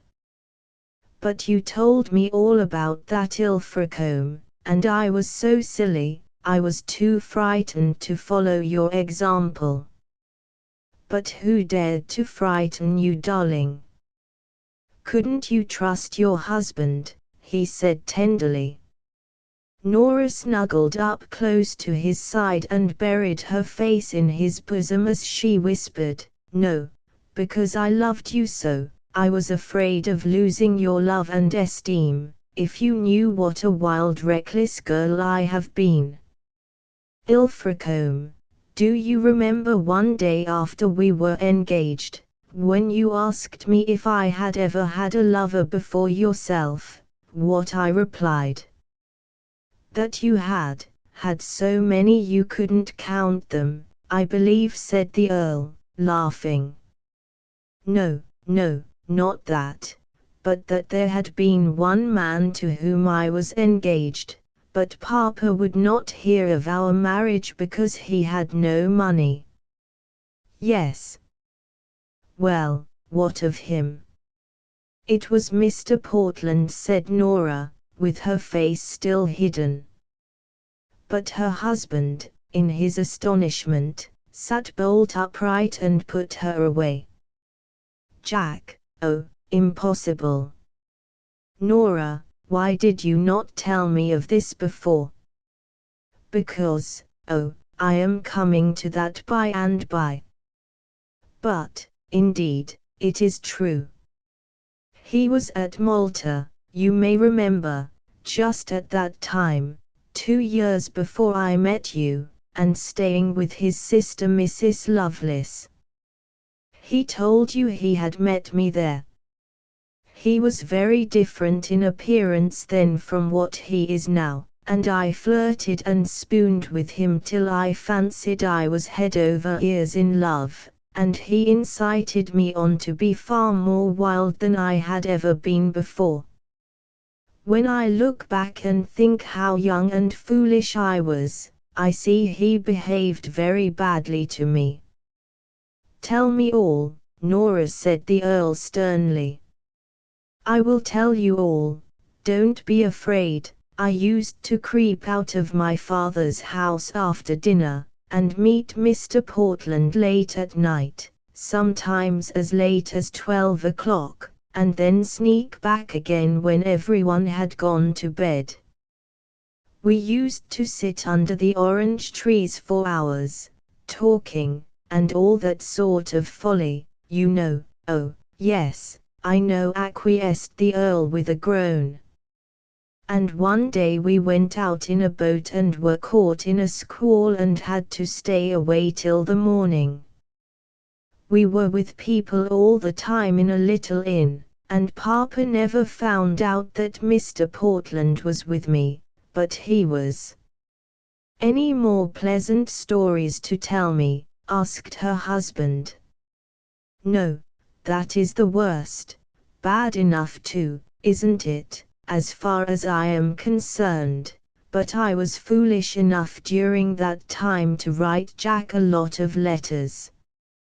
I used to write 2 and 3 times a day when I didn't see him, and in them I spoke very freely of all the pranks we had played together.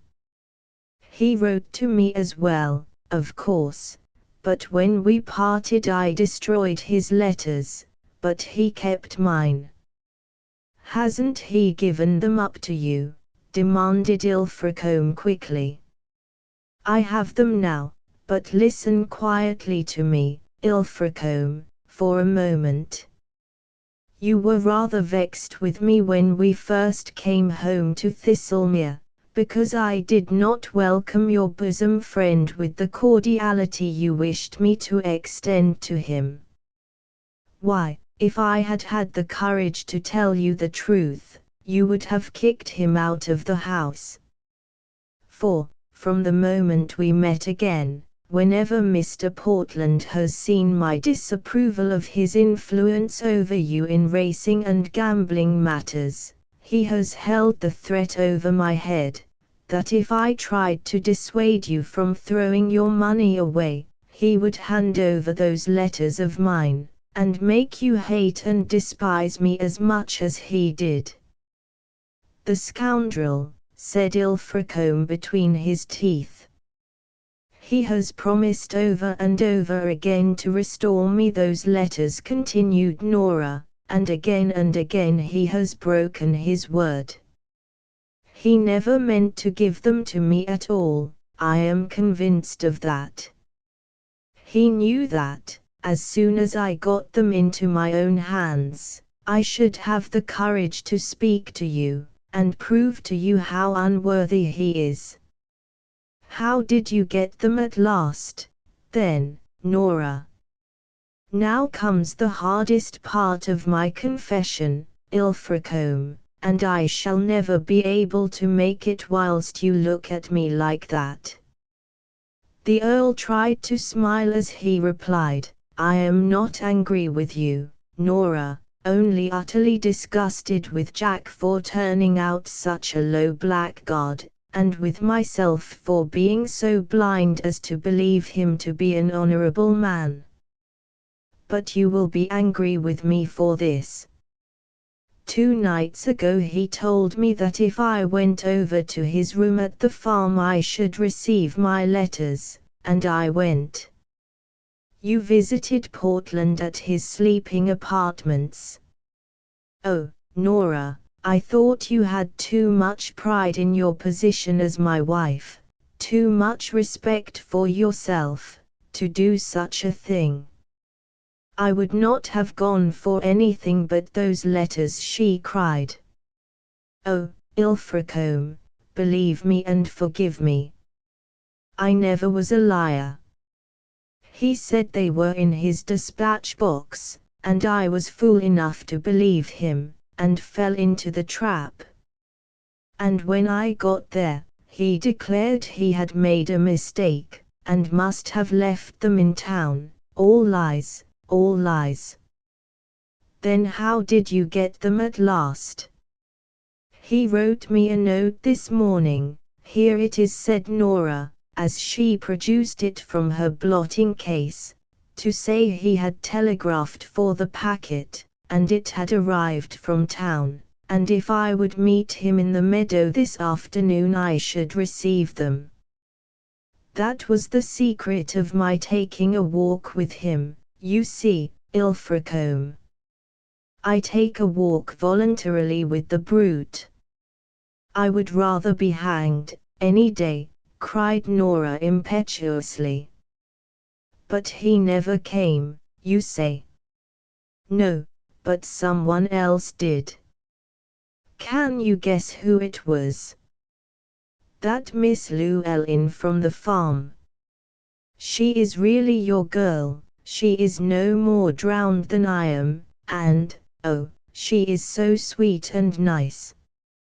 However did you come to give her up for me? Don't talk nonsense, Nora, said the Earl. I knew some days back that Nell is still alive, but thought it just as well not to mention the subject to you. But did she bring you your letters? Yes, she did, the dear, good girl. She was at her bedroom window, which overlooks Portland's, when I went there, and heard my entreaties to him to return my letters, and his brutal, sarcastic replies. So as soon as I was gone she confronted him, and made him give them up to her. How, she did not tell me, only he did, and she brought them to me. Oh, I was glad. I kissed her a dozen times for her kindness. But why did she do it? Demanded the Earl. I cannot understand her interest in the matter, nor how she induced Portland to do what you could not. It was like Nell, she always was resolute and plucky, but what was the motive? Her love for you, Ilfracombe replied his wife gravely, and her desire to keep your name untarnished. Oh! You have never known what was in her noble nature, that is very clear. She is twice the woman I am, or ever shall be. She ought to have been your wife, and she is fit for it. Nora, Nell is a good girl, and I deeply regret the part I played in soiling her life, but there is only one wife in the world for me, and she is by my side. It was very good of poor Nell, very generous, very kind, to have done what she has done for you, and we must think of some means of repaying her. And I am glad to tell you, for her sake and my own, that she is going to be married herself. She came to see me this morning about some business of her father's, and told me the news. Going to be married, repeated Nora, with womanly intuition. Are you sure? She did not mention such a thing to me, and she looked so sad and spoke so sadly, she made me cry. I don't think she can be going to be married. And when I asked her what I could do to return her kindness, she said, love him with all your heart and soul, and never have a secret from him again. And do you, Nora? Whispered Ilfracombe. What? Love me with all your heart and soul. She turned, and threw her arms about his neck. I do, my darling, and never so much as at this moment. Neither will I ever have a secret from you again. There are the letters, she continued, as she drew the packet from her pocket and placed it in his hand. They were written so long ago that I don't remember what is in them, but whatever it may be, good, bad or indifferent, read it all, dear, and judge me as you will. At all events, you will know the worst, and I need not fear that I am claiming your love under false pretenses for the future. And so this is the poor little packet that has kept us apart for so long, murmured the Earl, as he regarded it, but, thank God, has not been powerful enough to sever us from each other's confidence forever. And you give me leave to do what I will with it, to read its contents from end to end. Yes, yes. Only be quick about it. The suspense of your decision is so hard to bear. Perhaps, who knows, Ilfracombe, after you have seen the folly I have written to another man, you may not wish to have anything to do with me again. Yes, I should think that was very probable, remarked the Earl, with quiet amusement, as he placed the packet in the empty grate and lighted a match under it. See, Nora, that is how I read your poor little love letters of long ago. How amusing they are. But, confound the things. They won't burn. Come, that's better. They are blazing up beautifully now, and I only wish I could see Mr. Jack Portland blazing up with them. Lady Ilfracombe looked up joyfully. "Oh, darling, is that true?" she exclaimed. "Shall we never have our happiness interrupted more by looking on him again?" "Why, rather not. What do you take me for? Do you think I would associate with the man who has played you such a dirty trick, and nearly upset our married happiness? No, my dearest, I value you too much for that. Mr. Portland has seen the last of any house which owns me as master. Oh, Ilfracombe, you have made me so exquisitely happy. Oh, how I wish poor Nell were as happy as I am. I told her we were leaving Usk tomorrow, and promised that we would go over to the farm together first, and wish her farewell. You will come with me, won't you, darling?" "Of course I will, since you wish it. You have behaved in a most generous manner regarding this young woman, Nora, and I shall never forget it. That reminds me that, according to my promise to her this morning, I have been sounding Sir Archibald as to the chance of being able to purchase Panticuckoo Farm, and I find he is quite ready to sell it at a reasonable price. I fancy they are getting rather hard up on account of her ladyship's extravagance. So I intend to close with him, and make over the title deeds to Nell as a wedding present. She refused to let me make any provision for her, as I think I told you, but this I shall insist upon." "Yes, do, it was just like her, dear thing, to refuse your money. Ilfracombe, you owe her a great deal. She was very much attached to you. I could see that by every word she said." "Hush, Nora dear, don't allude to it now. You women are apt to grow sentimental when you get together, talking over the same man. She cared for me well enough, so did I for her, but you see we are both going to be married, and live happy ever afterwards. That is the end of most fairy tales, whether they happen in this world or the other. Kiss me, my own darling, and tell me once more that you love me. That is the only thing that concerns us now." Chapter X. Mr. Portland had 2 reasons for not appearing at Usk Hall on the evening of the day he married Nell Llewellyn.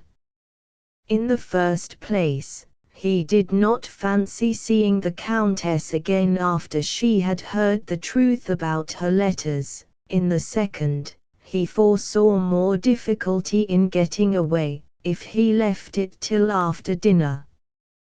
To have received a summons to London by telegraph or post in the afternoon, and to have been compelled to quit Usk at once, seemed more feasible to him than to announce his determination before the assembled company, to be submitted to their cross-questioning, sent to the railway station in Sir Archibald's carriage, perhaps accompanied by the genial host himself, and to have to bribe the servants to conceal the fact that he never went at all. After that evening, so he argued, when all the world must know that he had married Nell, he would not mind confessing the little ruse to which he had had recourse, and felt sure of receiving sympathy and forgiveness. So he went to the Three Pilchards and engaged his rooms, and ordered his dinner in a state of pleased expectancy. The accommodation was not very grand, the cuisine would, doubtless, not be first-rate, but Nell had never been a gourmandine or a sybarite, and Mr. Portland pleased himself with thinking how well he would treat her in the future. What with the various race meetings he had attended, he had been pretty lucky lately, and the visit to Usk Hall had not failed to recoup him still more. He would be able to take his wife abroad to Paris or Italy, if she so wished it, and show her a little life. Perhaps, though, it would be better to run over to Monte Carlo or Hamburg, and so combine business with pleasure. How divinely handsome she was, a daughter of the gods, divinely tall, and most divinely fair. With what envious eyes he would be followed by the frequenters of the places he thought of.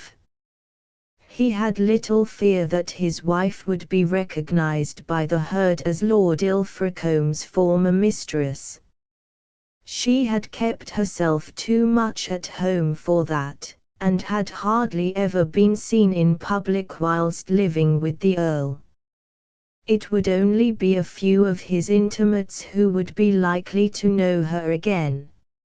And Jack Portland would not have concerned himself about it if they had. He had married his wife for himself, not for the world, and it was welcome to think what it liked of his choice. A few old cats, whose virtue had never been attacked during the best part of a century, might turn up their noses at her, but Nell was strong enough to hold her own, and so was he. If a thought crossed his mind that Ilfracombe, on hearing of his marriage with Nell, might insist on giving her as a wedding portion what she had refused as a peace offering, we must do him the justice to say that it had no weight with him, excepting as it might prove the Earl's good feeling towards them both, and be the precursor of a renewed intimacy. For, if something of the kind did not interfere, Jack Portland felt that the condition Nell had made regarding the packet of letters would prove the quietus to his friendship with Ilfracombe. If the Countess told her husband the whole truth, he would never receive him again. Of that he was certain.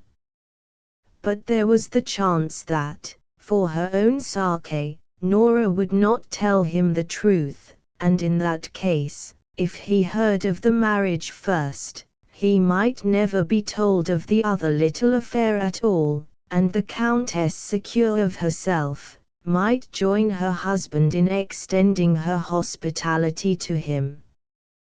This was what Mr. Portland was dreaming of as he sat in the parlour of the Three Pilchards smoking, and waiting for Nell's arrival.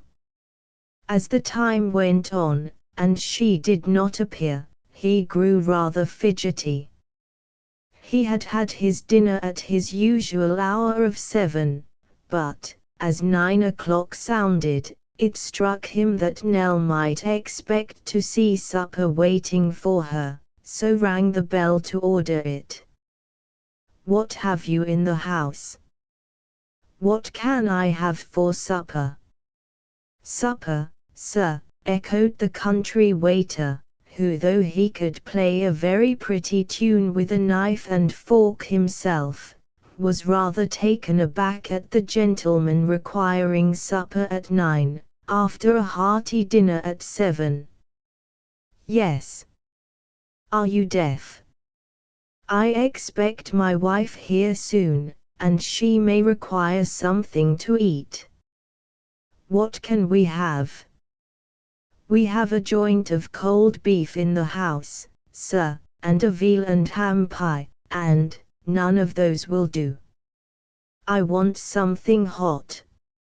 "A chicken, sir, with the cauliflower and potatoes," suggested the waiter. "Yes, yes.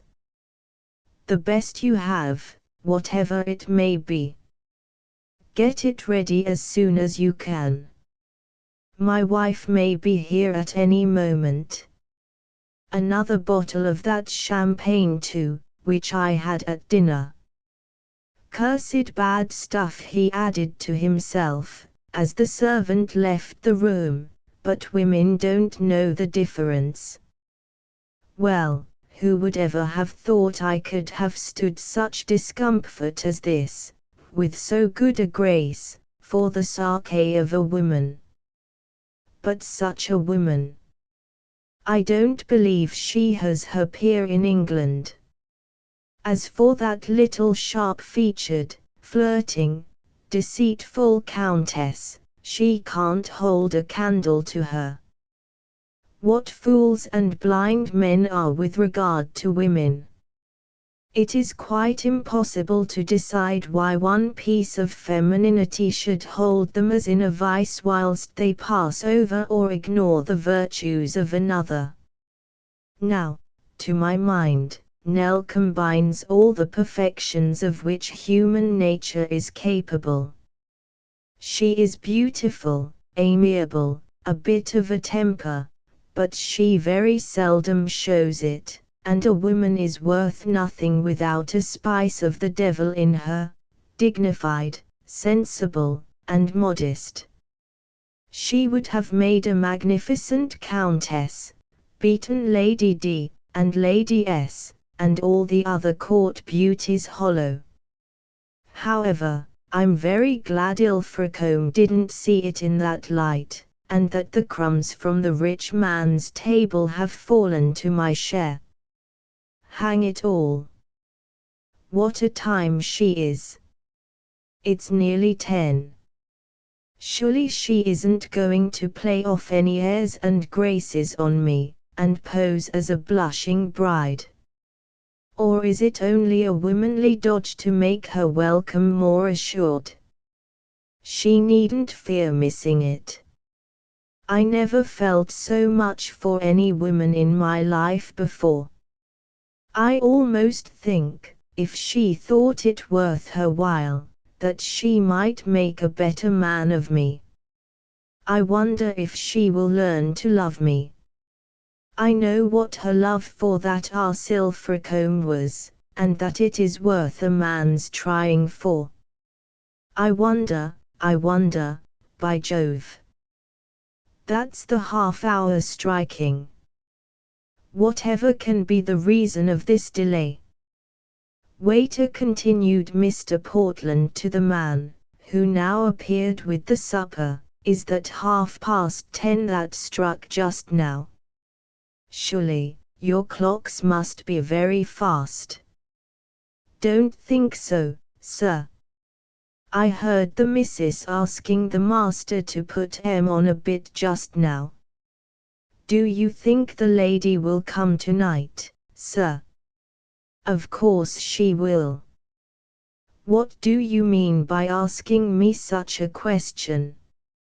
Only, you see, sir, we're obliged to close at 11, whether we like or no, so the missus told me to ask you if, here, exclaimed Jack Portland, quickly, get me pen and ink and paper at once. I must send a messenger up to Panticuckoo Farm. Panticuckoo Farm, repeated the waiter, Mr. Llewellyn's place. That be better than 1.5 miles away from here, sir. It'll take a good bit of time to carry a letter there tonight. Never mind. I'm willing to pay for it, and for keeping you up as well, but the message must be carried by someone. Whom have you to send? I expect the ostler can go, but I'll ask the missus, replied the waiter, as he went to consult the higher powers. In a few minutes he returned to say the ostler would take the letter, and Mr. Portland dispatched the missive on its way. It contained but a very few words, only, "What is the reason of this delay? Pray come at once. Am waiting here impatiently. Jack." He did not know into whose hands it might fall, so thought it best to be as curt as possible, and then he sat down to get through the time as best he might till his messenger returned. How trying are the moments when we wait in utter darkness, the explanation of some mystery which is inexplicable to us. What 1,001 fancies rush through our brain, as we attempt to penetrate what is impenetrable. How we think it may be that, or we fancy it must be this, or we fear the other. Then, tired out with conjecture, we resolve not to think at all, but wait the natural sequence of events, only to fall back upon fancy and worry ourselves to death with imagination, and, after all, it usually turns out to be nothing, a bogey conjectured up by our anxiety, due as likely as not to the selfishness of our friend, who had not sufficient feeling for us to suspect what we were suffering on his behalf. We have all, at some time or other, experienced the feeling of suspense under which Mr. Portland was suffering now, yes, actually suffering. This selfish, immoral, dishonorable man had found his match at last in fate. Nell Llewellyn was the one creature who had ever awakened any better or higher feelings in his hardened heart, and he was suffering the agony of thinking that she might have repented of her bargain and meant to play him false as he had played so many other people. The ostler took his time to walk to Panticook Farm. He was going to be paid for his trouble under any circumstances, so he didn't see the fun of hurrying himself. Besides, the farm was more than a mile away, and 1 mile makes 2 on a dark night, so it was 12 o'clock before the waiter reappeared with Mr. Portland's own note on a salver. "If you please, sir, the hostler, he ave been to Panticook Farm, but everybody's abed, and he couldn't make no one here." "Couldn't make anybody here," exclaimed Jack Portland, starting to his feet. What was the fool about? Why didn't he knock till he did make someone here? What was the good of his going, when he only brings me my own note back again? Well, sir, he did throw stones at the bedroom windows, but no one took no notice of him, so Joe, he thought, 'twas no use waiting about there any longer at this time o' night, so he bringed the note back again, and, perhaps, you'd like me to send it up the first thing in the morning." "No, no," replied Jack Portland, angrily, "the ostler is a d fool for his pains, and you may tell him I said so. Leave the note on the table and leave the room. I wish to be alone." "Are we to shut up, sir? Will the lady come tonight, do you think? The last train was in an hour ago." "Shut up, shut up." "Yes. Do anything you like. I don't care so long as you leave me alone," was the reply. "Yes, sir, certainly, and what time would you like to be called in the morning, sir?"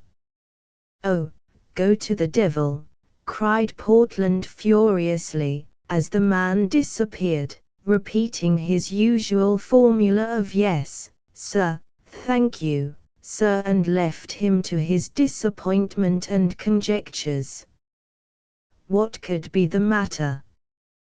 Where was Nell? What was she doing? What did she mean?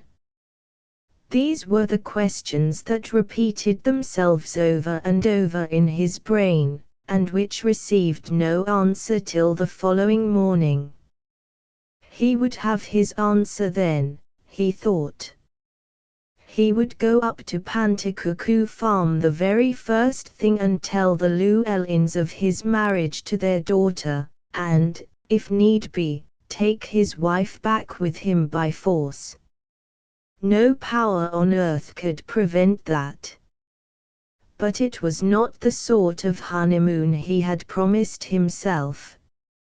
Meanwhile Lord and Lady Ilfracombe were saying to each other, as we have seen before, we will go over to the farm tomorrow morning and say goodbye to Nell, and tell her of all the good things we mean to do for her when she is married. And so at last they all slept, the husband and wife locked in each other's arms, Jack Portland, restlessly, and starting up now and then to remember his disappointment with an oath, and Nell Llewellyn slept also, the sweetest and most peaceful sleep of them all.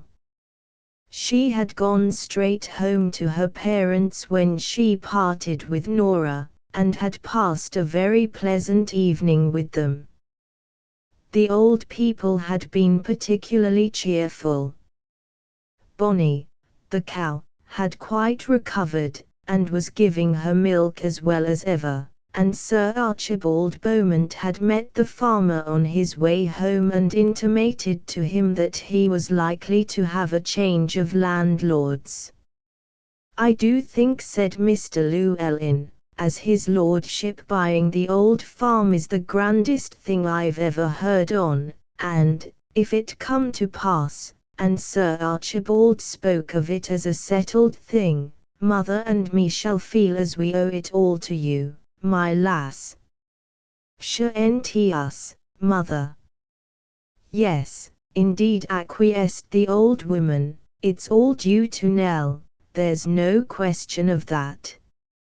It was a fortunate day for us when you took service with the Earl, Nell, though we were both set against you going to London at the time, but there, one never knows how things will turn out."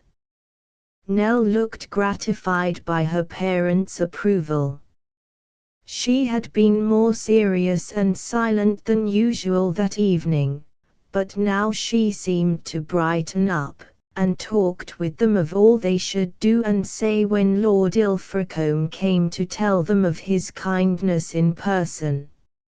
But that will be a grand occasion," quoth her mother, "and you must do credit to it, my lass. I dare say the Earl will bring his lady with him, and we must all put on our Sunday best to do them honour." "Mother," said Nell presently, "I have something to tell you. I saw Lady Ilfracombe in the fields this afternoon, and she said that she and the Earl intended to call here tomorrow morning.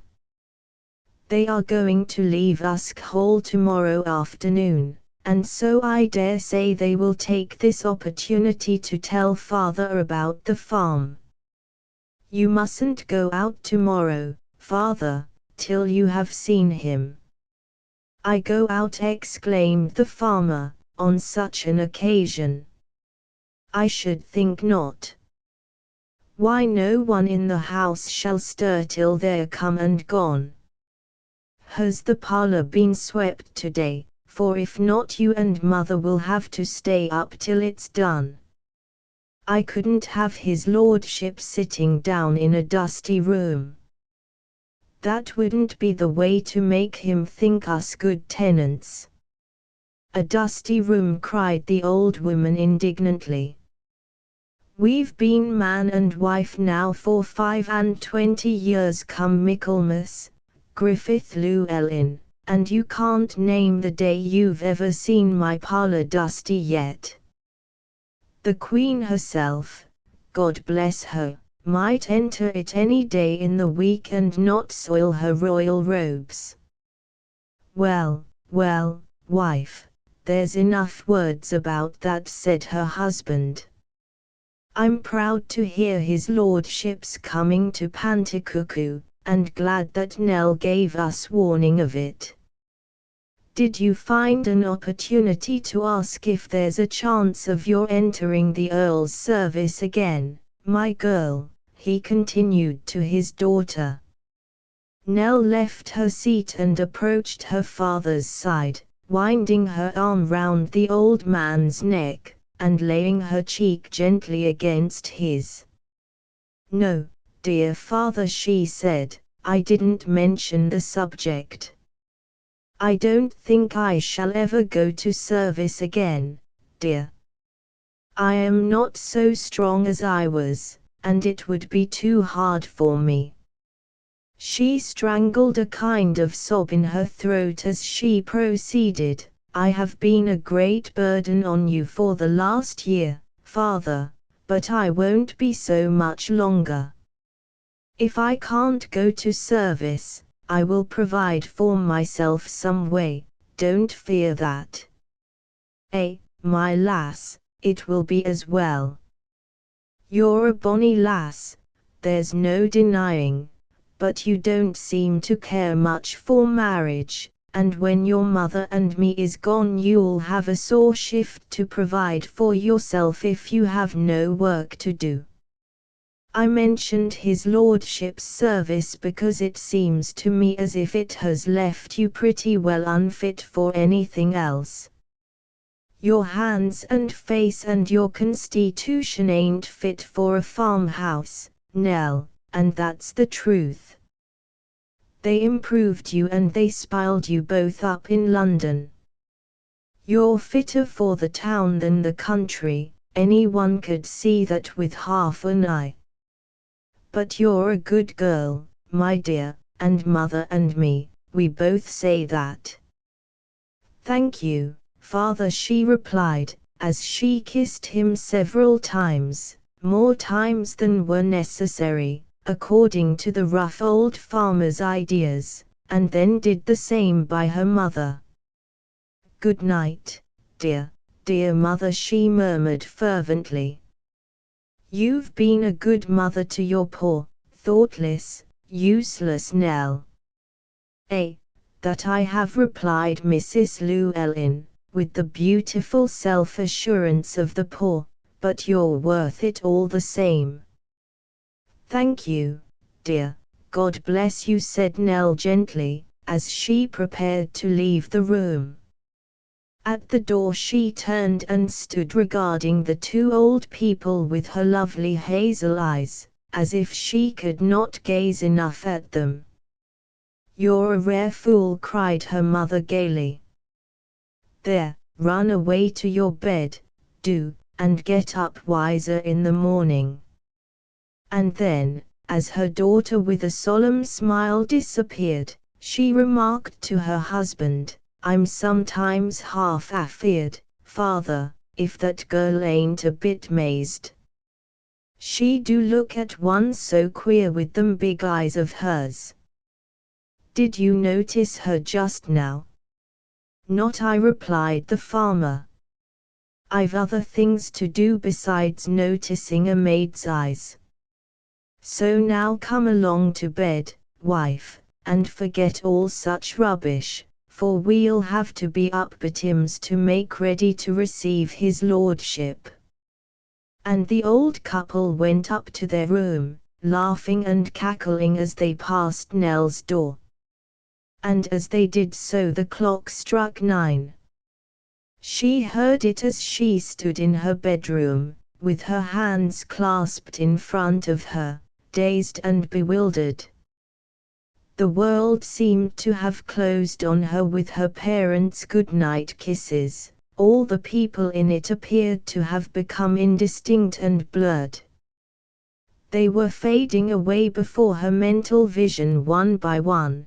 The Earl and his Countess, Jack Portland, Hugh Owen, her father and mother, Hetty, everyone. Nell felt she had done with them all forever.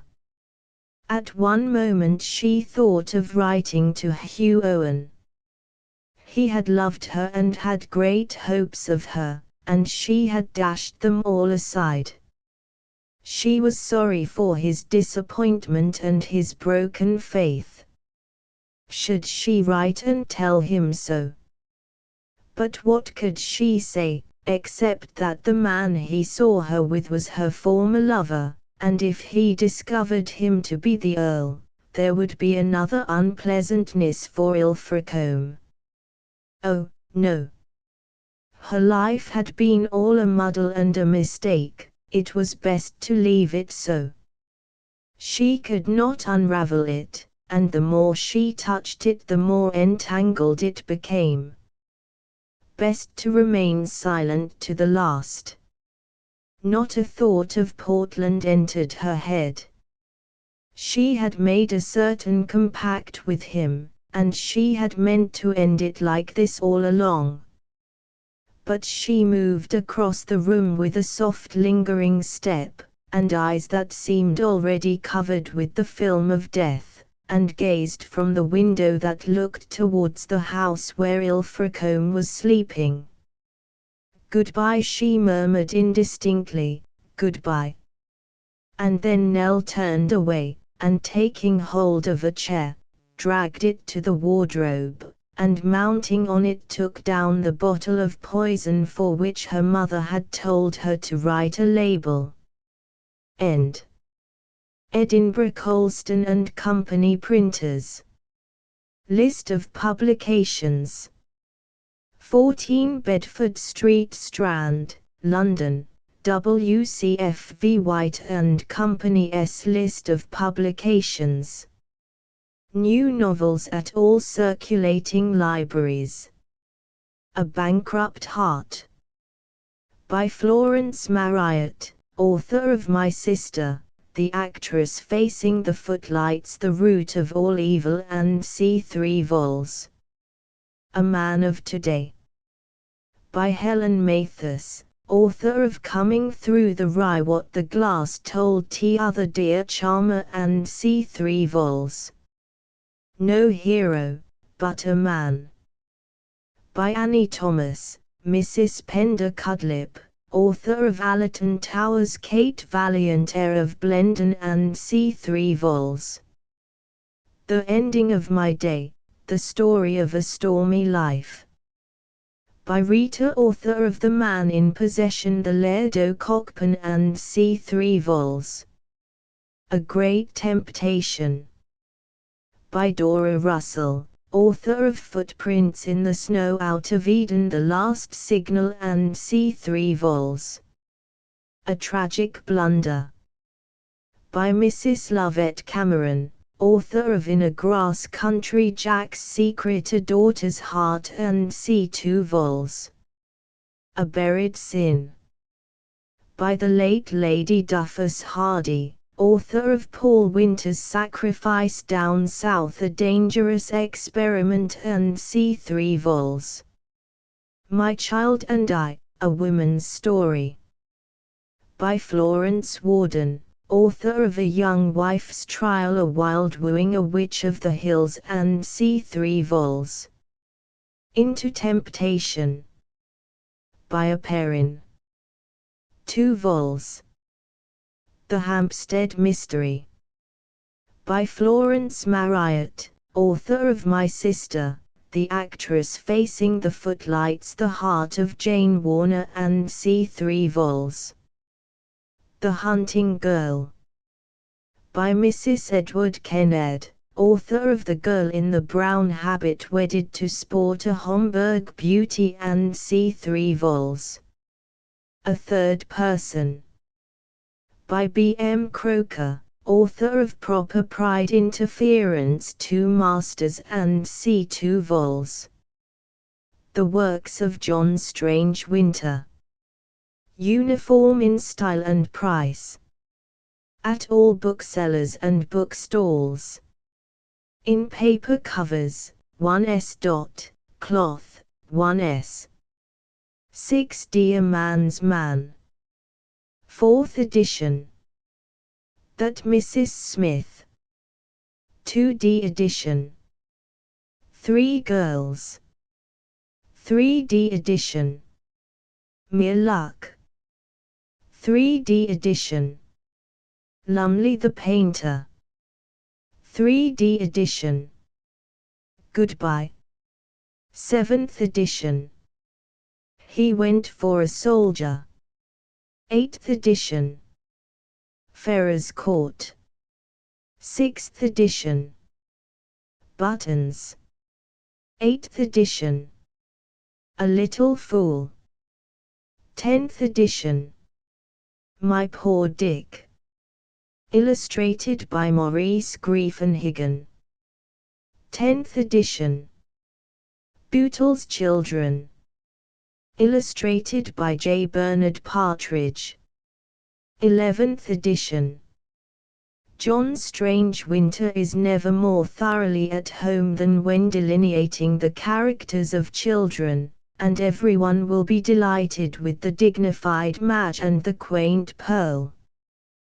The book is mainly occupied with the love affairs of Terry, the soldier servant who appears in many of the preceding books, but the children buzz in and out of its pages much as they would come in and out of a room in real life, pervading and brightening the house in which they dwell. Leicester Daily Post. The Confessions of a Publisher. The much-discussed question of the relations between a publisher and his clients furnishes Mr. John Strange-Winter with material for one of the brightest tales of the season. Abel Drinkwater's autobiography is written from a humorous point of view, yet here, as elsewhere, many a true word is spoken in jest and in the conversations of the publisher and his too ingenuous son. Facts come to light that are worthy of the attention of aspirants to literary fame. Morning Post. Mignon's Husband. 14th edition. It is a capital love story, full of high spirits, and written in a dashing style that will charm the most melancholy of readers into hearty enjoyment of its fun. Scotsman. That Imp. 12th edition. Barrack life is abandoned for the nonce, and the author of Bootle's Baby introduces readers to a country home replete with every comfort and containing men and women whose acquaintanceship we can only regret can never blossom into friendship. Whitehall Review. This charming little book is bright and breezy, and has the ring of supreme truth about it. Vanity Fair. Mignon's Secret. 17th edition. In Mignon's Secret Mr. Winter has supplied a continuation to the never-to-be-forgotten Bootle's Baby. The story is gracefully and touchingly told. John Bull. On March. 10th edition. This short story is characterized by Mr. Winter's customary truth-in-detail humor, and pathos. Academy. By publishing On March Mr. J. S. Winter has added another little gem to his well-known store of regimental sketches. The story is written with humor and a deal of feeling. Army and Navy Gazette. In Quarters. 11th edition. In Quarters is one of those rattling tales of soldiers' life which the public have learned to thoroughly appreciate. The Graphic. The author of Bootle's Baby gives us here another story of military life, which few have better described. British Quarterly Review. Army Society, Life in a Garrison Town. Cloth, 6s. In Picture Boards, 2s. 10th edition. This discursive story, dealing with life in a garrison town, is full of pleasant go and movement which has distinguished Bootle's baby plug or, in fact, a majority of some half-dozen novelettes which the author has submitted to the eyes of railway bookstall patronesses. Daily Telegraph. The strength of the book lies in its sketches of life in a garrison town, which are undeniably clever. It is pretty clear that Mr. Winter draws from life. St. James's Gazette. Garrison Gossip, gathered in Blankenton. A sequel to Army Society. Cloth, 2s. 6d. In Picture Boards, 2s. 6th edition. Garrison Gossip may fairly rank with Cavalry Life and the various other books with which Mr. Winter has so agreeably beguiled our leisure hours. Saturday Review. The novel fully maintains the reputation which its author has been fortunate enough to gain in a special line of his own. Graphic. A Siege Baby. Cloth, 2s. 6d. Picture Boards, 2s. 5th edition. The story which gives its title to this new sheaf of stories by the popular author of Bootle's Baby is a very touching and pathetic one. Amongst the other stories, the one entitled Out of the Mists is, perhaps, the best written, although the tale of true love it embodies comes to a most melancholy ending. County Gentleman. Beautiful Jim. 8th edition. Cloth, 2s. 6d. Picture Boards, 2s. Mrs. Bob. 7th edition. Cloth, 2s. 6d. Picture Boards, 2s. The Other Man's Wife. 5th edition. Cloth, 2s. 6d. Picture Boards, 2s. My Jeff, or, The Experiences of a Lady Help. 6th edition. Cloth, 2s. 6d. Picture Boards, 2s. Only Human. 4th edition. Cloth, 2s. 6d. Picture Boards, 2s. Aunt Johnny. 2d edition. Cloth, 2s. 6d. The Soul of the Bishop. 3d edit. Cloth, 2s. 6d. Novels by Mrs. Edward Kennard. At all booksellers and bookstalls. Just Like a Woman. A new novel. Cloth Gilt, 2s. 6d. Wedded to Sport. Cloth Gilt, 3s. 6d. Picture Boards, 2s. Sporting Tales. A new work. Close Gilt, 2s. 6d. Twilight Tales. Illustrated. Close Gilt, 2s. 6d. 2d edition. Cloth Gilt, 2s. 6d. Picture Boards, 2s. That Pretty Little Horsebreaker.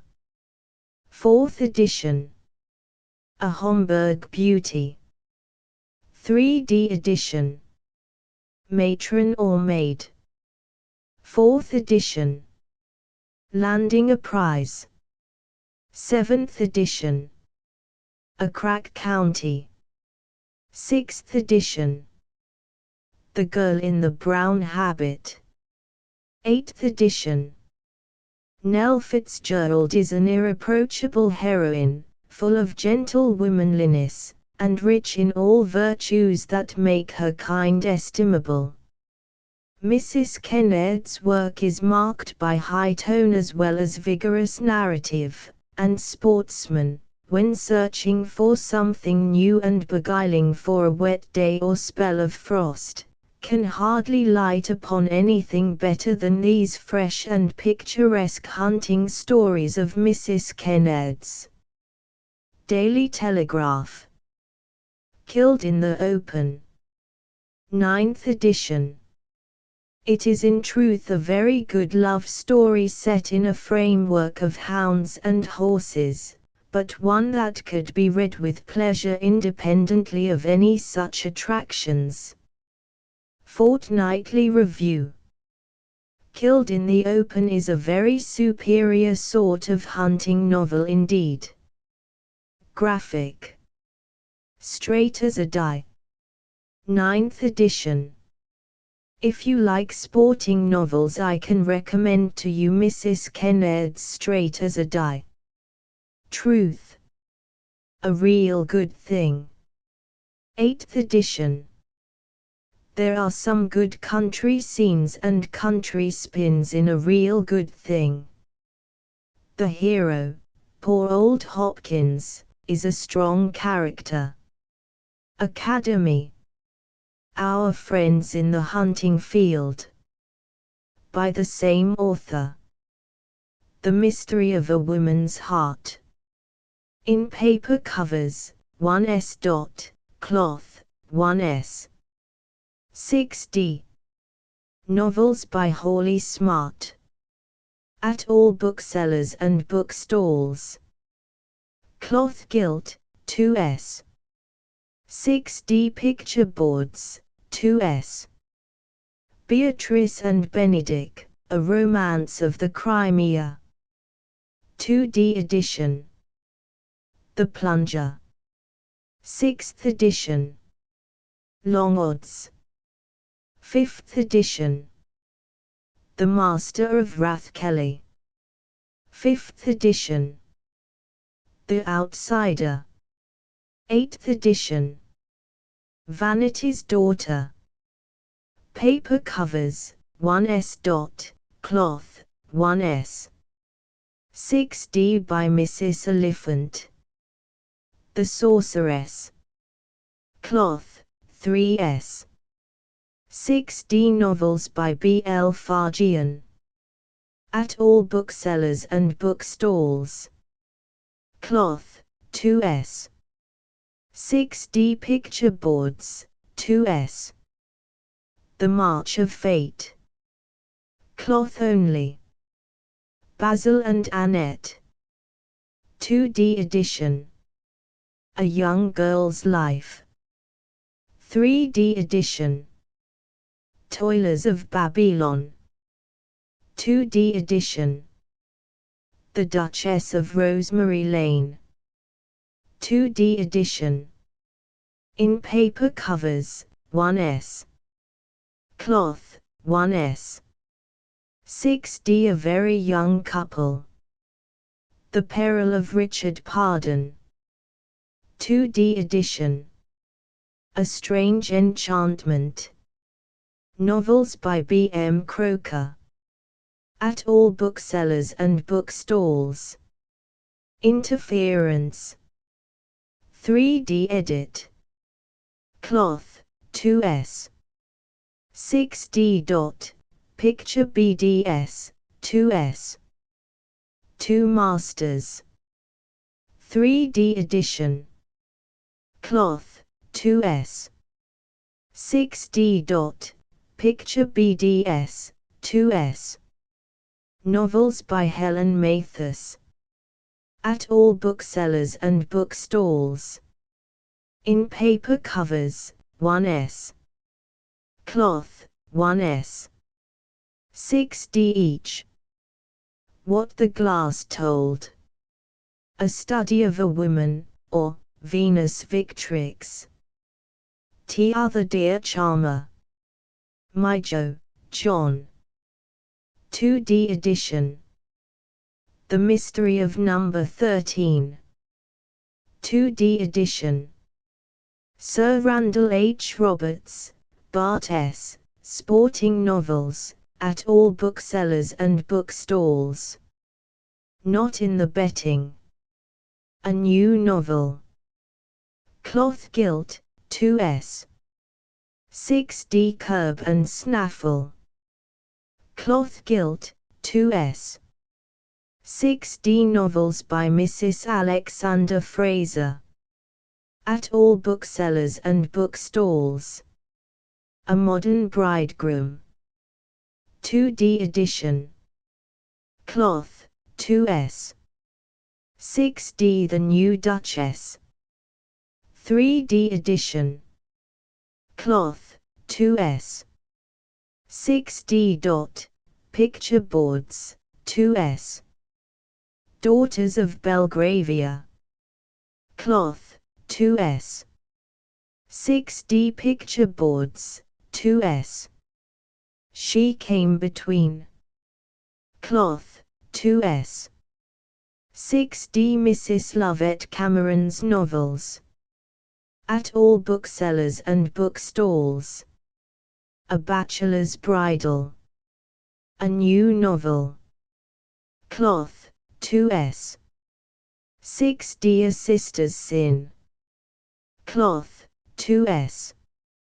6D In a Grass Country. A Story of Love and Sport. 10th edition. Close Gilt, 2s. 6D. Picture boards, 2s. Paper covers, 1s. We turn with pleasure to the green covers of In a Grass Country. The three heroines are charming, each in her own way. It is well sketched, full of character, with sharp observations of men and women, not too hard on anybody, a clear story, carefully written, and therefore easily read. Recommended. Punch. When the days are short and there is an hour or two to be disposed of indoors before dressing time, one is glad to be able to recommend a good and amusing novel. In a Grass Country may be said to come under this description. Saturday Review. Weak Woman. 3D edition. Cloth, 2s. 6D. Picture boards, 2s. Jack's Secret. 3D edition. Cloth, 2s. 6D. Picture boards, 2s. A Lost Wife. 3D edition. Cloth, 2s. 6D. Picture boards, 2s. A Daughter's Heart. Cloth, 2s. 6D by Justin M. Carthy, MP, and Mrs. Campbell Preed. Authors of the Right Honourable and C. At all booksellers and bookstalls. The Ladies' Gallery. 2D edition. Cloth, 2s. 6D. Picture boards, 2s. The Rival Princess, a London Romance of Today. 3D edition. Cloth, 2s. 6D. Picture boards, 2s. By Mrs. Campbell Preed. At all booksellers and bookstalls. The Romance of a Chalet. Cloth, 2s. 6D by Mrs. J. H. Riddell. A Silent Tragedy. Paper covers, 1s. Cloth, 1s. 6D Mrs. Alexander's Novels. At all booksellers and bookstalls. Found Wanting. Cloth, 2s. 6D for His Sake. Cloth, 2s. 6d. Picture boards, 2s. A Woman's Heart. Cloth, 2s. 6d. Blind Fate. Cloth, 2s. 6d. Picture boards, 2s. By Women's Wit. 6th edition. Cloth, 2s. 6d. Picture boards, 2s. In Mrs. Alexander's tale much art she clearly shows in keeping dark the mystery until the story's close. Punch. Novels by Hume Nisbet. At all booksellers and bookstalls. A Bush Girl's Romance. With illustrations by the author. Cloth, 3s. 6d. The Haunted Station and Other Stories. With illustrations by the author. Cloth Gilt, 2s. 6d. The Queen's Desire, A Romance of the Indian Mutiny. Cloth, 3s. 6d. Picture boards, 2s. The Bushranger's Sweetheart, An Australian Romance. Cloth, 2s. 6d. Picture boards, 2s. 5th edition. The Savage Queen, A Romance of the Natives of Van Diemen's Land. Cloth, 2s.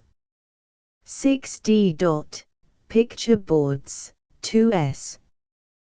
3d edition. Rita's Novels. At all booksellers and bookstalls. Shba. A Study of Girlhood. 4th edition. Cloth, 2s. 6d. Picture boards, 2s. The Countess Faramond.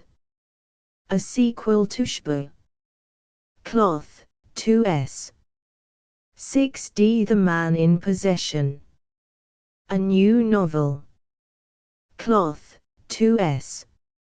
6d. The Laird O'Cockburn. Cloth, 2s. 6d. Miss Kate. 4th edit. Cloth, 2s. 6d. Picture boards, 2s. The Seventh Dream. 1s and 1s. 6d. The Doctor's Secret. 2d edition. 1s and 1s. 6d. By Amy Reed, author of Ruby and C. At all booksellers and bookstalls. Slaves of the Sawdust. A new and original story of acrobat life. Picture boards, 2s. Also cloth, 2s. 6d. Dedicated to the late Lord Tennyson. Popular works. By Mrs. Humphrey, Madge of Truth. Housekeeping, A Guide to Domestic Management. Cloth Gilt, 3s. 6d. At all booksellers and bookstalls. By William Day. Author of The Race Horse in Training, Reminiscences of the Turf and Sea. Turf Celebrities I Have Known. With a portrait of the author. 1 volume, gilt cloth. 16s. At all libraries and booksellers. By Gustav Freytag, author of Debit and Credit. Reminiscences of My Life. Translated from the German by Catherine Chetwynd. In 2 vols. 18s. At all libraries and booksellers. By Mrs. Armstrong, author of Modern Etiquette in Public and Private and C. Good Form. A Book of Everyday Etiquette. Second edition. Limp Cloth, 2s. At all booksellers and bookstalls. By Percy Thorpe. History of Japan. Cloth, 3s. 6d. At all booksellers and bookstalls. 1-volume novels by popular authors. Crown 8vo, cloth, 2s. 6d each. At all booksellers and bookstalls. By John Strange Winter. The Soul of the Bishop. Aunt Johnny. Only Human. My Jeff. The Other Man's Wife. Mrs. Bob. Beautiful Jim. A Siege Baby. Garrison Gossip. By Mrs. Edward Kennard.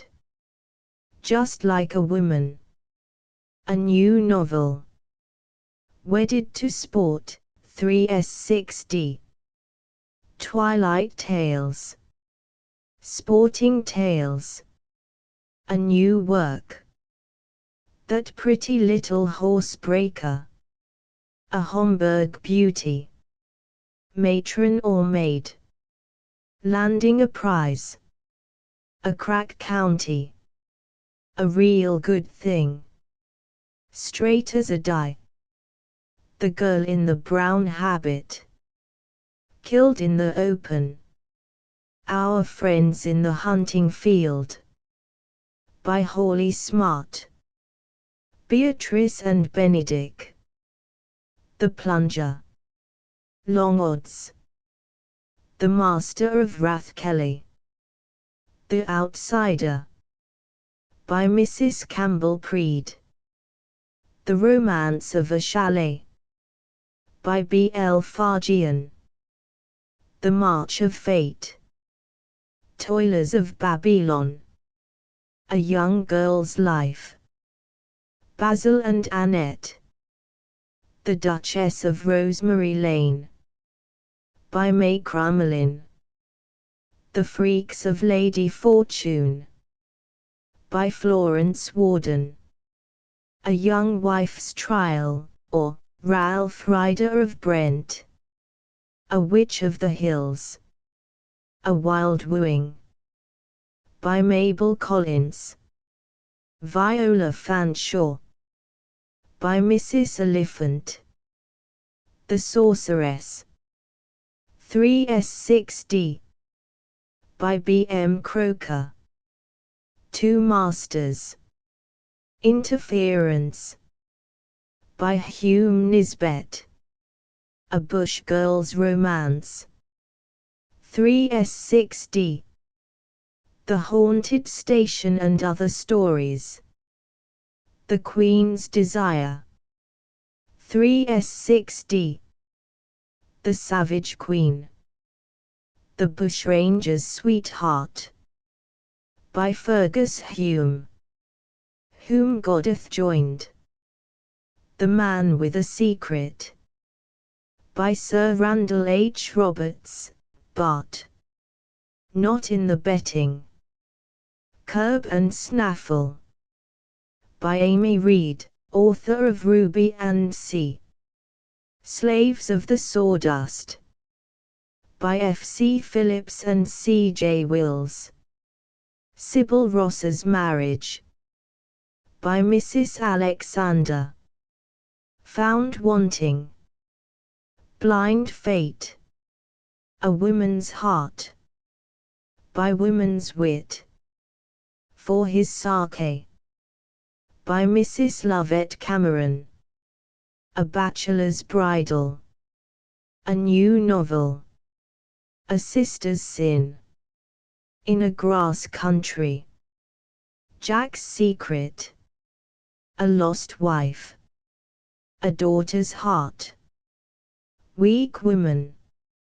By Justin M. Carthy, MP, and Mrs. Campbell Preed. The Rival Princess. The Ladies' Gallery. by Mrs. Robert Jocelyn. For one season only. A sporting novel. The M.F.H.'s Daughter. The Crichton Hunt Mystery. Only a Horse Dealer. Drawn blank. A Big Stake. By Bret Harte. The Crusade of the Excelsior. By the Honourable Mrs. Featherstone Horth. Dream Faces. By Mrs. Hungerford, author of Molly Bourne. An Unsatisfactory Lover. A New Novel. The Hun Mrs. Vereker. Nora Craner. April's Lady. Lady Patty. By Rita. The Countess Pharamond. A sequel to Shpe. The Man in Possession. Shpe. Miss Kate. The Laird O'Cockpan. By Mrs. Alexander Fraser. Daughters of Belgravia. A Modern Bridegroom. The New Duchess. She Came Between. By Florence Marryat. My Sister, the Actress. By May Crumlin and J. Murray Brown. Violet Vivian, MFH. By F. C. Phillips and Percy Fendall. A Daughter's Sacrifice. Margaret Byng. My Face is My Fortune.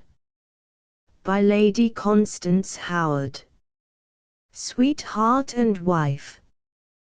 Popular Novels. Picture boards, 2s. Each. At all booksellers and bookstalls. Only Human. 4th edition. By John Strange Winter. My Jeff. 6th edition. By the same author. The Other Man's Wife. 5th edition. By the same author. Mrs. Bob. 7th edition. By the same author. Beautiful Jim. 8th edition. By the same author. A Siege Baby. 5th edition. By the same author. Garrison Gossip. 6th edition. By the same author. Army Society. Life in a Garrison Town. 10th edition. By the same author. The Man with a Secret. 3D edition. By Fergus Hume. Long Odds. 5th edition. By Hawley Smart. The Plunger. 6th edition. By the same author. The Master of Rathkelly. 5th edition. By the same author. Beatrice and Benedict. 2D edition. By the same author. The Outsider. 8th edition. By the same author. Weak Women. 3D edition. By Mrs. Lovett Cameron. A Lost Wife. 3D edition. By the same author. In a Grass Country. 10th edition. By the same author. Jack's Secret. 3D edition. By the same author. Blind Fate. By Mrs. Alexander. For His Sake. By the same author. By Woman's Wit. 6th edition. By the same author. The Hun Mrs. Vereker. 4th edition. By Mrs. Hungerford, author of Molly Bourne. Nora Craner, by the same author. Lady Patty, 3D edition, by the same author. April's Lady, 4th edition, by the same author. Landing a Prize, 7th edition, by Mrs. Edward Kennard. Wedded to Sport, by the same author. That Pretty Little Horsebreaker, 4th edition, by the same author. A Homburg Beauty, 3D edition, by the same author. Matron or Maid, 4th edition, by the same author. A Crack County, 6th edition, by the same author. A Real Good Thing, 8th edition, by the same author. Straight as a Die, 9th edition, by the same author. The Girl in the Brown Habit, 8th edition, by the same author. Our Friends in the Hunting Field, by the same author. Killed in the Open, 9th edition, by the same author. Interference, 3D edition, by B. M. Croker. Two Masters, 3rd edition, by the same author. Miss Kate, or Confessions of a Caretaker, 4th edit, by Rita Schbo, A Study of Girlhood, 4th edition, by the same author. Toilers of Babylon, 2D edition, by B. L. Fargian. The Duchess of Rosemary Lane, 2D edition, by the same author. A Young Girl's Life, 3D edition, by the same author. Basil and Annette, 3D edition, by the same author. The Rival Princess, 3D edition, by Justin M. Carthy, MP, and Mrs. Campbell Preed. The Ladies' Gallery, 2D edition, by the same authors. A Woman's Face, by Florence Warden, author of The House on the Marsh and Sea. A Wild Wooing, by the same author. A Witch of the Hills, 3D edition, by the same author. Violet Vivian, MFH, 3D edition, by May Crumlin and J. Murray Brown. The Freaks of Lady Fortune, by May Crumlin. Daughters of Belgravia, by Mrs. Alexander Fraser. The New Duchess, 3D edition, by the same author. Sybil Ross's Marriage, The Romance of an Inexperienced Girl, 3D edition, by F. C. Phillips and C. J. Wills. A Daughter's Sacrifice, 3D edition, by F. C. Phillips and Percy Fendall. The Heart of Jane Warner, by Florence Marryat. My Sister the Actress, by the same author. Under the Lilies and Roses, by the same author. The Root of All Evil, by the same author. A Broken Blossom, by the same author. Kate Valiant, by Annie Thomas, Mrs. Pender Cudlip. Allerton Towers. By the same author. Mated with a Clown. By Lady Constance Howard. Sweetheart and Wife. By the same author. Keith's Wife. By Lady Violet Greville. The Crusade of the Excelsior. By Bret Harte. Slaves of the Sawdust. An original work. By Amy Reed, author of Ruby and See Not Easily Jealous. By Isa Duffus Hardy. Only a Love Story. By the same author. Poisoned Arrows. By Jean Middlemas, author of Dandy and See the Savage Queen, a romance of the natives of Van Diemen's Land. 3D edition. By Hume Nisbet. The Queen's Desire, a romance of the Indian Mutiny. By the same author. The Bushranger's Sweetheart. An Australian romance. 5th edition. By the same author.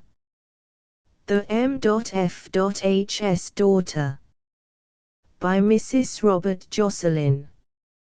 The Crichton Hunt Mystery. By the same author.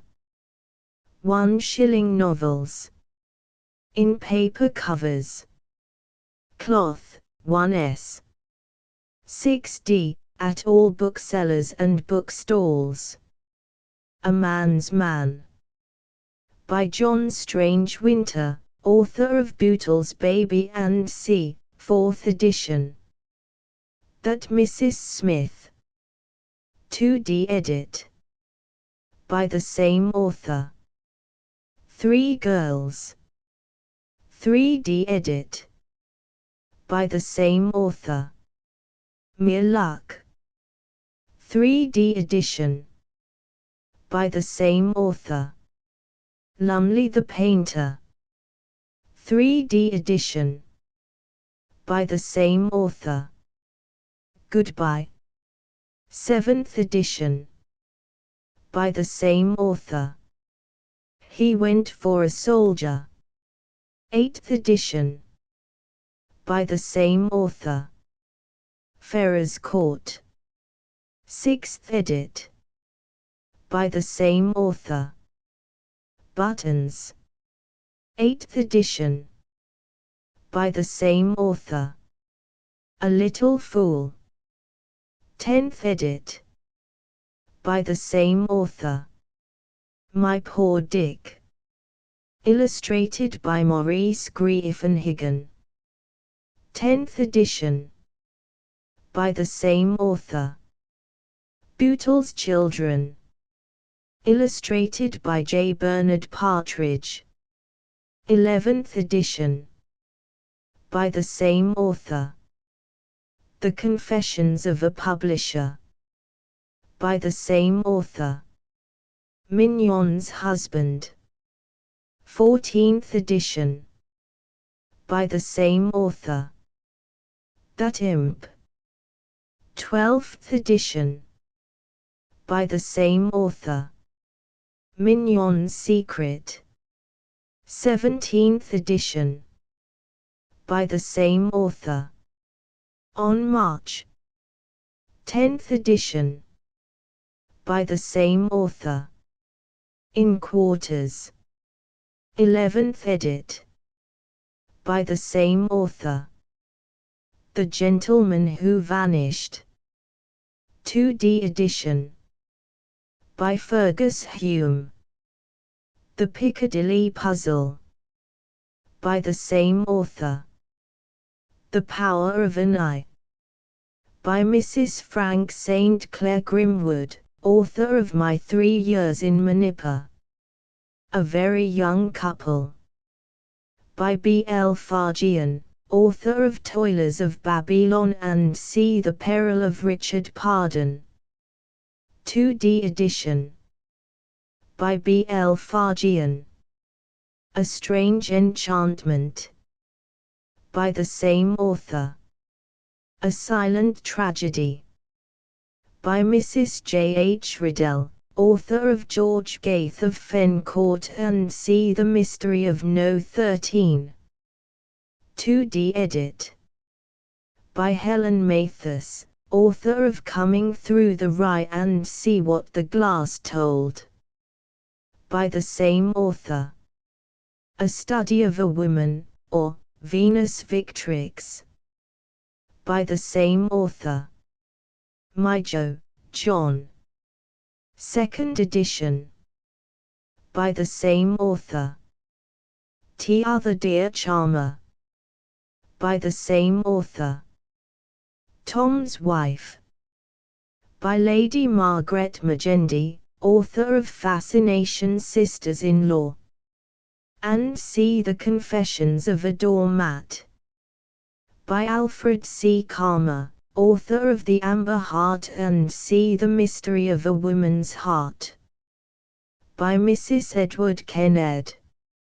In a Grass Country, A Story of Love and Sport, by Mrs. Lovett Cameron.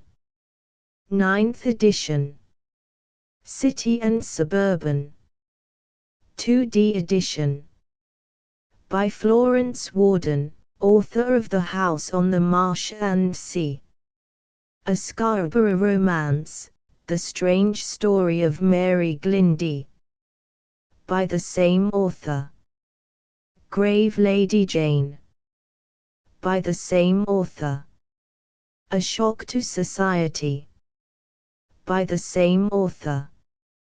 The Doctor's Secret, 2D edition, by Rita, author of Dame Durdenshire and See the Seventh Dream, by the same author. Vanity's Daughter, by Hawley Smart. Thrice Past the Post, Cloth Only, by the same author. A Conquering Heroine, by Mrs. Hungerford, author of Mollyborn and See. A Mad Prank, by the same author. A French Marriage, by F. C. Phillips. Facing the Footlights, by Florence Marryat. Devil's Ford, by Bret Harte. F. V. White and Company, 14 Bedford Street, Strand. Price £1, monthly. Belgravia, a London magazine. Established 1866. Terms of subscription, payable in advance. 12 months, post-free, 12s. Do. Including the summer number and Christmas annual, 14s. Elegantly bound volumes of Belgravia with gilt edges, 560 pages, price 7s. 6d each. Volume LXXXIII is now ready. Cases for binding volumes, 2s. each. At all booksellers and bookstalls. Belgravia is one of the most thoroughly entertaining of all the monthlies which supply their readers with the lighter forms of literature. Its fiction is of a high order, and its shorter sketches and stories are little gems in their way, with scarcely a dull page in the whole of them. North British Daily Mail. All communications to be addressed to the editor of Belgravia, C/OFV White & Co., 14 Bedford Street, Strand, W.C. Price £1. London Society. Established 1862. A monthly magazine of light and amusing literature by the most popular authors of the day. Terms of subscription, payable in advance. 12 months, post-free, 12s. do. Including the summer number and Christmas number, 14s. Handsomely bound volumes of London Society with a gilt edge, 780 pages, price 10s. 6d each. Volume LXIV is now ready. Cases for binding volumes, 2s. each. At all booksellers and bookstalls. Readers who like to be amused should take in London Society. London Society is a good shilling's worth. Ladies' Pictorial. This attractive magazine is remarkable for variety of subject and excellence of its light literature. Public opinion. All communications to be addressed to the editor of London Society C/OFV White & Co., 14 Bedford Street Strand, WC. Back cover transcriber's note. Words may have multiple spelling variations or inconsistent hyphenation in the text. Jargon, dialect, obsolete and alternative spellings were left unchanged. Misspelled words were corrected. Obvious printing errors, such as upside down, reversed order, or partially printed letters and punctuation, were corrected. Final stops missing at the end of sentences and abbreviations were added. Duplicate words and printer's marks were removed. The volume number was added to the cover image. The following items were changed: added missing word of. Changed its to the ****** end of the Project Gutenberg ebook A Bankrupt Heart, Vol 3, of 3. Updated editions will replace the previous one, the old editions will be renamed.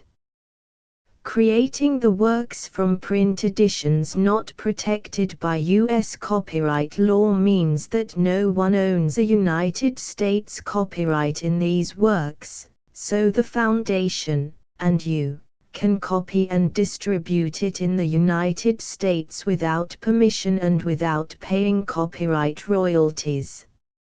Special rules, set forth in the general terms of use part of this license, apply to copying and distributing Project Gutenberg trademark symbol electronic works to protect the Project Gutenberg trademark symbol concept and trademark.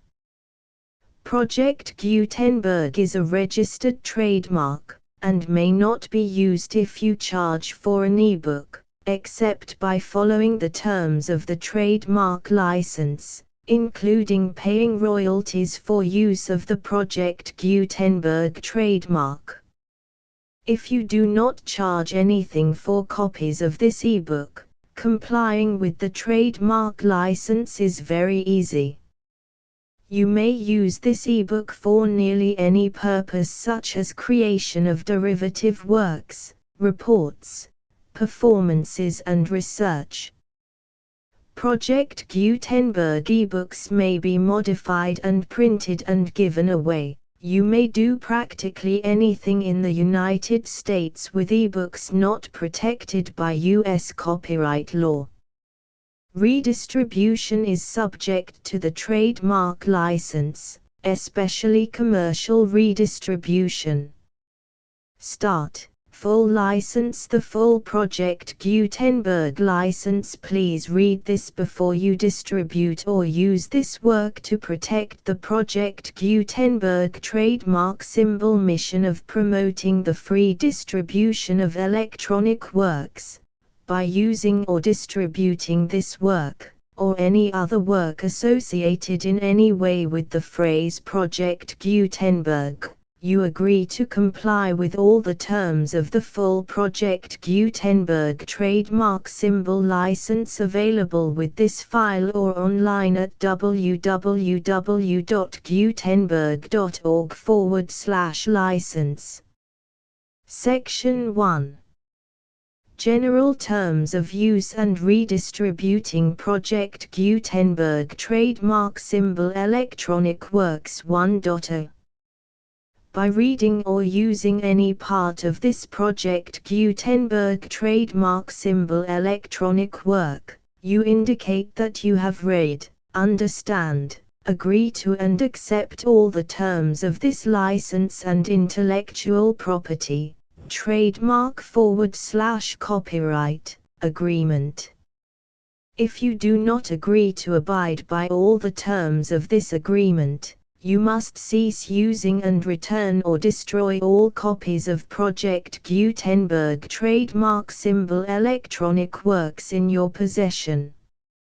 If you paid a fee for obtaining a copy of or access to a Project Gutenberg trademark symbol electronic work and you do not agree to be bound by the terms of this agreement, you may obtain a refund from the person or entity to whom you paid the fee as set forth in paragraph 1.e.8.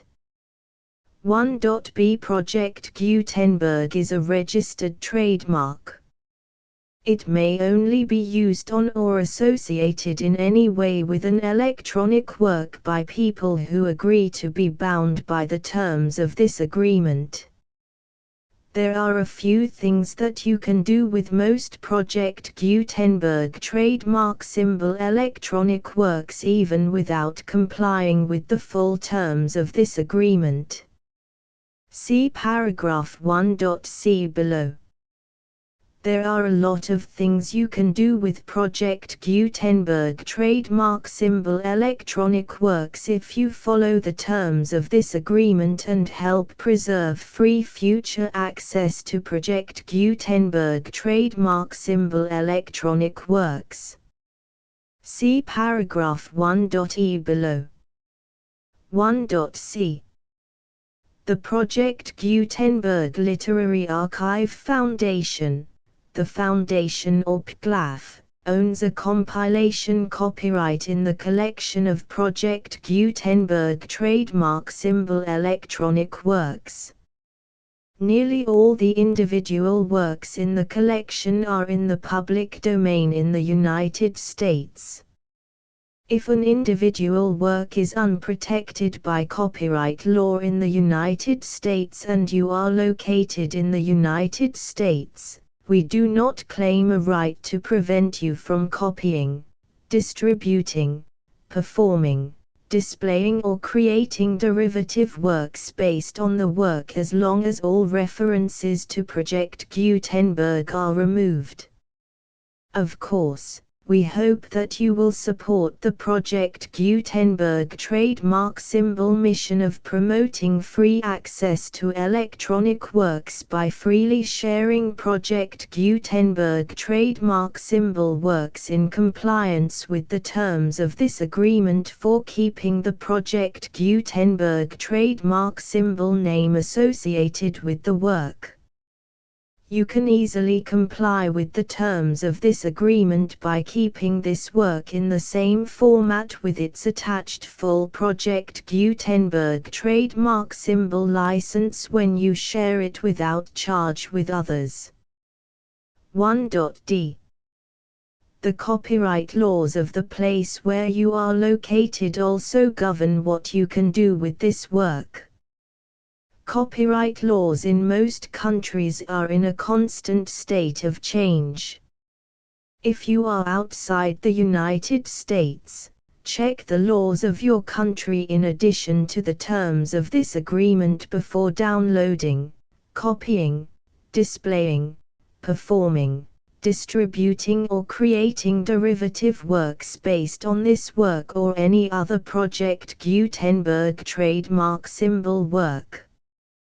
The Foundation makes no representations concerning the copyright status of any work in any country other than the United States. 1.e unless you have removed all references to Project Gutenberg. 1.e.1. The following sentence, with active links to, or other immediate access to, the full Project Gutenberg trademark symbol license must appear prominently whenever any copy of a Project Gutenberg trademark symbol work, any work on which the phrase Project Gutenberg appears, or with which the phrase Project Gutenberg is associated, is accessed, displayed, performed, viewed, copied or distributed. This ebook is for the use of anyone anywhere in the United States and most other parts of the world at no cost and with almost no restrictions whatsoever. You may copy it, give it away or reuse it under the terms of the Project Gutenberg license included with this ebook or online at www.gutenberg.org. If you are not located in the United States, you will have to check the laws of the country where you are located before using this ebook. 1.e.2.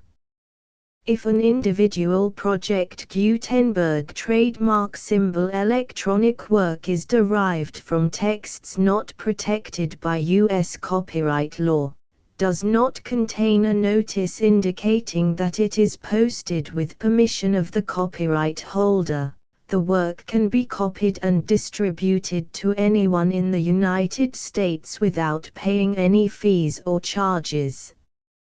If you are redistributing or providing access to a work with the phrase Project Gutenberg associated with or appearing on the work, you must comply either with the requirements of paragraphs 1.e.1 through 1.e.7 or obtain permission for the use of the work and the Project Gutenberg trademark symbol trademark as set forth in paragraphs 1.e.8 or 1.e.9. 1.e.3. If an individual Project Gutenberg trademark symbol electronic work is posted with the permission of the copyright holder, your use and distribution must comply with both paragraphs 1.e.1 through 1.e.7 and any additional terms imposed by the copyright holder. Additional terms will be linked to the Project Gutenberg trademark symbol license for all works posted with the permission of the copyright holder found at the beginning of this work. 1.e.4.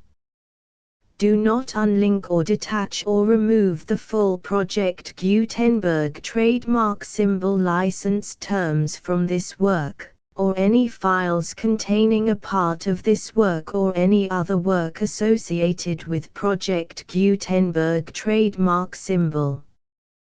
1.e.5. Do not copy, display, perform, distribute or redistribute this electronic work, or any part of this electronic work, without prominently displaying the sentence set forth in paragraph 1.e.1 with active links or immediate access to the full terms of the Project Gutenberg trademark symbol license. 1.e.6. You may convert to and distribute this work in any binary, compressed, marked up, non-proprietary or proprietary form, including any word processing or hypertext form.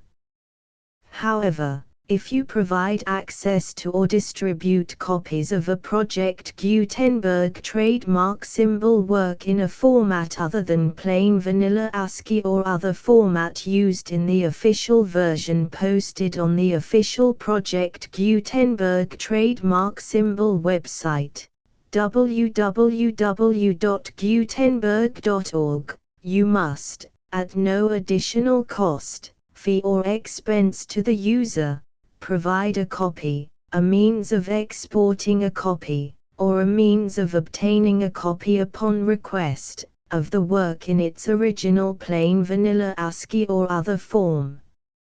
Any alternate format must include the full Project Gutenberg trademark symbol license as specified in paragraph 1.e.1. 1.e.7. Do not charge a fee for access to, viewing, displaying, performing, copying or distributing any Project Gutenberg trademark symbol works unless you comply with paragraph 1.e.8 or 1.e.9. 1.e.8. You may charge a reasonable fee for copies of or providing access to or distributing Project Gutenberg trademark symbol electronic works provided that you pay a royalty fee of 20% of the gross profits you derive from the use of Project Gutenberg trademark symbol works calculated using the method you already use to calculate your applicable taxes. The fee is owed to the owner of the Project Gutenberg trademark symbol trademark, but he has agreed to donate royalties under this paragraph to the Project Gutenberg Literary Archive Foundation. Royalty payments must be paid within 60 days following each date on which you prepare, or are legally required to prepare, your periodic tax returns.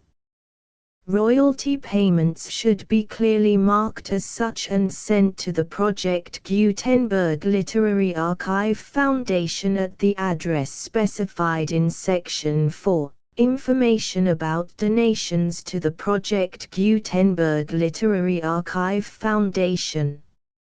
You provide a full refund of any money paid by a user who notifies you in writing, or by email, within 30 days of receipt that he does not agree to the terms of the full Project Gutenberg trademark symbol license.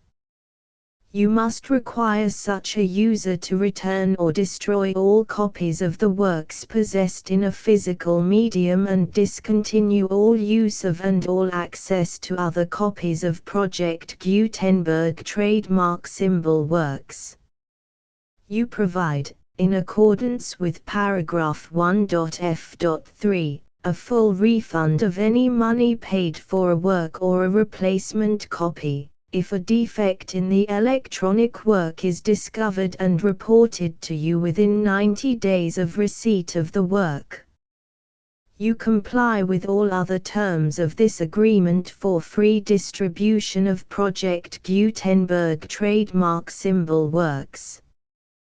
1.e.9. If you wish to charge a fee or distribute a Project Gutenberg trademark symbol electronic work or group of works on different terms than are set forth in this agreement, you must obtain permission in writing from the Project Gutenberg Literary Archive Foundation, the manager of the Project Gutenberg trademark symbol trademark. Contact the Foundation as set forth in Section 3 below. 1.f1.f.1. Project Gutenberg volunteers and employees expend considerable effort to identify, do copyright research on, transcribe and proofread works not protected by U.S. copyright law in creating the Project Gutenberg trademark symbol collection. Despite these efforts, Project Gutenberg trademark symbol electronic works, and the medium on which they may be stored, may contain defects such as, but not limited to, incomplete, inaccurate or corrupt data, transcription errors, a copyright or other intellectual property infringement, a defective or damaged disk or other medium, a computer virus, or computer codes that damage or cannot be read by your equipment. 1.f.2. Limited warranty. Disclaimer of damages, except for the right of replacement or refund described in paragraph 1.f.3. The Project Gutenberg Literary Archive Foundation, the owner of the Project Gutenberg trademark symbol trademark, and any other party distributing a Project Gutenberg trademark symbol electronic work under this agreement, disclaim all liability to you for damages, costs and expenses, including legal fees. You agree that you have no remedies for negligence, strict liability, breach of warranty or breach of contract except those provided in paragraph 1.f.3. You agree that the foundation, the trademark owner, and any distributor under this agreement will not be liable to you for actual, direct, indirect, consequential, punitive or incidental damages even if you give notice of the possibility of such damage. 1.f.3. Limited right of replacement or refund. If you discover a defect in this electronic work within 90 days of receiving it, you can receive a refund of the money, if any, you paid for it by sending a written explanation to the person you received the work from. If you received the work on a physical medium, you must return the medium with your written explanation. The person or entity that provided you with the defective work may elect to provide a replacement copy in lieu of a refund. If you received the work electronically, the person or entity providing it to you may choose to give you a second opportunity to receive the work electronically in lieu of a refund. If the second copy is also defective, you may demand a refund in writing without further opportunities to fix the problem. 1.f.4. Except for the limited right of replacement or refund set forth in paragraph 1.f.3, this work is provided to you as is, with no other warranties of any kind, express or implied, including but not limited to warranties of merchantability or fitness for any purpose. 1.f.5. Some states do not allow disclaimers of certain implied warranties or the exclusion or limitation of certain types of damages. If any disclaimer or limitation set forth in this agreement violates the law of the state applicable to this agreement, the agreement shall be interpreted to make the maximum disclaimer or limitation permitted by the applicable state law. The invalidity or unenforceability of any provision of this agreement shall not void the remaining provisions. 1.f.6. Indemnity. You agree to indemnify and hold the foundation, the trademark owner, any agent or employee of the foundation, anyone providing copies of Project Gutenberg trademark symbol electronic works in accordance with this agreement, and any volunteers associated with the production, promotion and distribution of Project Gutenberg trademark symbol electronic works, harmless from all liability, costs and expenses, including legal fees, that arise directly or indirectly from any of the following which you do or cause to occur. A. Distribution of this or any Project Gutenberg trademark symbol work. B. Alteration, modification, or additions or deletions to any Project Gutenberg trademark symbol work, and C. Any defect you cause. Section 2. Information about the mission of Project Gutenberg trademark symbol. Project Gutenberg trademark symbol is synonymous with the free distribution of electronic works in formats readable by the widest variety of computers, including obsolete, old, middle-aged and new computers. It exists because of the efforts of hundreds of volunteers and donations from people in all walks of life. Volunteers and financial support to provide volunteers with the assistance they need are critical to reaching Project Gutenberg trademark symbol's goals and ensuring that the Project Gutenberg trademark symbol collection will remain freely available for generations to come.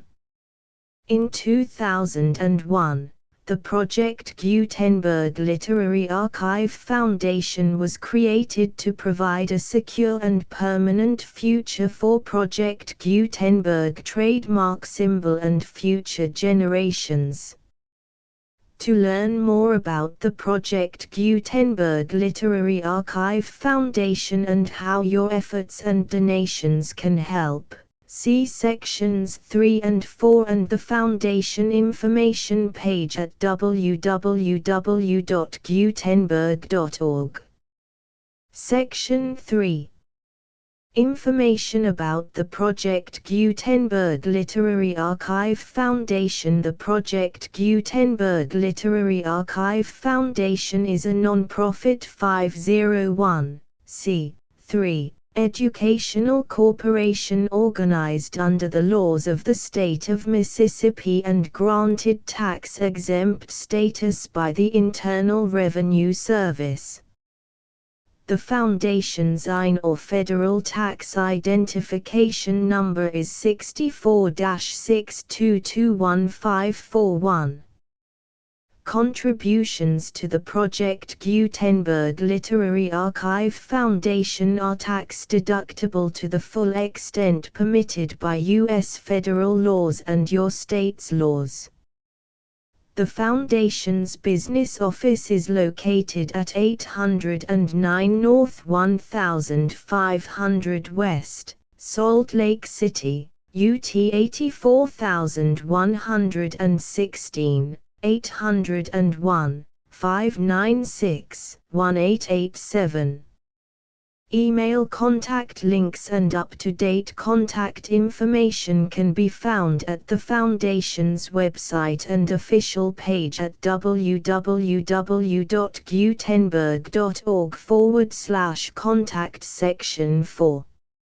Information about donations to the Project Gutenberg Literary Archive Foundation. Project Gutenberg trademark symbol depends upon and cannot survive without widespread public support and donations to carry out its mission of increasing the number of public domain and licensed works that can be freely distributed in machine-readable form accessible by the widest array of equipment, including outdated equipment.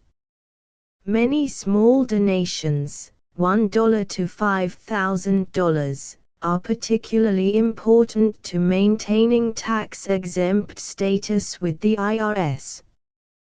The Foundation is committed to complying with the laws regulating charities and charitable donations in all 50 states of the United States.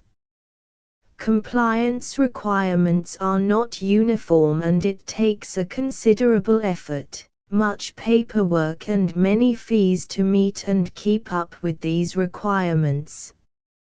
We do not solicit donations in locations where we have not received written confirmation of compliance. To send donations or determine the status of compliance for any particular state, visit www.gutenberg.org/donate. While we cannot and do not solicit contributions from states where we have not met the solicitation requirements, we know of no prohibition against accepting unsolicited donations from donors in such states who approach us with offers to donate. International donations are gratefully accepted, but we cannot make any statements concerning tax treatment of donations received from outside the United States. U.S. laws alone swamp our small staff. Please check the Project Gutenberg web pages for current donation methods and addresses. Donations are accepted in a number of other ways, including checks, online payments and credit card donations. To donate, please visit www.gutenberg.org/donate. Section 5. General information about Project Gutenberg Trademark Symbol Electronic Works. Professor Michael S. Hart was the originator of the Project Gutenberg trademark symbol concept of a library of electronic works that could be freely shared with anyone. For 40 years, he produced and distributed Project Gutenberg trademark symbol ebooks with only a loose network of volunteer support. Project Gutenberg trademark symbol ebooks are often created from several printed editions, all of which are confirmed as not protected by copyright in the US unless a copyright notice is included. Thus, we do not necessarily keep ebooks in compliance with any particular paper edition. Most people start at our website, which has the main PG search facility, www.gutenberg.org. This website includes information about Project Gutenberg trademark symbol, including how to make donations to the Project Gutenberg Literary Archive Foundation, how to help produce our new ebooks, and how to subscribe to our email newsletter to hear about new ebooks.